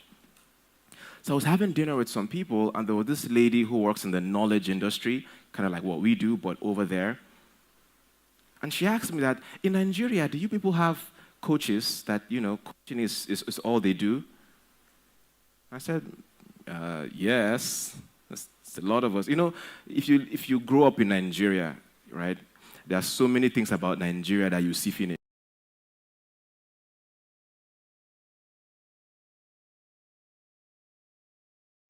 And in all honesty, that was me. I was just seeing, yeah. But she was asking me that, do you guys have coaches in Nigeria? The coaching industry is all they do? I'm like, yeah. What about you guys? She said, we have coaches, but they typically have something else they do on the side because the population isn't enough to make it a full-on business. And I thought, yo. And then in that moment, it connected to something that happened in 2018. So let me take you to that experience in 2018. In 2018, I think that was the year that the whole blockchain, Bitcoin, crypto was coming up. There was a lot of noise about it. And I felt ashamed that with all my intelligence, I didn't know anything about crypto. I hate being the last to know about anything. So I couldn't trust any Nigerian to teach me. You know our people.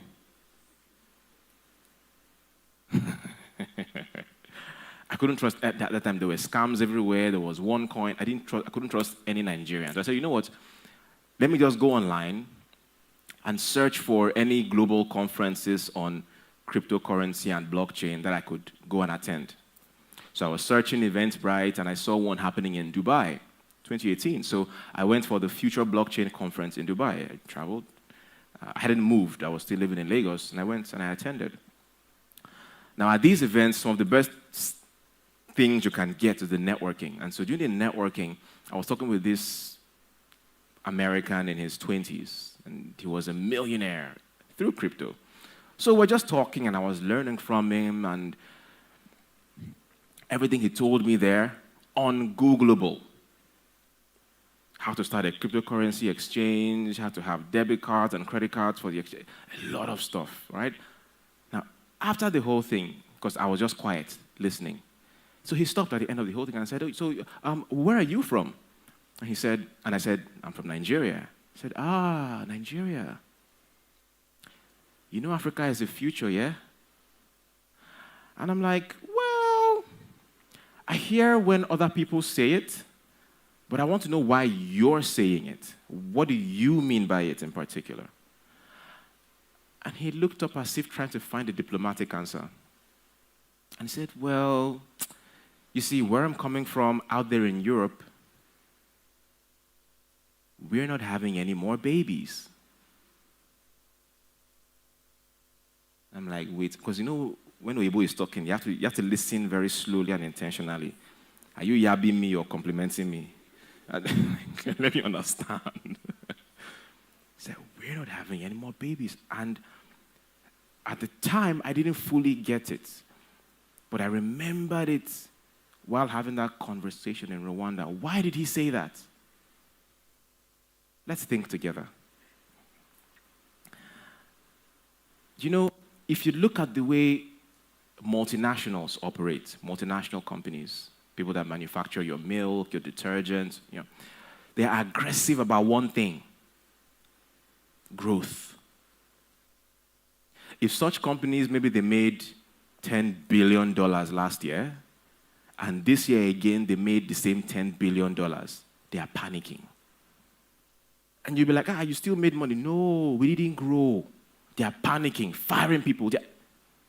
So imagine that culture of aggressive growth, where you come from Europe, where population is declining, and you have sold to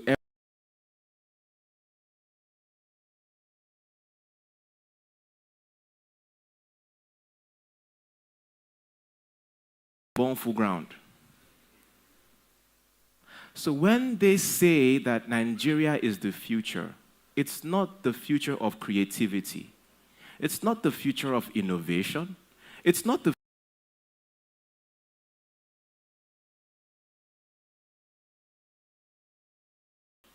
That is all we do, apparently. We consume. We don't contribute anything. We eat and consume and throw away waste and beg for aid. That's what we do. But let's focus on consumption. I know, make you feel good. I know they lied to you that we're the future of something fantastic, so you would jump. Africa rising. Yeah? The only thing that is rising is our population. Africa population, rising. That's what's rising. But they're looking at the numbers. These kids that is with a born full ground, they're going to need diapers. And the Nigerians will not produce it. We will. They're going to need shoes. They're going to need books from a curriculum that we created. They're going to need electronics. China, they're ready. So the whole world is looking at Nigeria, salivating. God damn, look at these people. We're going to pick their pockets. And they'll come here, pick your pockets, and you're just watching like this. Next thing, you want to jackpot.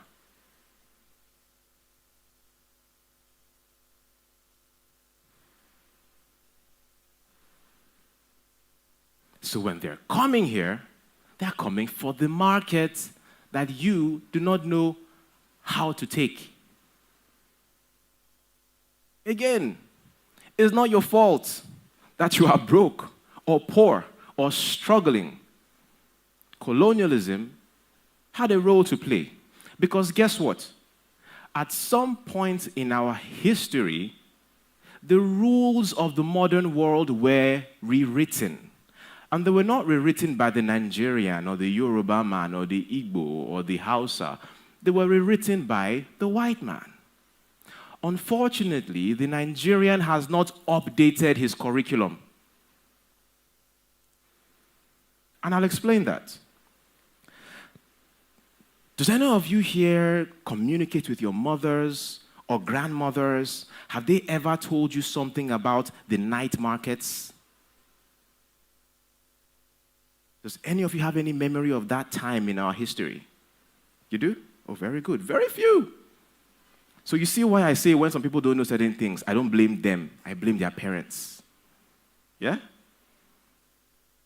Some of us, before we were 15, 16, we knew all there was to know about the Nigeria that existed before we were born. And you have to. What did Bob Marley once sang? He said, when you know where you are coming from, you will know where you are going. History is important.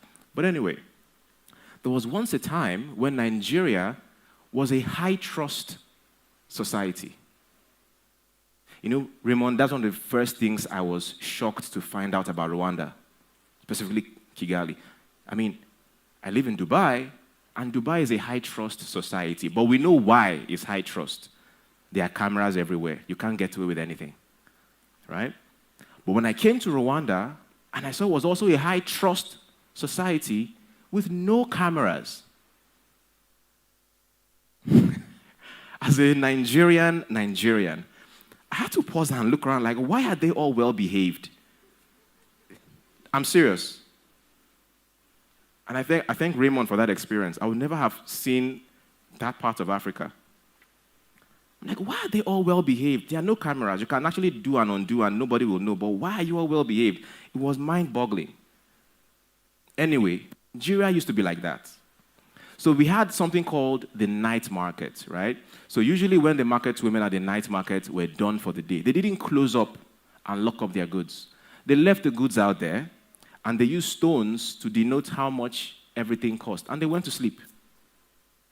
So you, a traveler at night or whatever, could be passing by.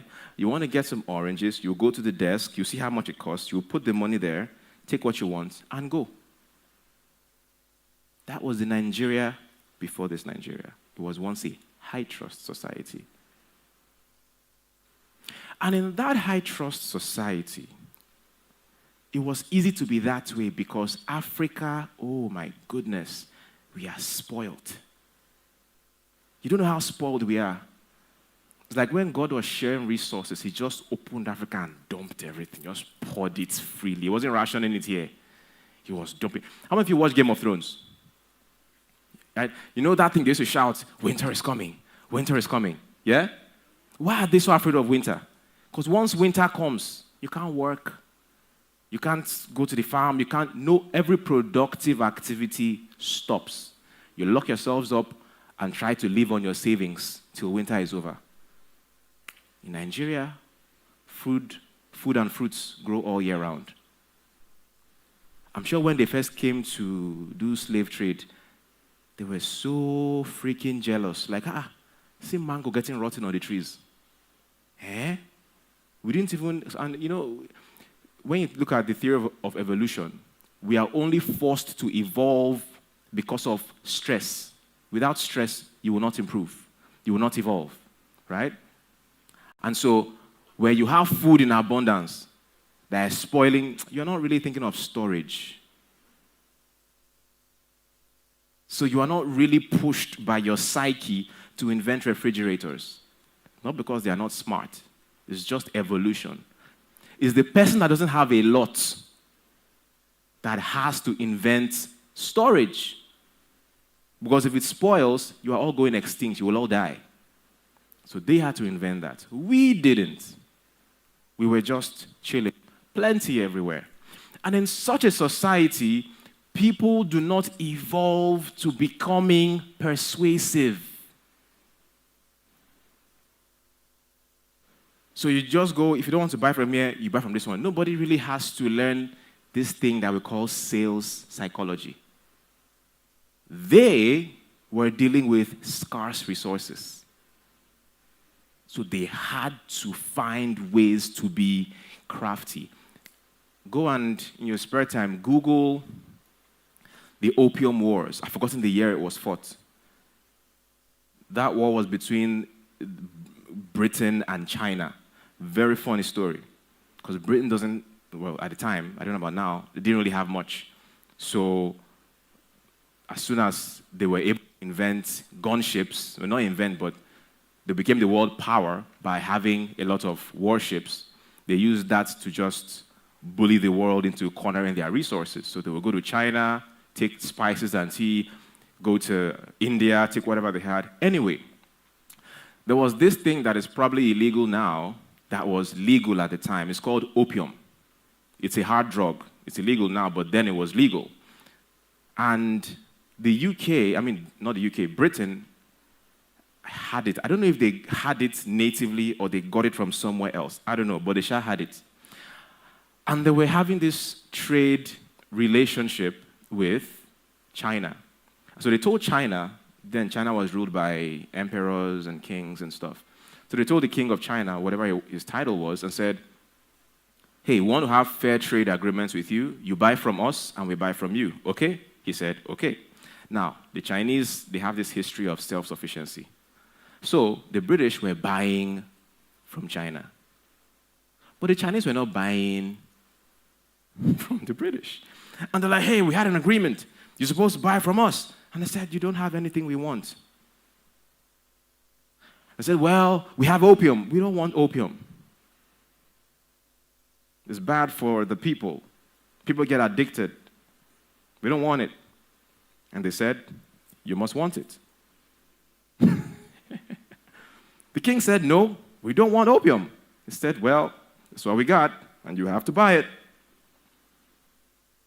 And what if we don't?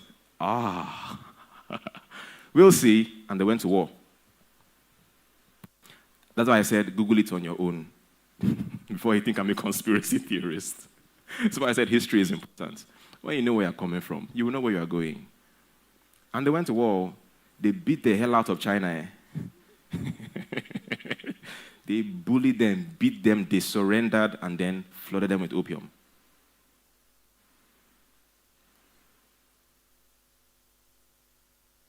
They won.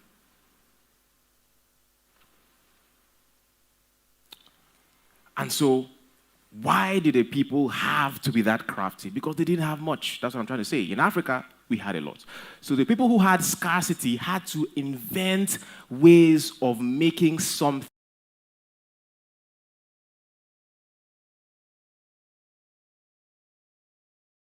advertising. That is why the Nigerian has always been weak at selling. Even down to our vocabulary. And like I will digress a little bit. One of the things you've got to go and revisit in your reinvention is your vocabulary. Most of our people don't really understand English. I'm sorry, our local languages were defeated. English is what rules today. And if you will have the ascendancy in the modern world, you have to properly understand English. Down to the etymology of words, the root meanings, the history of words. What do people mean when they say certain things? When a Nigerian and an American are watching CNN, they are getting two different meanings. But you see us, they just give us social media and we are talking. We're so loud, man. You know, that's on the side. So, you look at a word like sell. What the native Nigerian understands by selling is different from what the native American understands about selling. So the native Nigerian, what does he or she think selling means? They think that selling means exchanging goods and services for money. Yeah? And some of us here think that. And that's okay. We will evolve. Have you seen the movie The Wolf of Wall Street? Yes? Some of you have? Cool. When the character being played by Leonardo DiCaprio says, "Sell me this pen," what does he mean?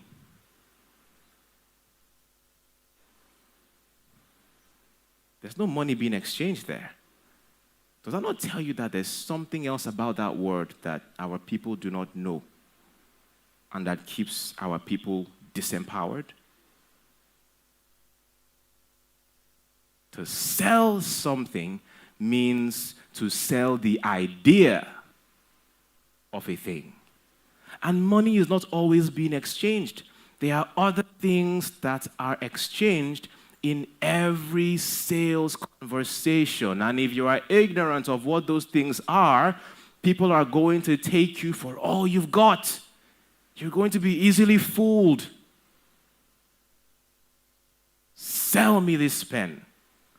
And someone convinces you of the idea of that pen. And that sales process is complete. You don't know it's complete because there was no money exchanged. But there are 4 currencies in life. MEAT, meat, money, energy, attention, time. There are other lesser energies. For example, compliance, love. Am I selling right now? Yes. What am I getting back? I'm getting your attention. In some cases, your energy. In some cases, your compliance. In some cases, your trust. In some cases, your love. Now, however I want to transmute these things into money is another conversation.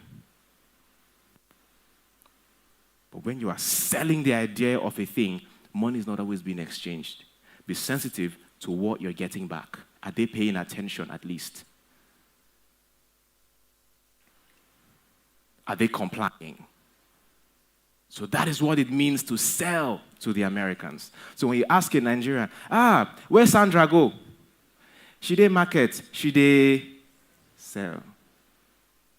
But it's not the same thing. So why is the Nigerian struggling? To answer that question, the Nigerian doesn't understand that the rules of the modern world have been rewritten by the conquerors of the modern world. And it's not a thing. Now, push me. Na keynote too. Sit down. Yeah? Right? And it's not a thing to be emotional about. Over time, history again, empires have come and gone. And whichever empire conquered the world, they had the privilege to rewrite the rules. It's just life. If you look into the Bible, when the Pharisees were trying to test Jesus, and they told him, hey, should we pay taxes to Caesar? What did Jesus say? You remember? He said, bring me a coin. And he asked them, whose face do you see on that coin? What did they say? Why? Why was Caesar's face on a coin that the Jews were spending? Because at that time, we had the Roman Empire. They conquered the known world. Therefore, they rewrote the rules that said, I don't care where you come from, you're a Jew, whatever, you're going to spend our currency. That's how it was. So when the British conquered the world, they rewrote the rules. Are you aware that we used to spend pounds before? That's Nigerian history. Our first currency was the British, British pound? A kind of pound. I don't know what kind of pound, but it was a kind of pound before we moved into the naira. So the known world had to spend the pound. And the British have been conquered now by the American Empire. That is why the reserve currency of the world is what? Dollars. So the rules were rewritten. Everything about how we operate as a civilization were rewritten by the conquerors. Immigration, police, judiciary, legislature, systems of government, copy and paste. When we first had independence, we had a prime minister. Are you aware? Yes, we are using the British system before we transitioned to like the American system where you now have just a president. Yeah? And so when it comes to exchange of value, the rules have been rewritten. And you are hustling and playing in a game whose rules you don't even know, whose definitions you're not even aware of. So revisiting that dictionary, why is the African suffering? Because the American, and when I say American, I'm lumping everybody who is coming in together, they have systems that work. They know, the American knows how to collect money from the American. And they've discovered something about human beings that we are all very similar. Forget skin color.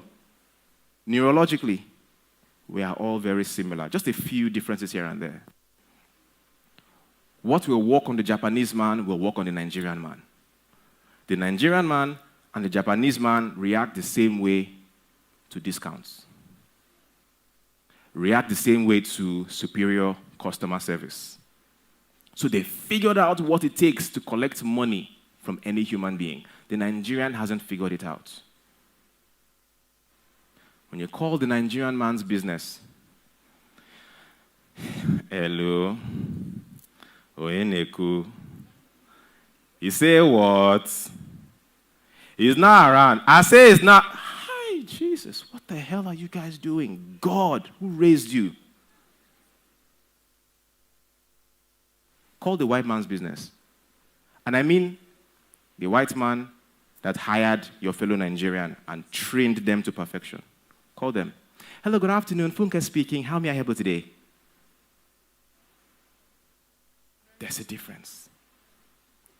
So when they are coming here, they know they're not coming here to test. They are coming here with systems that they know works. It's like bringing a machine gun into a place where people are using bow and arrows to fight. Hustlers. And when you hustle for a while, it's not working with Jackba, take a low-level job.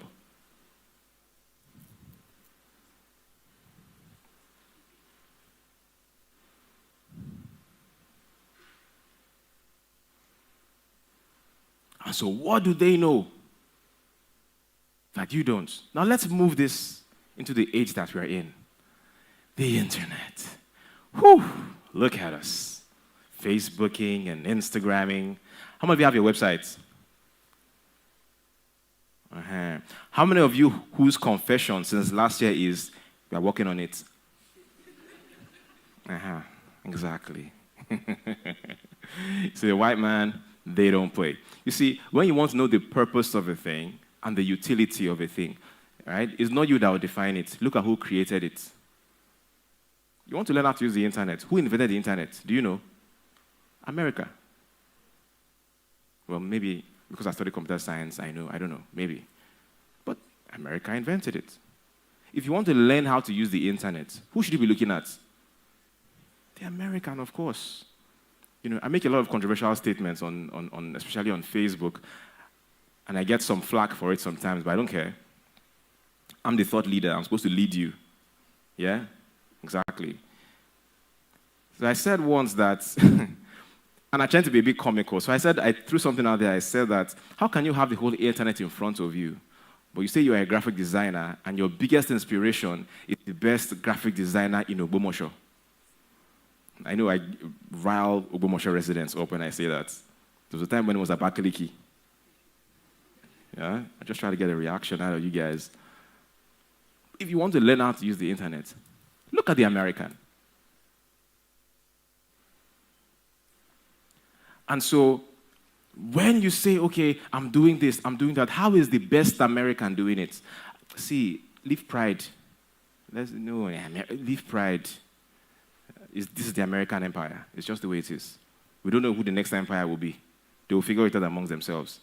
Right? It's very likely that Nigeria is not in the conversation. But as people of wisdom, figure it out. So what does it take to convince your fellow Nigerian to give you money. There are special certain technologies that everybody must know. Must, or you are so unserious and you deserve to be broke. If you can read, you can write, you can drink water, you can breathe air, how can you tell me you don't know how to use Facebook advertising? There's something wrong. You were poisoned in your brain. You were poisoned. Because when these social media companies come out and they are trying to expand, they look to you people as cattle to be bred for your milk. Useless, just for your milk. They're not thinking about your goals and your dreams. That's your problem. When a social network comes out, the Nigerian, what does Nigerian go and do? Open an account and start posting. Yes. I don't know. My opinion is that who cares about your broker's opinion, man? Nobody cares, man. You have zero influence. You don't even, what are you talking about? The first product of any social network you should be figuring out is their advertising platform. Stop behaving like the product. You're posting. And then when you see an ad, you just swipe. You don't think, why is this ad here? And who is placing this ad here? Why are they willing to pay money to put this ad in front of me? I told you there were 4 currencies of life. MEAT, money, energy, attention, time. Attention. Why is my attention so valuable to this person that they are willing to spend $5 to catch my eyes?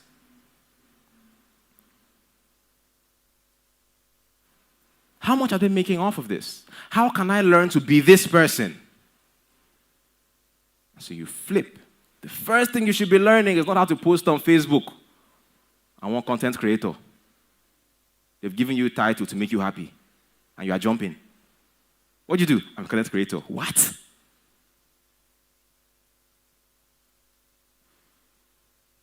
You know, people get emotional about these things until I bring your children into it. Yeah. I don't know. Something about me bringing your children into it just gives you a reset. So I ask you, if you have a child today that you suffered for, you raised, sacrificed for, and they tell you, Mommy, Daddy, I want to be a content creator, you will be happy. What are you doing? Content. It riles me up. I'm just keeping it PG. This is not school. This is Connect Conference, yeah? The person that created it, Mark Zuckerberg, is that how he uses the thing he created? What's on your mind? You now feel so valued. They ask me what I'm thinking. Wow, somebody cares about me. They want to know what I'm thinking. Oh my God, I must be valuable. Okay, so what I'm actually thinking, nobody cares. Shut up. You're broke. Shut up. Before Mark Zuckerberg posts, there are layers of vetting. Layers of vetting. It's a PR tool, not a social network. You use social media to frame your perception before the world because every post is a sales conversation. What are you doing? So this morning I was just, shut up. That's for your diary, not social media. Go put it in your journal and reflect.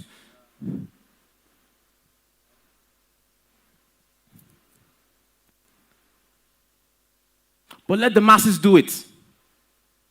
I'm sorry, in this world, there's got to be slaves. The world was built on slavery. It sucks. Slavery didn't go away. It just changed names.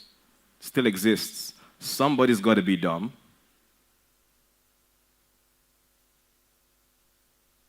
Otherwise, people like me won't really have value like that. So, I guess it's cool. But not you.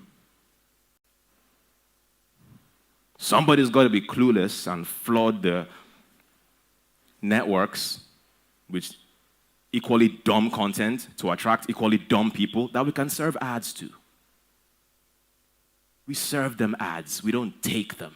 We serve them. That's what we do. We don't eat, we sell. How many of you know fish farmers that don't eat fish? Yeah, I've met them. I know of a Jew in America that owns a tattoo parlor, but Jews don't tattoo themselves. It's just the African that keeps on taking and taking whatever is being served. Yeah? And when we talk about having a seat on the table, yeah, you are the thing that is being served on the table. And next thing they'll say, oh, the best top 10 content creators. Wow, you feel happy. Go for the awards that don't exist. Top 10 most profitable advertisers. How's that? Yeah? So, number 1, ads. TikTok, lovely place to be. First thing you should know is how to run TikTok ads. They have an advertising end to it. So learn Facebook ads, learn TikTok ads, learn Twitter ads. So that when everybody is talking and making noise, your ad shows up. What happens when they click on the ad? They come over to a website. What does that website look like? We call it a sales funnel. How do you create a sales funnel? If I ask some of you now, please, are you free by 7 p.m. tonight? Many of you will say yes. You have no business being free until you master these things I'm telling you. You have no business being free. Before you know it, you are 60 years old. You see this life, eh? There's nobody that is going to draw your aim and come and say, Bing, come.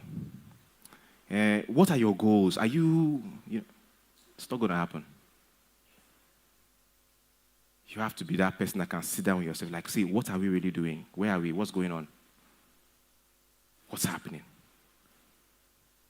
See this country, Nigeria, I love Nigeria. Oh. Lovely people, lovely food, lovely markets. But you see, in this country, if you have been in Mumu, it's very rare that anybody will call you to order.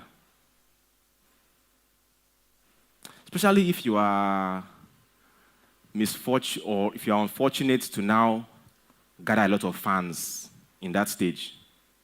Hey, your fans will gas you up to your death. You go, girl. Tell them. Go on. What? He's giving, yeah?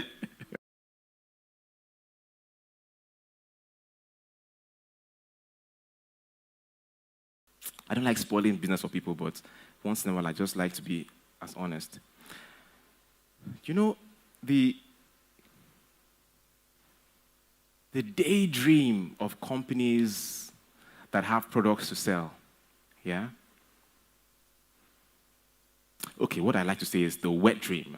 The wet dream. So what I want to say, I said daydream to keep it PG, yeah? Every company's wet dream right now that wants to sell on social media, you know what it is? Social media users that don't know how to monetize their following. Oh, they love you guys. You just have followers. You're just there talking. They will come, sign you on a brand ambassadorship. You'll be happy. Taking pictures of you signing one broke-ass paper. And your fans will be, yeah, congratulations. God did it. Won't he do it? Yeah? You've got to move. You see, now that you're in your prime, you have just a small window.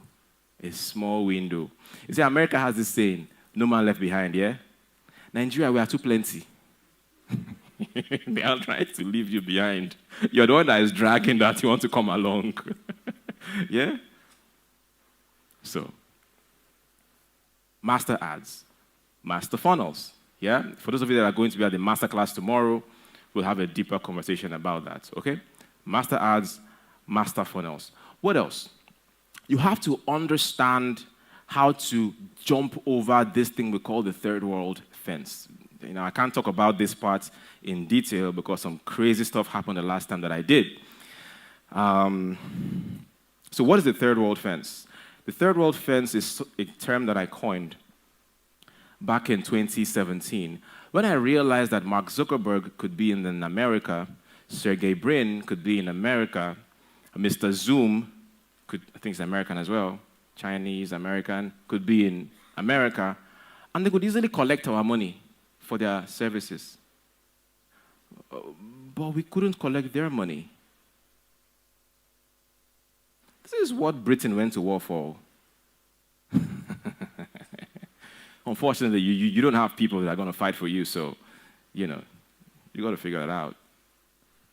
But I thought, why are they able to take our money? Want to pay for Zoom subscription, they can take it. Well, you can't create something and have the American easily pay. Now it's a lot easier, but in 2017, this was mind-boggling. Why are they able to just take from us and take and take? Well, I can't answer that question. I'm not your president. But on an individual level, you've got to figure out, how can I be in Nigeria and create systems whereby I can also receive from the world? So one of the things you've got to learn is global banking. It's not that complex. Open your mind to it. It's doable. People do it. I was at SM Fest last year and I shared this. Now, I didn't know that I was being recorded. I didn't know that. I thought that what I was saying was just to the audience there, so I was just going into details and talking. Next thing, I saw it on TikTok and Facebook. That clip went viral. Some were loving me and thanking me in the comments. Some were insulting me that I was a liar. I was like, wow. But I got millions of views and got me more fans, yeah? Anyway, I'm not going to go into detail right now, but global banking. How can you be in Nigeria and have a US account, a UK account, a Chinese account, an Australian account, all right? How much does it cost? How do you set it up? How do you create a system whereby not just Nigerians can buy for you, but the American can buy from you right here in Nigeria? You got to figure that out, all right? Joshua is here standing as a policeman trying to get me off the stage, so I have to round off. Let me show you something that we're going to be doing tomorrow. Can they put up the slides? My slides, put them up. So let me just invite. Are you guys taking questions at any point? No? Okay. All right, cool. Masterclass. All right. So let me have the slides. You guys have forgotten. The slides are actually to take away before. Bring it back on. Okay, so this is something that I did for my community a couple of weeks ago, right? And I'm just going to show you what it was I gave to them. And I'm going to show you how you can have access to all of this value that I sold to them and that they bought. And some of you will be able to get access to this for free. Would you like to have access to it? Yes? No, you don't want it? Okay, cool. All right. So what I taught them was how to create unlimited streams of income from their online business. And obviously, I can't go into everything here, but I invited them over to a masterclass on Zoom. We have the recordings.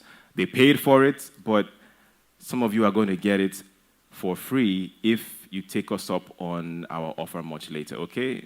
Where's my thing to move the slides? I don't have.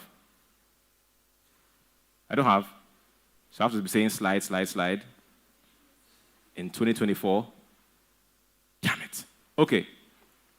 So what you're seeing there is, these are the figures that Seller released last year, 2023. You can see 4 billion naira there. So what they're saying is that last year, 4 billion naira was paid out to creators on their platform. If you don't know what Seller is that people, sell online courses, books, and so on. 4 billion naira was sold last year. And some of you are thinking there's no money in Nigeria. Oh, there's money in Nigeria. Everybody else sees it but you. Or maybe you see it too, but you just don't know how to collect your own. Possibly. But they released, and I love that they released this because nobody else puts out data like this. Yeah? Paystack does it. Nobody but seller did that. All right, let's have the slides up again. All right, next slide. All right, let me look back here. All right, so who can benefit? Coaches, affiliate marketers, freelancers, consultants, content creators, course creators, digital product sellers, network marketers, and so on and so forth. All right, next. Okay, so the easy way to automated income even as a beginner. Next slide, let's see. Copy and paste. So we made it very simple. I mean, I don't want anybody to go and start figuring out how to create funnels or create ads. We just did copy and paste systems anybody can use. All right, next slide. Let's see. Well, I edited that to copy, edit, and paste. All right, so websites and funnel swipes. That is whole websites swipes that you can use for your products, PLR and affiliate products, our ad spying system, AI magic prompts, email swipes. Next. All right, next. All right, so this is all that we gave them in that weekend, all right? Set up your offer or products, choosing your lead magnet, creating funnels, Facebook ads, retargeting profits, building your list. Next slide, next slide. We had a website design course. This is all the bonuses, Next slide. Swipe and resell my funnels and websites. All right, let's see what they look like. So all of these, look at all these websites. Imagine if you could just copy and paste them as yours. This is what we gave people that attended my masterclass, all right? Next, more funnels, more, next. Wait, go back. This one is good for those of you who want to do e-commerce businesses and have funnels that look like this, sell products, okay? Next slide. All right, everything, all our funnels, all our websites. Next slide. All right, we're giving it for free to those of you that have signed up for the Abuja Business Masterclass tomorrow. Now, some of you have signed up, some of you have not yet signed up. Now, if you want to just simply get everything here and finally make sense of this thing called making money on the internet, you have to be here. Let me tell you something, guys. And again, remember, it's a thinking exercise.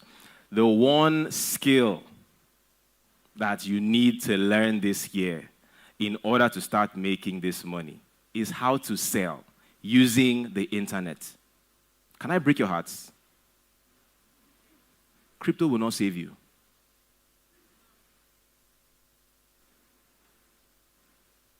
Let that marinate. The person who is selling you on the idea of crypto is doing what I'm saying. He's selling to you.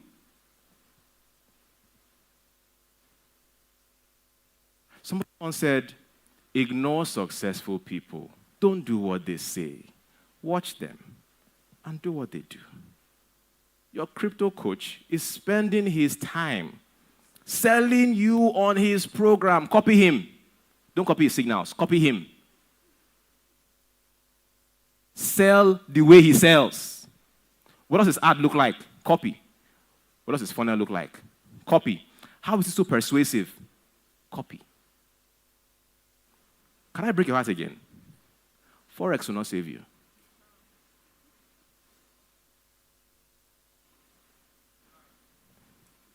See, this is practical. I like to be very practical. Yeah? Until date, nobody has said, excuse me, sir, you are wrong.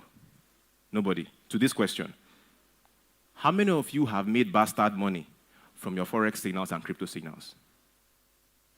Those of you that have done it, how much have you made? Doesn't it tell you that something is off somewhere?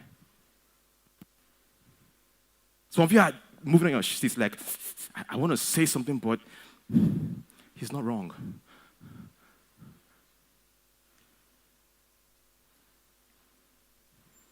See, the easiest person to sell to is the lazy Nigerian. You know who else that is not lazy, but also Nigerian? The Nigerian that is tired, because Nigerian can be very tiring. It can be tiring. And when your will is at your weakest, you see, salespeople know the fantasy of every Nigerian. Know the fantasy of a Nigerian? The fantasy of a Nigerian, every Nigerian here, is that, is there any business where I can just put like...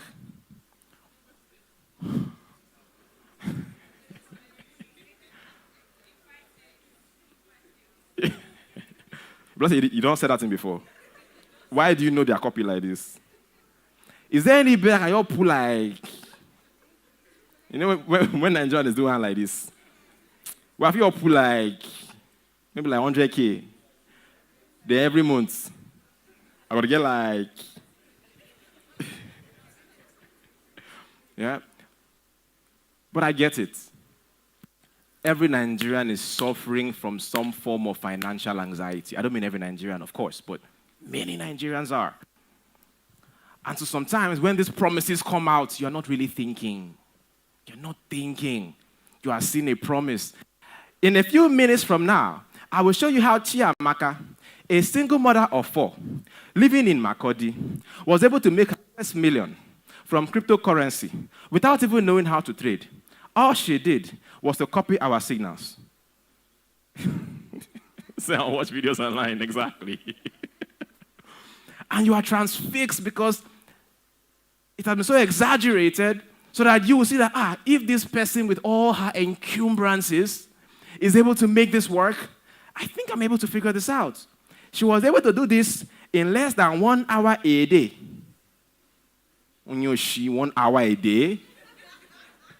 What are you thinking? No, just imagine. Imagine if she was able to make her first million in less than 2 weeks of using our signals. 2 weeks, 2 weeks. She never have laptop from her phone. Like, your sense has been hijacked. Adrenaline is pumping. You people will join me on this stage because I'm not leaving. They'll be my co-presenters. Yeah? If she could do all this, we just have phone. You can now just join. You now see, bam. Normally, this thing where we sell, we don't normally give it out. We don't give it out.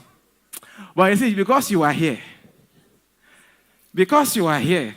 Normally, if you come to our office and say you want to buy this system, the least amount of money we'll collect from me is 1.5 million. We don't. But because of today, if you can pay within 1 hour, 25K. 25,000, yo, on your sheet, hey! You want to be like Chiamaka? What you should be learning is the sweet mouth that got your blood pumping. Break that spell and reverse engineer it. Why is my mood enhanced? This person has sold me hope. How can I learn how to sell somebody else hope? Are you thinking? This person is using the power of testimonials. Interesting. I wonder if I could use the same principle to sell the stuff that I have. So the number one thing you should learn is how to sell. The Forex guy, he's great at selling. The crypto guy, he's great at selling. Hey. I've been wanting to enter real estate, but I'm not going to enter that place. Make a leave them. Okay, all I would say about real estate is that they are also great at selling. Do you guys remember that time when if you did not buy land at Ibejuleki, you have not made it? Now, it's not to scoff at them, but think about how they are so persuasive, how they use language. What are their systems? What do they say is what you have to learn to say. Don't just take. Learn how to be the magician. Break from the spell, and then learn how to be the magician. I'm going to close with a story. I like telling stories. I'll close with a story. If you're on my newsletter, maybe you know the story. And this happened in 2011. A friend of mine lost his dad, a good friend of mine, and he's from Bayelsa State. And he went, once I know the story, don't give expo. And so we as his friends accompanied him to Bayelsa State, Yenagoa, for the funeral. I had never been down south before. I was based in Benin. So we took a bus and we went. Now when we got to Yenagoa, the first thing I noticed and I made a mental note of was the heat. It was so damn hot. And that was interesting because I thought for somewhere that was down south, it should be cooler, but that's okay. But note what I just said. It was so hot. So hot that your feet were almost burning through your shoes. That's what it was like. So anyway, we walked a distance to the funeral area. When we were walking, I saw some old men gathered at some area, and I asked my friend, I said, who are those guys? He said, oh, they are the rainmakers. I said, well, I've read about rainmakers and all these our books, story books we read growing up. What is their purpose here? He said, well, it is their job to make sure that rain does not fall and disrupt the occasion. Also, if you don't pay them, they can possibly make rain fall. And me, being the man of science that I am, I scoffed. I was like, I mean, I didn't do it visibly, so I didn't disrespect my friend, but in my mind, I was like, that's dumb, but whatever. So we did the whole funeral rites. Note what I said. The sun was shining, blazing hot. As soon as the funeral rites were done, no more than 2 minutes, the clouds began to gather. And there was a heavy downpour. I was transfixed to the spot. I've been hearing it, I've never seen it before. Rain was falling, and people were clapping. I said, see, I don't know what just happened here, but I refuse to accept that it was spiritual. No. And whatever they did here, I will figure it out. No, tell your crap to the masses. I'm not one of them, no. If it's the last thing I do, I'll figure out the science behind what you just did. It's not spiritual. It's not. We're not the masses. I know the masses. It's them. God will do it. Tell them, not me. Tell them. So I went back home. I researched to the best of my ability. I couldn't figure it out. I was so sad. I'm a man of knowledge. I like to know what happened. Anyway, I dropped the matter. Years passed. In 2020, I relocated to Dubai. Now, Dubai is a place where typically rain does not fall, in the middle of a desert. However, one day I was at home, and there was this announcement disseminated by the Dubai government on social media, TV, radio, that, hey, between the hours of this and this on this particular day, we are going to be conducting a cloud seeding operation. Hold up, what? Yeah, so cloud seeding is this operation where we fly a specialized jet into the sky and we shoot salt flares into the clouds to create a chemical reaction that causes rain to fall. If you would like more information, visit these links. Click. And I read all about cloud seeding. And I said, interesting. All right, let's see it happen. At the appointed time and dates, Dubai, desert, rain began to fall torrentially. And I said, Yenagua. Yenagua. That's what they did. I now try to remember. I was now casting my mind back. It's been so many years. Years have passed. The memory was faded.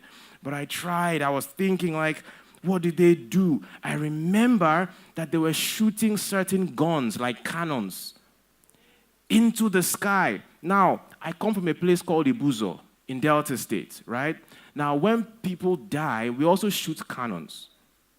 But those cannons don't have any scientific significance. It's just to commemorate the dead. So there are big noises, boom, like it's just for the noise and for the sound.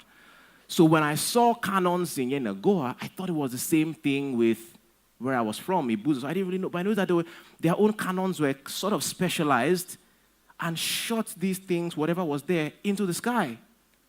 And I said, that's what they did. So I typed up that newsletter, some of you got it, on my mailing list, and I mailed this thing out as a lesson, the rainmakers of Yenagoa. And my takeaway in that email was that in this world, there are going to be two classes of people, and they are the rainmakers and the villagers. The villagers see signs and wonders, and they are jubilating. I spit. The rainmakers, what did they do?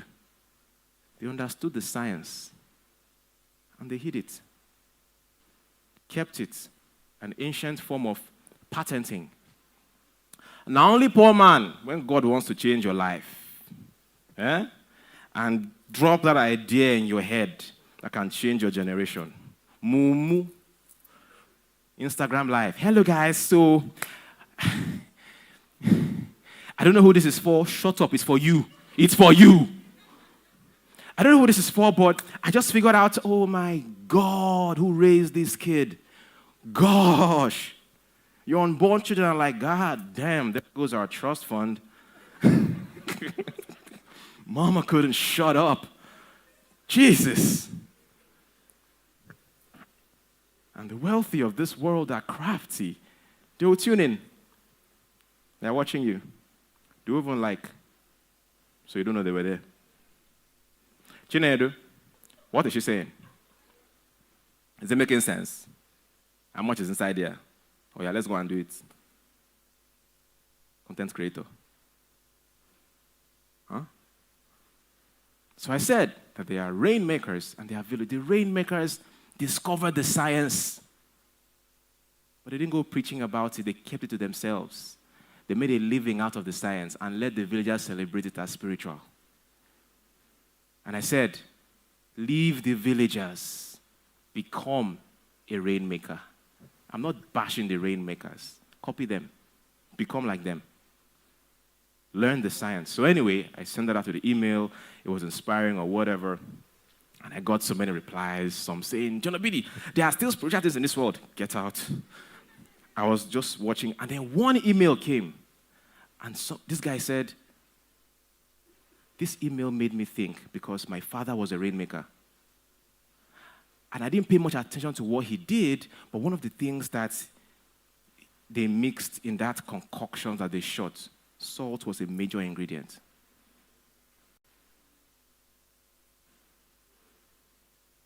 What if when I saw the thing in Goa, I just said, who can question the gods? I know, this thing is not. There's science here. So don't be a villager. Hey, the next one. That's how the most educated people were fooled by MMM. Smartest people. I remember when I came, I said, see, this thing cannot work. The guy, I beg, Allah was MMM. What's the latest one that I was bashing very confidently that I knew would fail? Taps up, yeah. I said, see, I bashed the hell out. People were so ashamed of tapping. I made them feel ashamed. How did they hijack your mind? What did they tell you? What did they promise you? And their gang of tappers communities and were insulting their granddaddy, John Obidi. I just don't like being petty, or I would ask, what's going on, Alpha? Have you blown? Yeah? To prove to me that I'm wrong. But what do all these rainmakers have in common? They are good at selling. They know how to convince people, sell you off an idea. All right? And so in the modern world, on the internet, the one thing you can learn is how to sell. Either what you are manufacturing, what you are importing, what you know, your expertise, your competence. You've got to learn how to sell it. And that's what we're going to be teaching you for pennies at the Abuja Business Masterclass, ABM, all right? Please put up the final slide. If you want to get the details, there's an account number. Joseph Etim's team has an account number here. Go to this link, take photos of it. Go to this link, and you'll see the account number, payment instructions, and I'll see you at the masterclass tomorrow. Have I helped you? All right. Thank you. You may now have the floor. All right, now, ladies and gentlemen, one more time, celebrate John Obidi. Clap now. Did I not try? Should I come back up there? Thank you. Like he rightly said, the session will continue tomorrow, and you can just see any members of the protocol wearing the protocol tag, and they'll tell you the cost to be part of the class tomorrow. I know that we are all looking so drained and so tired. So right about now, we're all going to upstand, and we're going to have lunch, and we're going to return back to the hall for us to conclude today's event. Yes, lunch is going to be for 15 minutes, so please ensure that you eat immediately you leave the hall and get back here to continue the event of the day. Again, the link is on the screen for the masterclass tomorrow. You can also get more information from the protocol, like time, venue, and every other thing you need. Yes, they'll be able to give you all that information. All right, so speaking about the launch, there's a bit of disparity with the tickets. So there's some tickets who those who are exclusive, some who are VIPs, and those who are standard, and those who are regular. Yeah. Okay, so I've just been informed that regular ticket do not have refreshment attached to their ticketing. So from the standard ticketing, you have refreshment attached to your ticketing. So please, we'll all stand, and as we make our way out of the hall, the protocol will direct us to go upstairs, Inspire Hub, one of our partners, where we'll sit down to have lunch this afternoon. So in 15 minutes, just like Ifunaya said, in 15 minutes, we'll convene back in the hall to have another round of sessions, and we'll call it, or that will draw the curtains closed for Conference Abuja 2024. Yes, so ladies and gentlemen, please upstand. The protocols will direct you where we'll go have lunch, refresh, and we'll come back rejuvenated, pumped, so that we can actually continue our switching journey. Thank you so much.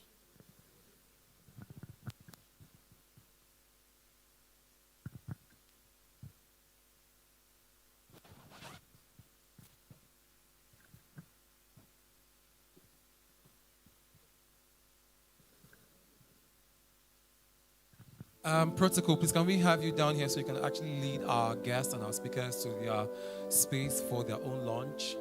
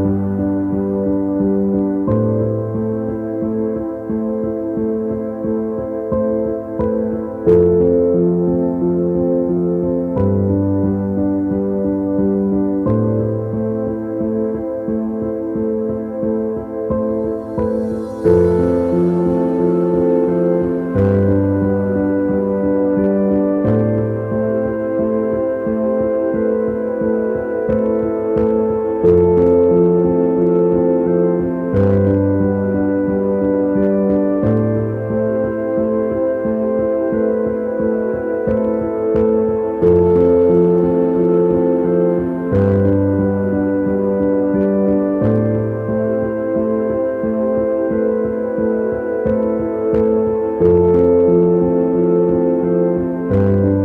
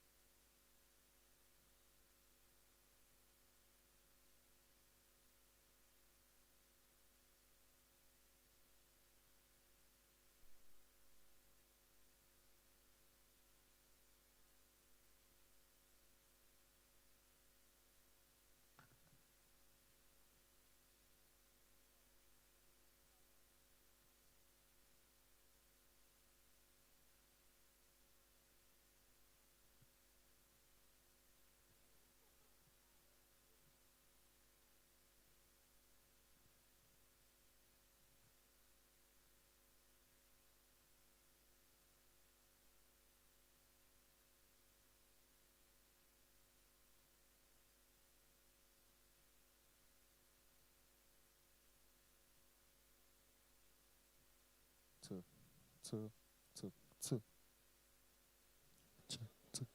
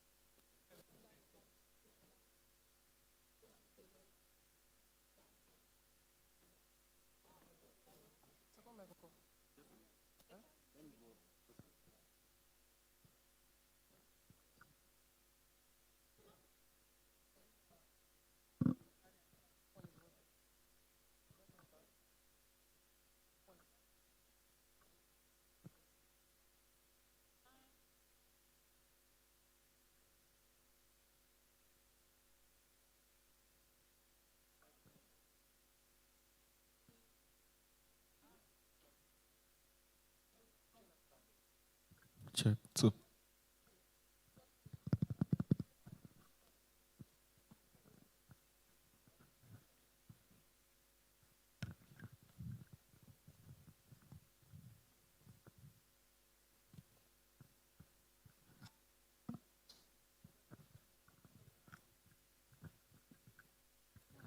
Great. Now, ladies and gentlemen, welcome back from the break.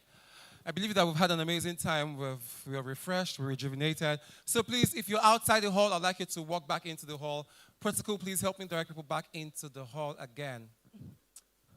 Protocol, please go upstairs. Kindly get people that are having their lunch or that had their lunch upstairs to back into the hall. Those who are still outside, bring them back into the hall. If you have an empty seat beside you, I believe you have their contacts. Please reach out to them and let them come back into the hall. We are about to get into the last part of our event for today. Protocol, please help us bring people back into the hall. The event is about to kickstart in the next few minutes, so we can be done and call and draw the curtains close for Conference Abuja 2024. So passengers on board the switch flight, we are about to take off, so please do ensure to fasten your seatbelt. If the seat beside you is empty, call them to come back to the hall. We're about to get into a very interesting part of the event. We're going to be learning how to make some dollars for the next part of the year, and I'm sure you don't want anybody to miss this. So if you are outside by the red carpet, you're upstairs, kindly get back into the hall. Protocol, please help get everybody back into the hall. We've been very gracious. I think we've given them a lot of time. Yes, a very lot of time indeed. A lot of time to network, to eat, to rejuvenate. Protocol, please direct people back into the hall. Those who are upstairs, those who are outside, direct them back into the hall. The event is started in a few seconds. If you're seated at the rear, please do make your way down to the front and just occupy the seat in front of you. If your neighbor isn't by your side, bring out your phones and just dial your number and call them to be back into the hall because the event is kickstarting right away. I know that we've had hours of immersion, hours of soaking in knowledge, listening to various diverse global speakers that has indeed transformed our mindset. For how many hours right now? How many hours have we been here? We've been here since 9 a.m. 9 a.m. and it's almost 5 p.m. So for those of you who onboarded the switch flights, we'll be landing our switch destination very soon. Just a few stops here and there. We had to take a break at the downloading airport. Yeah, so take a break at the downloading airport for us to, take a break, and we'll continue our journey to the switch destination. So please, passengers on board, please kindly fasten your seatbelts. If you are yet at the lobby area, please do make your way back so we can take off. The pilots are ready to take off.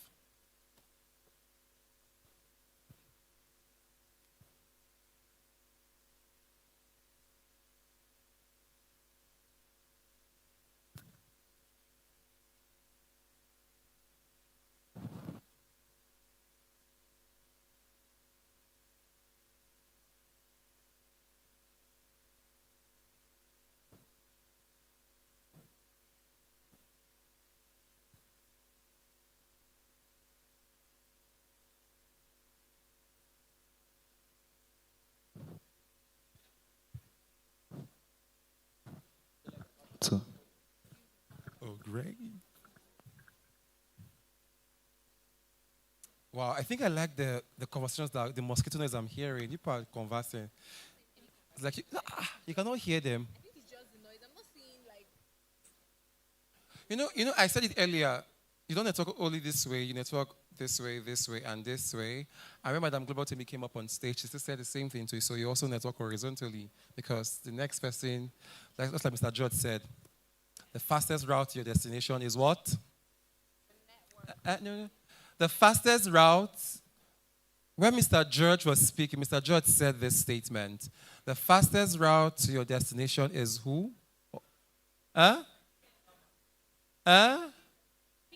People, men. People. Why are you smiling and saying men? Yeah. Women. Oh, okay.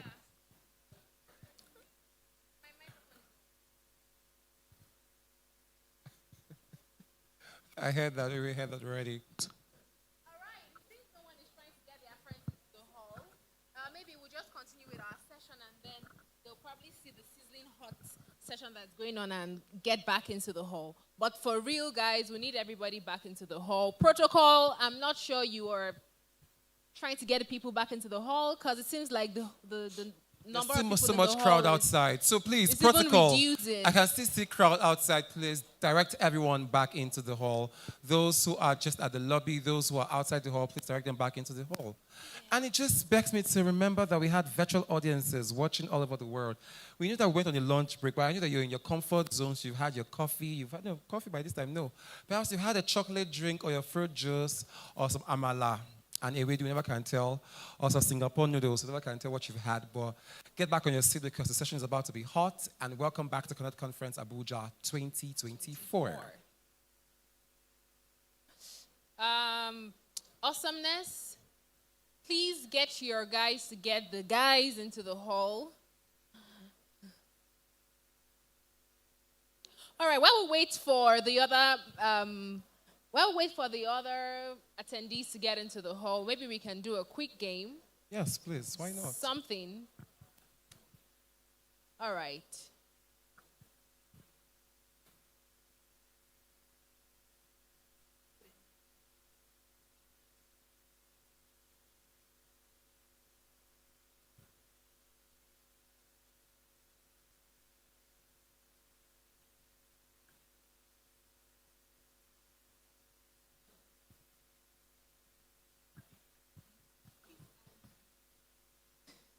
Yeah. All right, guys. So we want to play a game. You guys know this game, this popular thing on TikTok, where you put all your 5 fingers up, and then you put a finger down if XYZ thing relates to you. Do you know it? Yes, beautiful. I like that. So I will not tell you to come up. I will use my discretion to come to you. So when I come to you, we'll find out if you're lying or you're telling the truth. Who do we start with? All right. And then I think we can do everybody together. Okay, everybody together, right? Yeah, they just put their fingers up. That's great. And then they drop any finger that relates to them. Drop Okay. one finger when something relates to them. Passengers on board the Switch flight, can you raise your right hands up? Raise your right hands up, please. Up. With the 5 fingers showing visibly. Your right hands. We can't see your fingers. Your right hands. So say after me. I. Put your name there. I. Say your name now. I, Isaac, do solemnly swear. That's not why we have our fingers That I will say the truth. And nothing but the truth. So help me God. And if I don't say the truth. Say, and if I don't say the truth. That's Amadio. You are now under an oath to say the truth. I was just kidding, obviously, though. So. You are now under an oath to say the truth. So I'm going to take one, and then Isaac takes the next point. Okay. All right. So put a finger down if you have had fun at Connect Conference Abuja 2024. I'm not seeing fingers down, no. You've not had fun. Put a finger down if you've had fun at Connect Conference 2024. Great. Put a finger down if you had exchange numbers at Connect Conference 2024. Wow, interesting. Put a finger down if you are going to be at the Abuja Business Masterclass with John Obidi tomorrow. Let me look at fingers. Please, I need protocol to actually come and take note too. Also now, put a finger down. Even you are going to attend the masterclass, Etim, tomorrow. You cannot see from afar. Hey, God. Well, my fingers have been down. We have plenty of people that are attending masterclass tomorrow. That's great. Okay, love it. So put a finger down if you've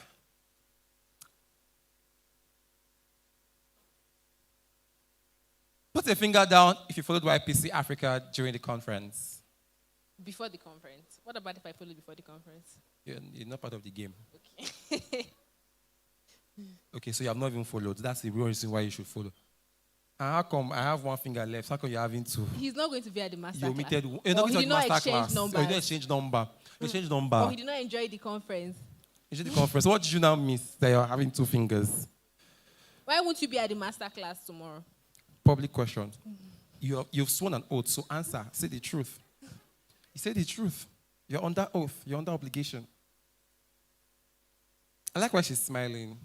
Just like, oh, I'll interview my missing rib. Yeah, so last question. Put a finger down if you found your missing rib.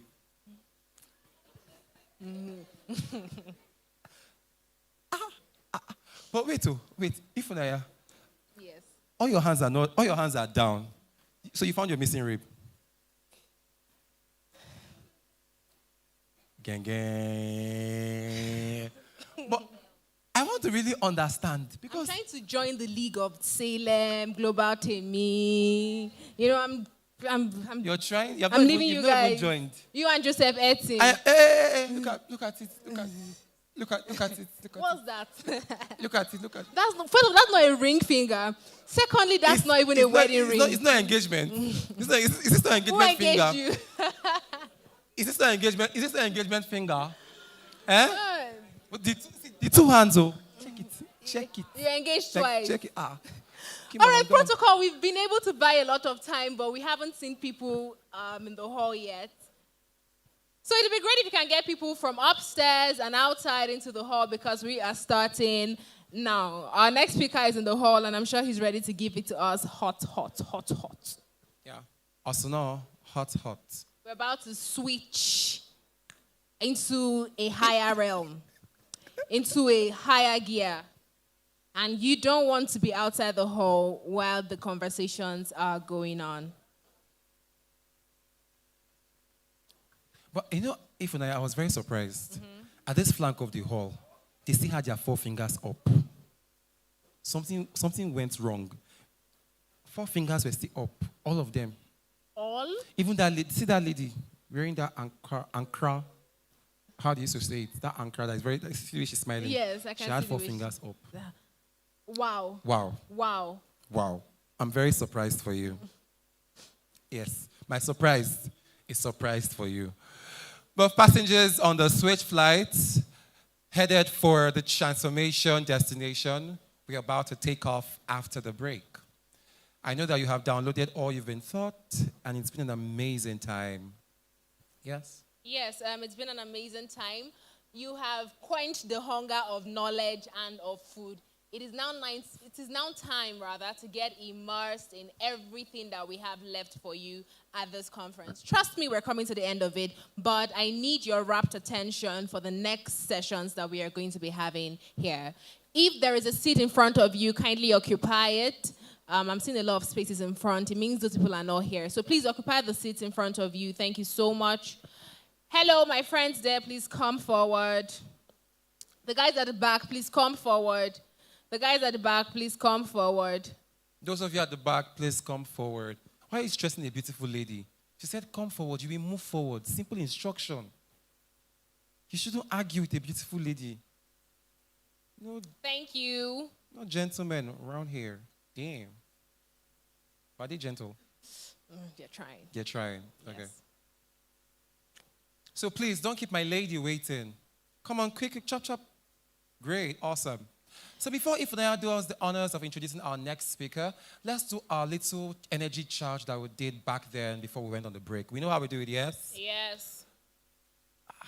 Wait, let me be very sure. Did the food take away your energy? It took away your energy. All right. Okay. Next year, there will be no food until the end of the conference. I This agree. is great feedback. Thank you so much. I agree. So when I say Connect Conference Abuja 2024, what do you say? Since the energy is back to this side of the hall. Let me understand something. So how many of you have graduated from school? So lecturer will teach you in under how many hours and you can still not recall it sharp. I wonder if you had first class. I know you're smiling. I knew you had the first class. I know. I'm very sure you, yes. It's your type that has to cover your work is an exam hall. One more time. Connect Conference Abuja 2024. I'm always waiting for this last part, like with energy. Do it. Let's one more time again. One more time again. Are we ready? One more time again. Are we ready? You want to stand up? We're ready. Connect Conference Abuja 2024. Switch. Beautiful, and that's more like it. Round of applause for yourselves. Round of applause for yourselves. A round of applause for yourselves. The maintaining steers. If I please, that was the honor. All right, so we are going to be learning the art, the science of making a couple dollars for the next part of the year in our next session. I'm very excited to invite the next guest. He's a very dear friend of mine, someone I hold very dear to my heart. He is the #1 CPA affiliate marketing professional in Nigeria.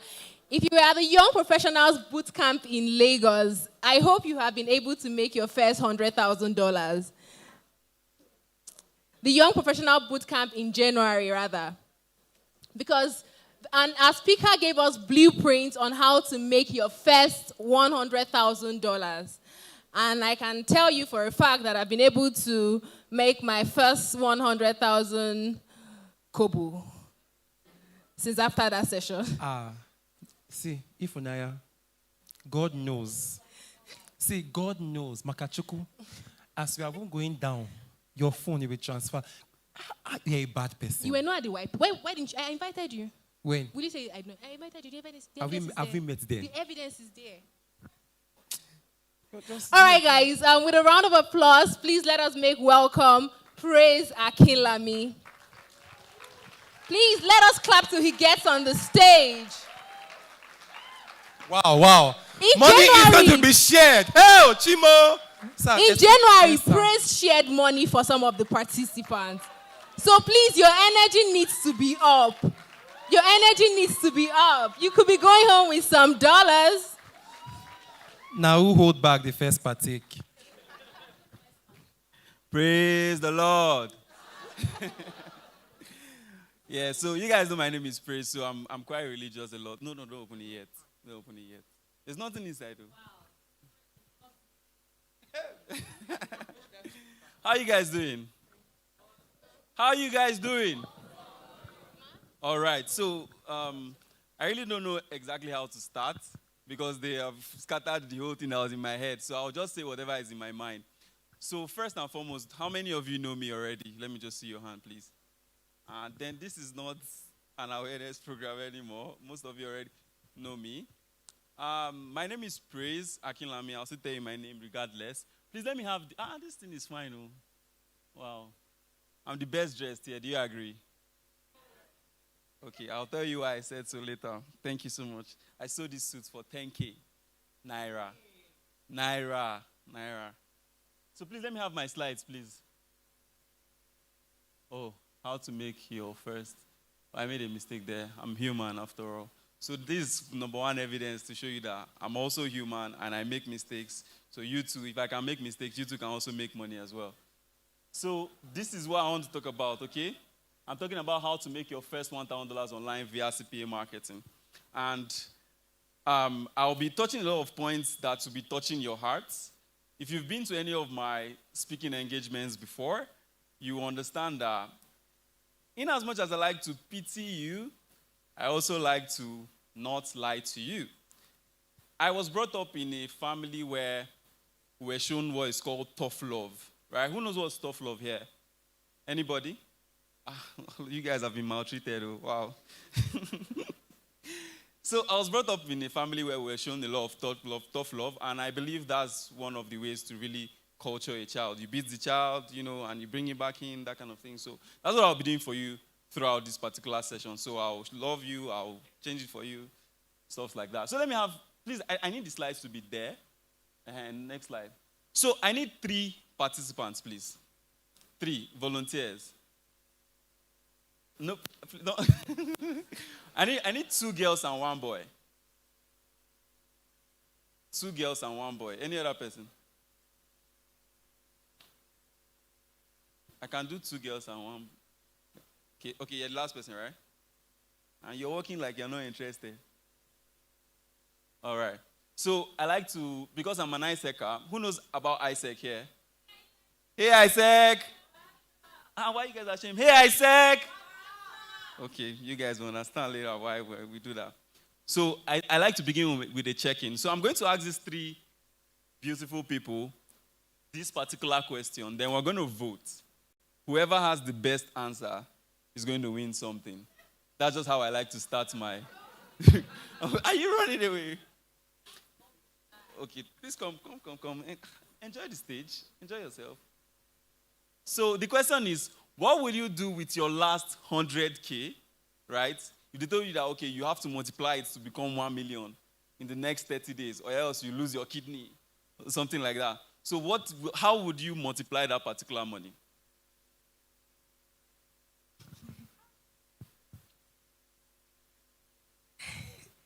Okay. I would pay for a public speaking training class to hone my public. It's 400,000. Yes, I'll pay for it. I'll pay for it to hone my public speaking skill, and then I'll offer my speaking skills as a service. In 30 days? Yes. Okay, I would take a course, then acquire a skill, and start off from there. Which skill? Like, you need to give me a breakdown on exactly how you're going to use the money. Okay, with the 100K, I will take a course. I'm a graphic designer, and I want to transition into UI UX. So I can possibly take a course on UI UX design. So how will the 100K turn to 1 million? Like, you're not getting it. Okay. You need to make 1 million. All you have is 100K. Okay. Do you understand? So if you take a course on UI UX, can you guys hear me? Yeah. If you take a course on UI UX, how is that course going to... This teacher to steal in UI UX.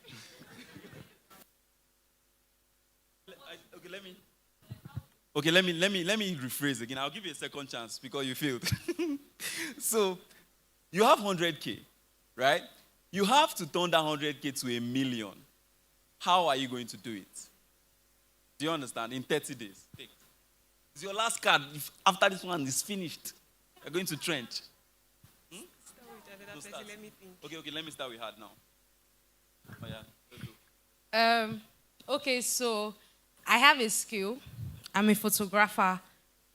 John Obidi talked about a funnel, and he has a template. I'll get that template, make sure that I promote arts enough within 30 days. I'm very sure that will give me 1 million. At least, if I have, let's say 10 people, and my course costs 20,000, or I give you photography skills with that funnel, I should be able to make 1 million. All right, beautiful. Next person. So you guys are going to be the judge, basically. You get what I'm saying? So next person. Okay, with 100,000, Yeah. I would...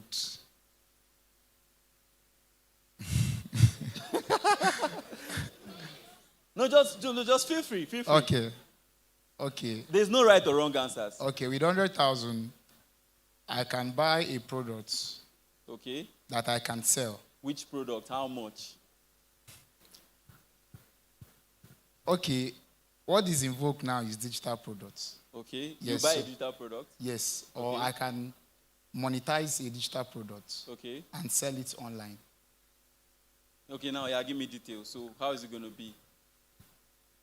I don't really want to. You know, see, guys, so the thing is, I'm not coming here to teach you what you need to know exactly. I want to teach you how to think.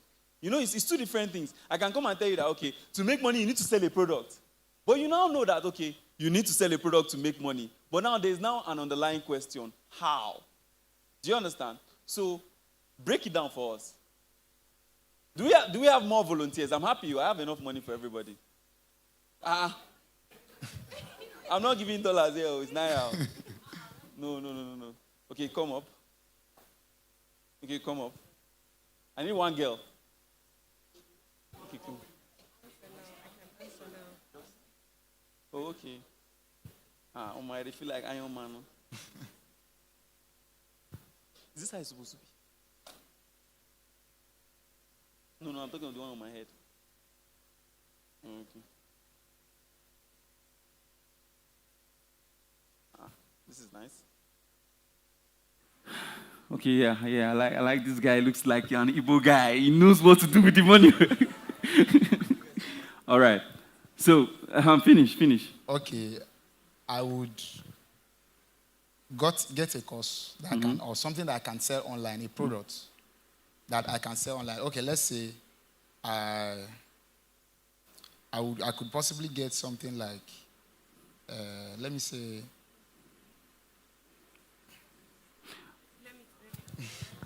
You try.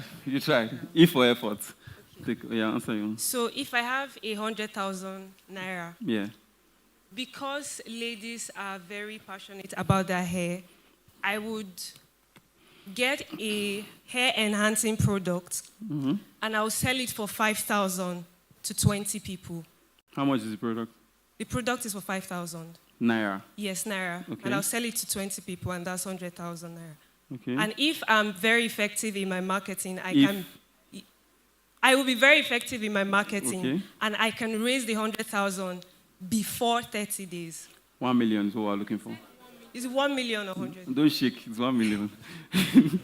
All right. You've tried. Let me. Okay, you have a mic. So I already do real estate.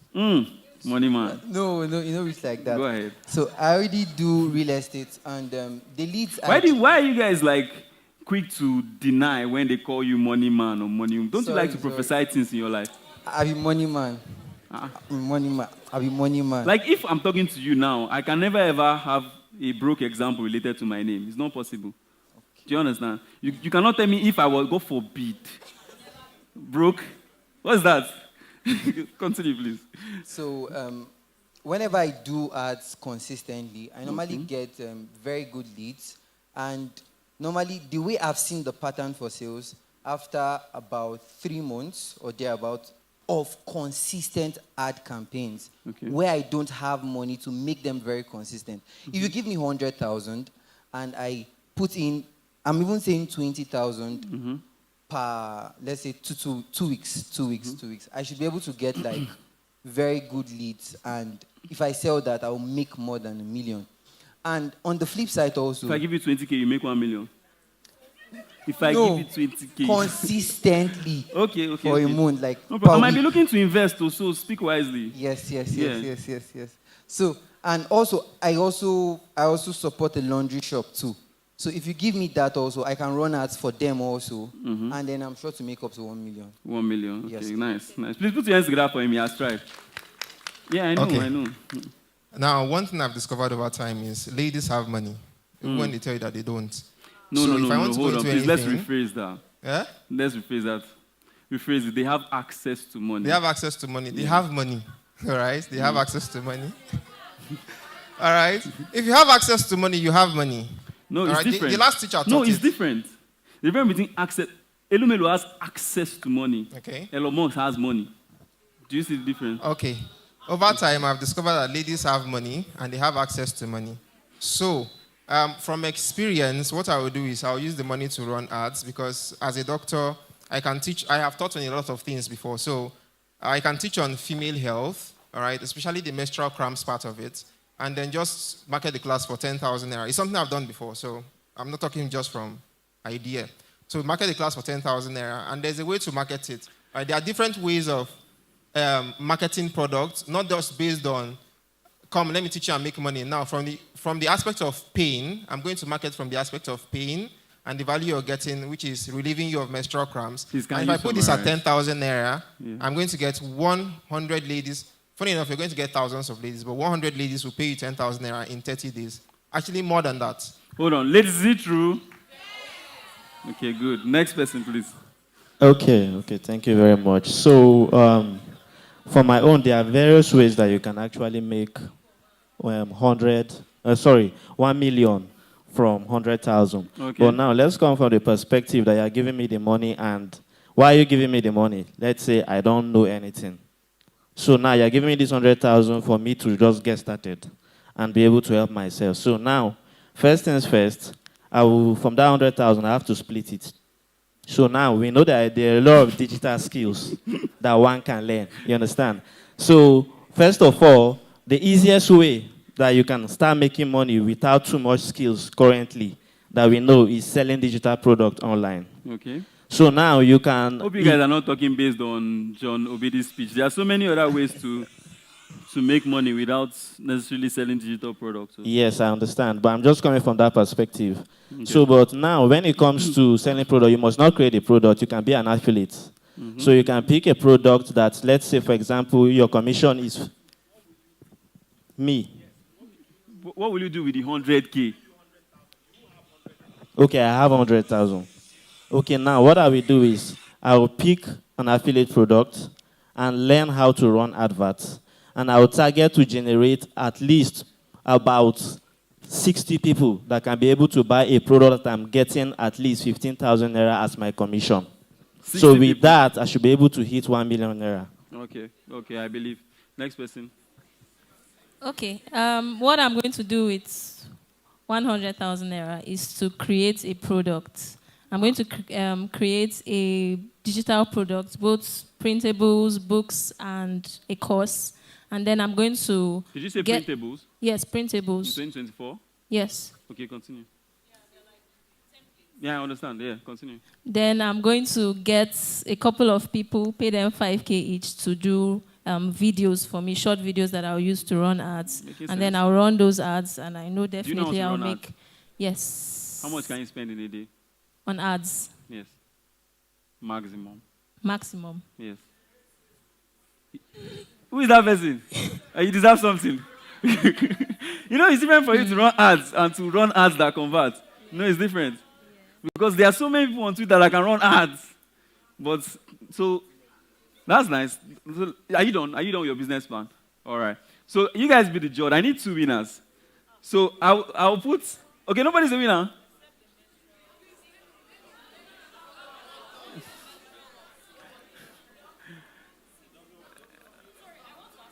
Okay. Said, yes.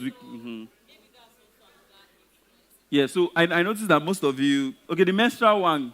You guys say the menstrual one is nice, right? So you can come for the menstrual person.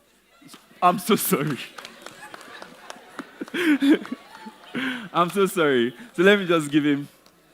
I don't know. I don't have 100K, but I do have 20% of 100K, so there you go. So put your hands together for him. So, you're spiting our speaker, I'll collect it back. You're doing billionaire like this.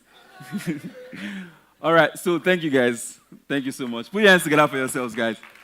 Yeah, so let me just go. Hope you guys had fun. If you had fun, say yes. Oh, my God. See, they say I have 5 minutes left. I've not even done up to number 3. I'm so sorry. Please, let me just add 5 minutes for me, okay? So let's go to my slides, please. I'm going to be working with my slides throughout. So please, media, just leave the slides on, okay? So, next slide, please. So let me just introduce myself to those of you who don't know me. So these things that you are seeing right now is from way back. You understand?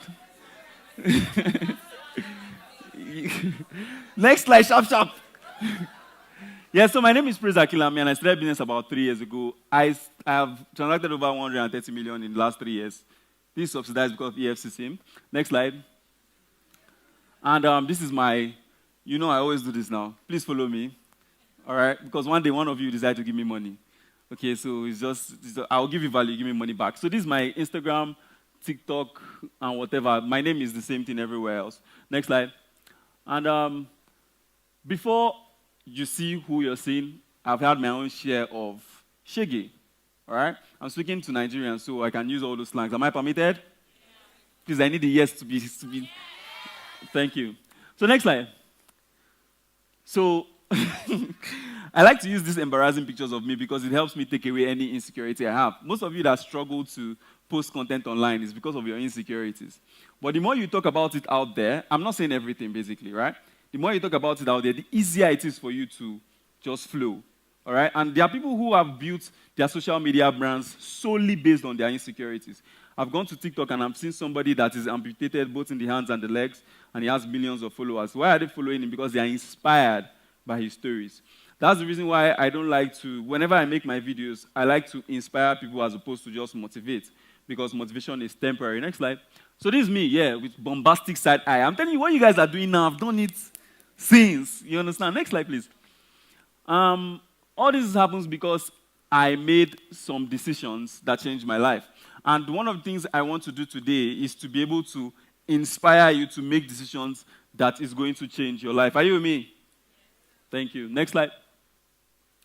Next slide. So I want us to all do a declaration. Put your hand on your chest and says, I will make the changes that will change my life. Say it like you mean it. I will make the changes that will change my life. So let's start the change. Next slide.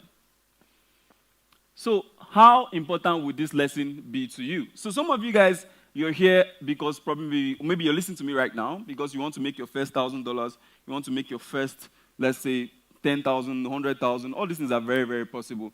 And I want to let you know that I'm going to be giving you what I call side notes. They are not in my slides. They're just some things I say that I just want you to take down. If you have your pen, let me see your hand. All right. So when I say side notes, I just want you to write. All right? Now, a lot of money is made by doing the simple things a lot of times. That's just it. The simple reason why Dangote is a billionaire by selling cement is because he's doing whatever he's doing in scale. Do you guys understand what I'm saying? Please, when I call, please respond. Do you understand what I'm saying? Yes. So, for instance, if somebody that is a farmer, let me not use farmer, an average person in the village that knows how to produce cement and produces 1 bag per day, the difference between him and Dangote is that Dangote can produce 1 million bags per day and he can only produce 1. So there's a very high chance that whatever you're doing right now can help you make $1,000. You're just doing it small. Are you following? Next slide. So I'm going to teach you how to make someone's yearly salary, but first and foremost, I always like to start my teachings by talking about the concept of money. If you've been to any of my trainings before, I must talk about what money means. Because the reason why some people cannot make money is because they don't know what money means. You can't make what you don't know. If you don't have any idea of what you want to create, there's no way you can create it. True or yes? Yes or yes? Next slide. Next slide. So $1,000 is a lot of money for some people. For people like me, yes. People like Global Temina, no. See Joseph, no. It's small money for them, right? Don't worry, you're not being attacked. You get. But next slide. I wish I have that. So what exactly is money? Who can answer this question? You stand to win a prize. I like to answer questions. Please let me have somebody distributing mic. I'll just run through my slides. What is money? Okay, where is the mic? Okay, this is the mic here. And there's another one here. Bro, I've not even started. I'll just run through. They say my time has ended, though. I'm telling you. Oh. So you can just give her that it's closest. Sorry, Chief. Money is what is used in exchange for value. Okay. Is what you used to what? Is used in exchange for value. For value. I don't agree. Next slide. What? Next slide. Oh, another person. Please give him. Money is a general currency that is accepted for maybe service or value. Okay, okay. But do you understand that me not agreeing doesn't mean you're wrong? Do you get that? Do you get that? So I want you guys to, like, what I'm telling you, I'm here to inspire. I'm not here to, like, teach you anything. I'm just here to teach you how to think. You get what I'm saying? So if somebody doesn't agree with something, doesn't mean it's wrong. Do you get? So you might not be wrong. Next slide. So let me just define money as it is to me, right? I'm very religious. My name is Praise. You already know. Money is a gift from God and a sign of blessings, which means that if you don't have money, you're probably not that blessed, right? Because I don't think there's anybody in the Bible that it is accounted that the person was blessed and he didn't really have money. Christians here, do you agree? Do you know any poor blessed person in the Bible? Even if they did not write that he had dollars, he had sheep, he had possessions, he had all these things. So if you're a Christian, check yourself. Are you really a Christian if you don't have money? Are you really blessed by God? Next slide. But also, understand that money comes from God through men to men. So money is physical by a very large extent. And that's the reason why anybody can make money, regardless, whether you're a Muslim, whether you're a Christian, whether you're a pagan. Because it is earthly principles that brings about money. But what brings about money without no sorrow is when you now say, okay, you get what I'm saying. So next slide. So ultimately, for you to make money, you just need to offer something to people. And next slide. Money is just a reward of service. So you see that you are not totally wrong at all. You understand? Good. Next slide. So there's always going to be a sacrifice when it comes to money. So if I'm going to come here to come and tell you that, okay, this is exactly how you can make $1,000 from a particular business, there is going to be a sacrifice underneath. It is not possible for me to just... In fact, the way God works, right, He doesn't necessarily just come and tell you, okay, there's 1 million under your bed. It's because you prayed that you saw it there. Has it ever happened to you? Is God wicked? Please let me get a response. Good. Let me just have the next slide. So how do you get money? Next slide. You get money by helping others achieve results easier and faster. Like the guy that talked about helping people that are having the menstrual. So I'm not a woman, so I might make mistakes, okay? So the guy that talked about it, he's going to help them go through that particular period better. Next slide. So how do you get solution? Next slide. You get it through having what? Skills and ideas. And the moment you have a skill, you can now offer it to as many people as possible and make money from it. Next slide. Next slide. So yeah, you make a lot of money by, helping a lot of people and turning whatever it is that is your skill to a business. Now, most people, I found out that the reason why they just don't make enough money is because they don't even recognize whatever it is that they're doing as a business. Let's say you assume that you are a photographer and your friend comes and tells you, please come and snap me for free. You should not. It is not like there's nothing, you shouldn't. Do you understand? Because I used to tell people something now, right? Free people will refer you to free people. Broke people will refer you to broke people. And expensive people will refer you to what? It's simple. So what I think, it is the simple things a lot of times. Okay? Next slide. So the skill that I'm going to be talking about today is what is called CPA marketing. Next slide. So what exactly is CPA marketing? Can I have the next slide, please? So CPA marketing is just a business model where you partner with companies and provide services. So please, I need responses now. Who knows OctaFX here? OctaFX. Have you seen any social media comedian or whatever talking about OctaFX? Let me see your hands, please. So all those guys there are CPA marketers. All of them. All of them. And it doesn't necessarily have to be, what they call it, Forex that you promote or crypto or whatever. All right? Look at it now. This is Sabinus now, for instance. You must have seen an ad by Sabinus talking about CPA marketing. Of course, I'm not trying to sell to you. If I was trying to sell to you, I'll be more persuasive, okay? And you would have paid me money by now. So Sabinus and what they call it, he goes ahead and makes a video about OctaFX. Then he goes and tells a lot of people about OctaFX. Then these guys right here goes ahead and either makes a deposit with his link. Have you heard of something? Use my promo code or something.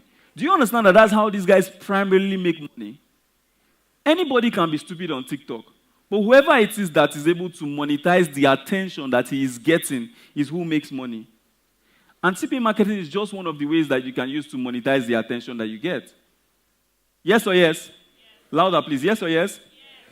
So, for instance, now, in CPA marketing, all I can simply do is that anything that you have ever spoken to anybody about for free, you can actually make money from it. There's always one particular company willing to give you a link that you can share with your friends and you make money from.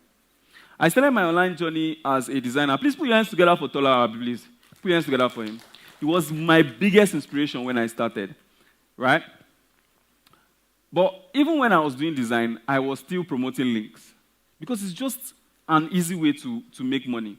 If you know a group of people that are going to be interested in something, why are you not talking to them to sell it to them? Why? But I understand that people don't want to be out there and look like salesy. You're not hungry enough or you don't have enough problems. That's the only reason, I swear. You're comfortable.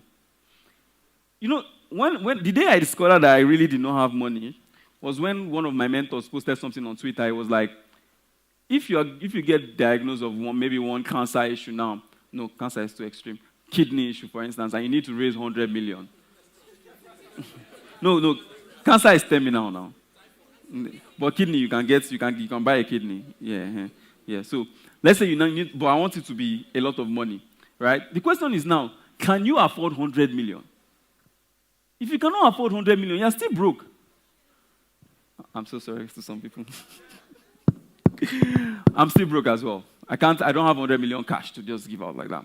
But what you should be thinking about is that, okay, how exactly can I make enough money in order for me to be able to cater for myself, talk more people? Some of you have girlfriends and you're broke.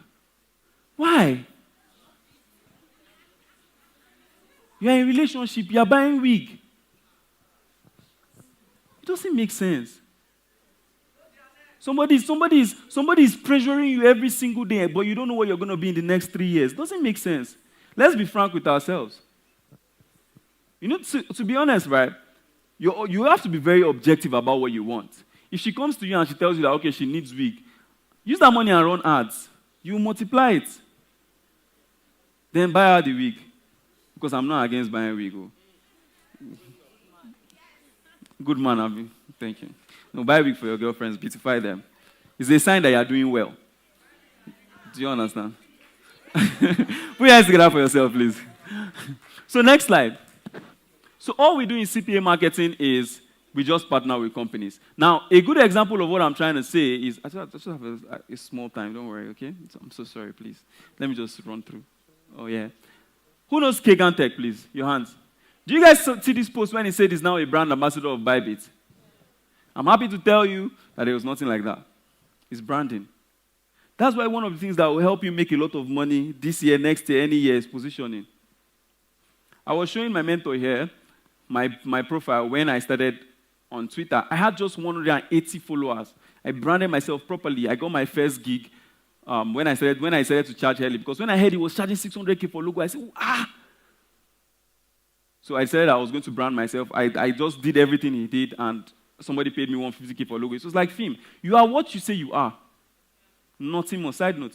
Write it down. You are what you say you are. So if you come and tell somebody that, okay, your service fee for, let's say, your videography is 200K, it's only 200K they will pay you. And the person will refer you to another person that can pay you 100K. Because they'll be like, oh, he's not my friend, help me subsidize for her. But if you start from 3 million now, they will price and reach maybe 500K. Are you guys following me? Some of you are in relationships, but both of you are jobless. Why? It's true now. Two broke people cannot coexist. You guys will steal from each other. Do you understand? That's why the rich marry the rich. Are you getting it? You will never see any rich man say, no, now. Mr. Eze had to blow before he married Otedola's daughter. There's a reason. Next slide. I'm about to conclude. I'll just conclude fast.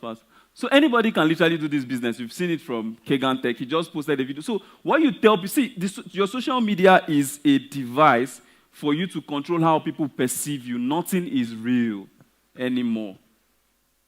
You can decide to start making videos today without necessarily making this video. That's why we have AI.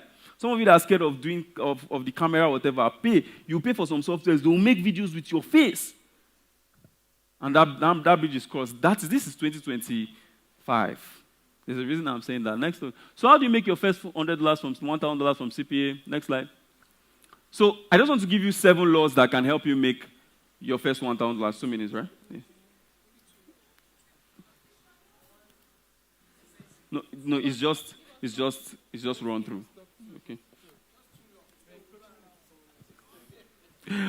All right, so these laws are going to work for you, provided whatever you're doing is scalable and has demand, right? There are some businesses that you do, they said it the other time, that can never make you rich. There's nothing emotional about business. Put your emotions somewhere. Let's talk about money. All right? There's some things that you do that will never ever make you rich. So for me now, design for me was a stepping stone to something greater. Are you guys following? Design for me was a stepping stone to something greater. So even if you're doing your video editing, you're doing your website design, please don't stop. Don't say because one speaker said that whatever you're doing cannot make you now stop immediately and be clueless. No, don't do that. In fact, it can be from that your video editing, whatever, that is going to help you meet people that will show you way. When I started doing CPA marketing, I designed the flyer for the mentor that taught me CPA marketing. And he was like, why don't you come and try this thing? And that was how I proceeded from there. So it can be a stepping stone for you. So don't get discouraged. Of course, somebody that is hungry cannot learn. So let whatever you're doing feed you. Next slide. So number 1 is that you need to learn and unlearn. All right? Because, of course, throughout our years, because some of us grew up poor, the things that were taught were not necessarily true. What is true to the rich is not true to the poor. Do you understand? Next slide. Number 2, you need to connect with as many people as possible. I have a video. Please, can you help me play that video? Do you have the video, please, media? I have a video. So this video was me in 2021. I just want to draw a lesson from that particular video. All right. It was right here as well. Can we have sound? Is it possible? Is it possible to have sound? Okay, you can just pause it. Let me just explain what's happening in this particular video. So this was me in 2021. I just started making money back then, and one of my mentors, that's Ochudi Ayi right there, was launching his book here in Merritt House. So that particular day, there was the 003 right now, Bajami Amila. He was here. Shinopela was here. Some really renowned big men, in Nigeria. They were all seated here, and they were launching the book. So people would come out, I want to launch this book with 100K. I want to launch this book with 200K. I want to launch this book with 300K, whatever. And that particular day, I had like 350K in my account. I can never forget. So I came out, like you see here, and I'm going to give you 2 lessons from this. I walked through here, and I was like, hello, my name is Chris. Then I don't even know how to speak very well, so most of all the things you're seeing is just prop up. So after this particular time, I launched the book with 250,000. Do you understand? And everybody was shocked. Because senators were launching it with 100K, 50K, that kind of thing. And I came out and launched with 250K. So that particular day, after the whole thing finished, I went out, and when I was outside, you see how I was shabbily dressed? It was just when they were just releasing lockdown. You see I was still on my nose marks and all this kind of thing. And I went out. 2 men came to meet me. 3 rather. They came and said, wow, I so much love you. Please, can I have your business card? Because I told them I was into branding then, because then I was still doing much of branding, but I was just dabbling into marketing a little bit. And I told them I don't have. Right? See, write this thing down, right? Always prepare for opportunities. You need to be prepared. Because when I researched those 2 guys, I discovered that one was one of the biggest politicians in Nigeria, right? And 2 were one of the biggest oil moguls in Nigeria. So I missed that up, and I've never seen them since that day. Another thing now, use your small money to open doors for you. That's 250K that I had. If I did not put it there, like compared to what I make now, 250K is not a lot. Do you understand? But then it was a lot to me. For you, it might just be 5K. I was telling some 2 girls that came and were speaking together. Know how to give gifts. You cannot meet people and just go. Like you can't come and say you are greeting your mentor and you just come empty-handed. What's that? How will he remember you? You guys need to have a gift and a tipping culture. When you go somewhere, if you go to a nice restaurant, okay, don't give tips after you've eaten. Give tips before you eat. Look at how your service is going to be. See, the guy will almost lick your shoe if you ask him to. Because that's how the work works. So connect with as many people as possible. Connect with people that are dead. When I say people that are dead, I mean people you can learn from that are no longer alive. Connect with their story. Connect with exactly how they are going. I'm happy most of you have come here today. See, most of the guys you see here today are the millionaires of tomorrow. Because these guys that you see here today are the people outside the masses. And remember that they are always the product side and the consumer side, the producer side and the consumer side. So the people you see here are potential producers. Connect with them. Collect somebody's number. It's one person here that will later show you way. I'm telling you. It's just meant to. I will have to cut you this time. All right, it's fine. It's fine. Thank you so much. No problem. Please put your hands together for yourself. Ladies and gentlemen, please round of applause for Mr. Praise. No, I didn't get to finish my money. Your phone, sir. I'll meet you No, don't worry. outside to Just go collect down. the They will rest. help you take off the microphone from you. Thank you so much, sir. Please round of applause for Mr. Praise one more time.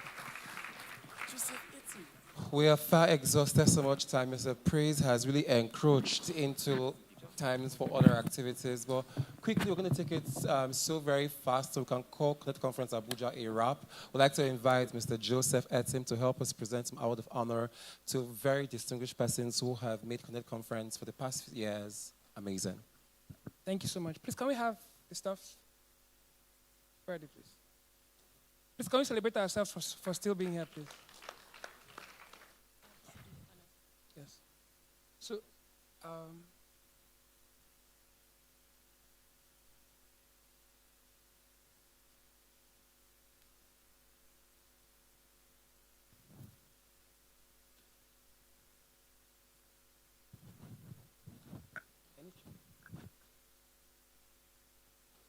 So we've been having Connect Conference since 2018, and it's been such an amazing experience since then.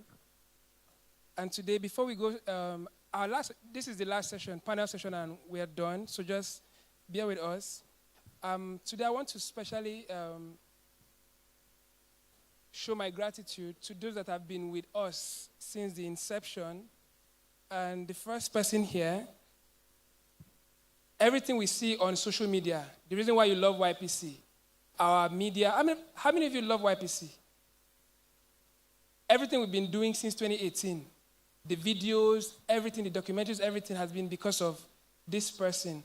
He has been a friend to me. He has been very supportive. In 2018, we did the conference together. 2019, we had to, from Abuja, we went back together every step of the way. And today I just want to say thank you to this person. So this is an award of appreciation presented to Chika Onu in recognition of your precious dream and tremendous value and inspiring young minds. If you follow Chika, how many of us follow Chika Onu on social media? Every photo you want to see trend, this guy is behind it. Every photo this guy puts out, it trends. So if you're not following Chika Onu right now, you want to do it. Chika Onu, this is not just a plaque. I'm just so grateful. Thank you for all you've done for me, for all you've done for YPC. He's married. He came with his camera. And while we have our media team, he's still doing what he wants to do. And I'm so, so grateful. I don't take whatever you do for me for YPC for granted. Thank you so much for all you do. And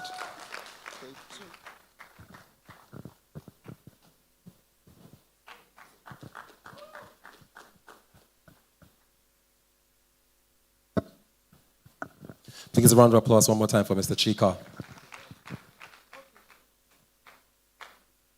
Okay, thank you.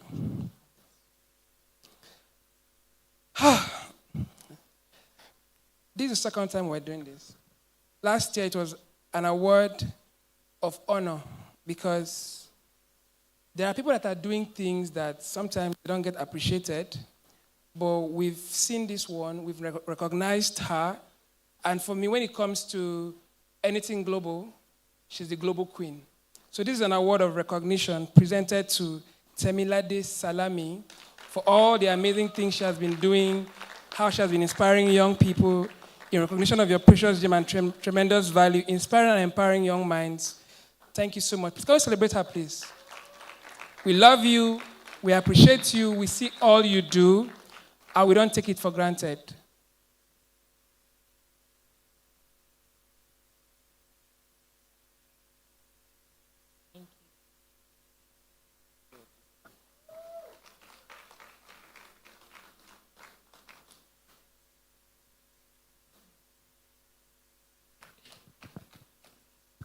Okay.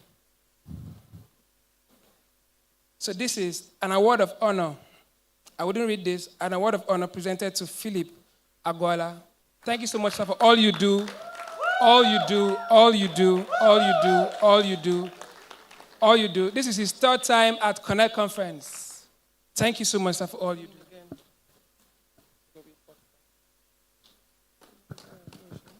Put your a round of applause, please, ladies and gentlemen.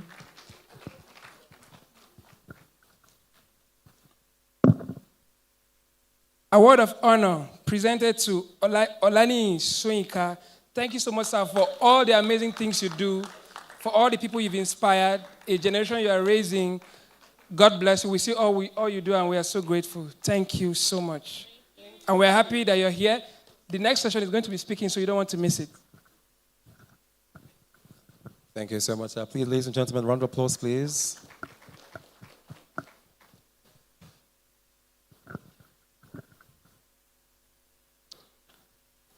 Award of honor presented to Praise Akinlami. You know, sometimes this is just shocking. You invite somebody to come and speak. The person is not giving you money. You're not wondering, what will you give to the person? I invited him during our retreat in January, and he came and he was giving participant money. Thank you so much, sir. Yeah, thank you. Today again. Today, a lot of money. Mommy, we carry back.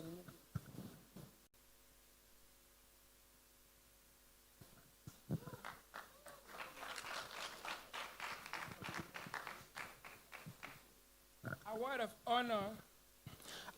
God bless you. Award of honor presented to Tola Alabi. So we see all you do, all the minds, all the young people that you are leading, you are inspiring. We see it, we honor you, we love you, and we celebrate you. Thank you so much, sir, and we can't wait to listen to you today. Ladies and gentlemen, please, round of applause.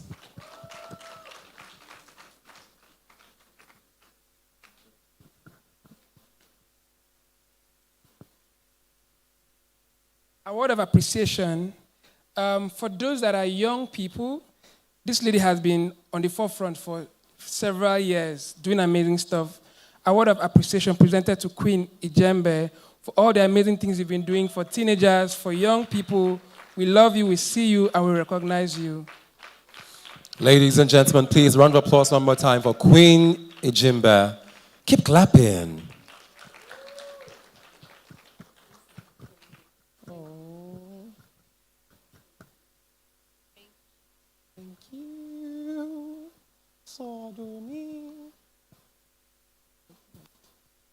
Okay.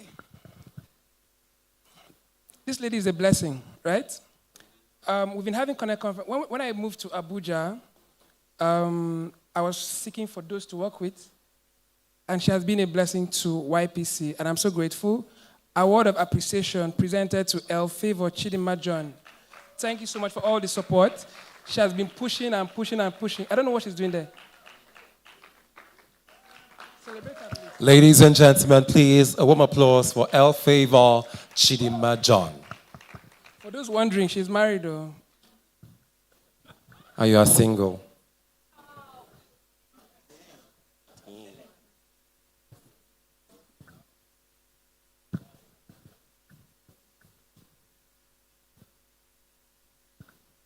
That's all.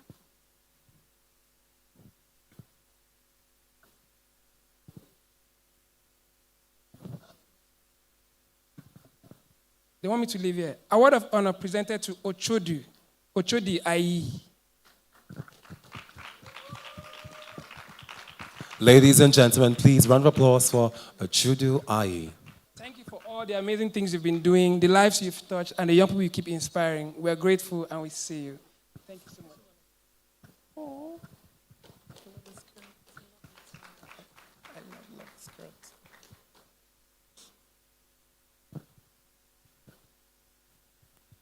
Award of honor presented to Igwe Agu Igwe Kalu.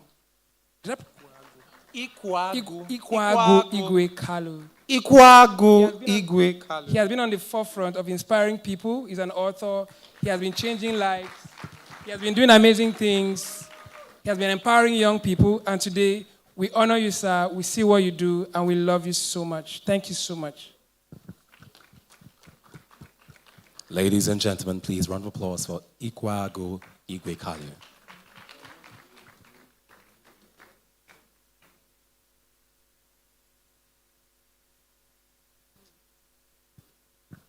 All right, thank you so much, Joseph. All right, now, ladies and gentlemen, we have come to the very last session of Connect Conference Abuja 2024. I know that most of us are eager, running, want to go home, but I oblige you all to just still have your minds open to listen to the very last session that will completely take us on a switching journey. So, ladies and gentlemen, I have the singular honor to bring up on stage who will be doing us the honors of moderating this very last session for this evening. So please, if your hands are not too busy, let's make welcome the very super incredible, inspiring, the one and the only Queen Ejimbe as she panels, or rather chairs this panel conversation and lead us in a very transformative conversation with our amazing panelists. Please round of applause for Queen as she gets up on stage. Awesome, great. Thank you so much. Okay, so I'm just going to call the panelists. Sorry, we are not going to read the profile because of time. So, where do I sit? All right. Good. We have Mr. Tola Alabi. This way. All right, thank you. Please put your hands together. Thank you. We have Mr. Ikwagu Igwe Kalu. Put your hands together, please. Don't be too tired to appreciate these people. We have Mrs. Ochudi Ayi. Please put your hands together for her. And we have Mr. Olani Shoinka. Please put your hands together. I'm seeing you, you're not clapping.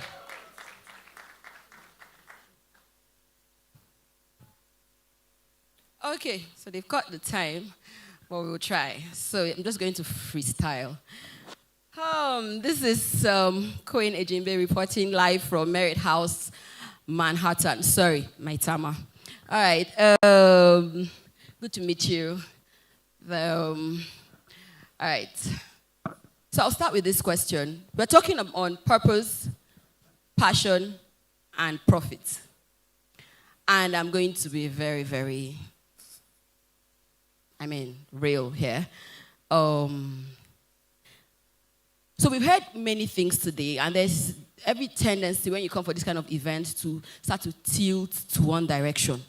Like, we've heard digital, app, sell product. And suddenly you leave this place and you're feeling like, maybe that's maybe that's my calling right now. That's where I'm supposed to be. And that played out when they called people up here to ask, what would you do with 100,000? And everyone's thinking digital. I'm like, am I missing something? And I know Feladurotoye will say, when he's speaking, that he doesn't know anything about computer, and you can't make him know it. He has his focus. He has his guys working on the computer thing. So my question is, what is purpose? How can you maintain? So first of all, what is purpose? What is passion? How can you discover your purpose and stay on it? So that you don't leave this, you leave this place, and if it's cooking that is yours, you stay with cooking and not feel like, I think I should start designing. I think I should start creating apps. So what is purpose, and how can we discover purpose?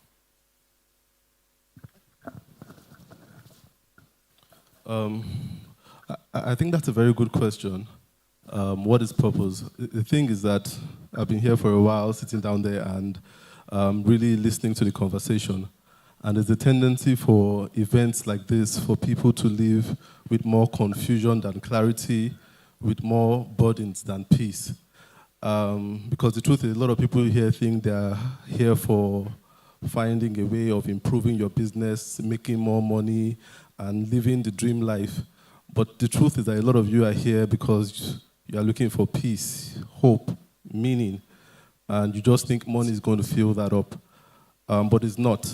The truth of the matter is purpose is a very spiritual thing, and spirituality is really lost in today's world. Purpose to me is your truth as a human being. And you can only know your truth if you're in touch with your soul. And a lot of you don't even think about what is called the soul anymore. Purpose is what your soul tells you, because your soul always tells you the truth. But I feel very much for this generation of people, especially people that are under 30, you wake up with burdens and you don't even know when you are doing well in your life anymore, because you're not in touch with your soul. So purpose is what is the truth your soul tells you.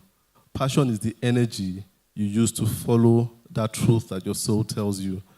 And so I see too many people trying to find purpose without finding God. But you can never find purpose without finding God, because purpose is in God. So when you find your purpose, it's you being able to say, this is what my soul tells me. And you must be able to quieten the noise. Like today, there's been a lot of noise. As a wise person, you need to know what noise is for you and what voice is for you. And when you're able to find that voice, follow that voice, you understand? There's nothing in this world that cannot make you successful, whether financially or in your mindset. But it needs to be for you at the end of the day. You can do digital marketing and sell digital products for all you like. You'll still be as broke and still be as unhappy as possible. So purpose is being able to listen to your soul, and passion is that energy you get from listening to your soul. Okay, Mr. Thank you. All right, please can you help me pass the mic to him? So for sake of time, I'm just going to go direct. Thank you so much, sir. Purpose is your original, what you've been created to do. Passion is the fuel you use to pursue it. Before we get to profit, so we want to ask, how can we discover purpose? On your page, you said you can ask us, you're a purpose coach. No, don't worry. You're a purpose coach, and you said, I can ask you life-building questions you won't hear anywhere else. So please, can you ask us those life-building questions, job questions that would send us home thinking, discovering, and would set us on the path of discovering purpose for those who haven't discovered yet? How can we discover purpose? Okay, for sake of time, I'll just simply ask you, if you are guaranteed success, what would you do? What is it you know, you believe in your heart, you feel in your heart, you know the answer. You know that this thing, if I do it, success is guaranteed. You know, irrespective of what you are doing currently, that is maybe putting food on your table, paying your bills, and all that. What's deep within your soul, like he said, you know, what's that thing that is in your soul, that is purpose, all right? You are guaranteed success. What is that thing that you would do today? Can you redefine success here? Is success money, cars, fame? No, as in, okay, let me put it in another way. If you are guaranteed that you won't fail in this thing, that if you do this thing, that it's going to work. You do this thing that you do this thing, you are confident that you can do it well. There is no other person in the world who is going to do it better than you. Maybe it could be what you grew up with. It could be what you were, I don't know, but you know deep within your heart what you know you are good at. When you sleep, it burns within your spirit. When you wake up, it is on top of your mind. You know, when you eat, you keep thinking about it, but all the while you keep giving yourself excuses why you've not been able to do that. But you know that this thing is what you should be doing. So what is that for you? Thank you so much. Just to add to that, what makes you angry when you see it and you start to think of ways to solve it? Yes, and to further, I mean, we can't take all of it, but if you're still here, still trying to figure out what exactly, process and time will help achieve that. You might start off on something, dabble into another. In the process, you realize what you don't want to do, what is not for you. But as time goes on, it will get clearer. And you might need to find this book by Miles Monroe, Principles and Power of Vision, and Requiring Purpose-Driven Life. Purpose-Driven Life. Yes, these books will help you because we can't touch everything. So over to you, ma'am. You describe yourself as a woman with many hats. Sorry, I'm taking people on now. Like I went to search you out. That's a very recent. Yes, and you're an architect. You're a wife. You're a mother. I mean, a lot of things. So how are we able to? So where is purpose in all of this? How are you able to be passionate about all these things? All of it, is this your purpose? Is this what you're supposed to be doing? How did you come about all of this? So one time, maybe 6-7 years ago, one of my mentors asked me to say what my life mission was. And by life mission, he meant, what am I here for? What am I living for? So I was forced to think it through, construct something. And I said that my life mission was to bring beauty to anything that I saw. And that life mission runs right through all the hats that I wear. Just like you rightly said, I'm an architect, interior designer. I'm now a coach. I speak. I train. I'm an author. I listed a whole retinue of things that I did. One thing that runs right through every of those things is that I believe that everything must be enhanced.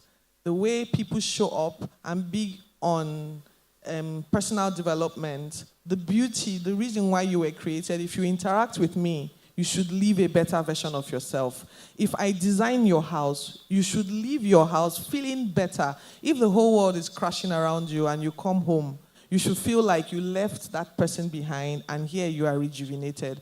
Everything about what I live for is to enhance anybody who interacts with me. So that is my purpose. I can transfer this purpose to anything that I'm doing. And that's how I believe. That's how my mentor made me understand it. And that became my building blocks. So I relied on a scripture, do not be conformed to the world, not be conformed to the God of this age. Be transformed by the renewing of your mind. I rested every decision I made around the quality of mind and mindset. So you can interact with another architect, but if you interact with me, you will get way more than architecture. You will get a complete renewed package. I have clients who are now relating with me on issues, asking for advice, giving me other tasks that are way beyond architecture, something creeping into the wellness of their minds and all of that. Why? Because I've insisted that I must beautify everything that I see. Beautiful, awesome, awesome. Please put your hands together.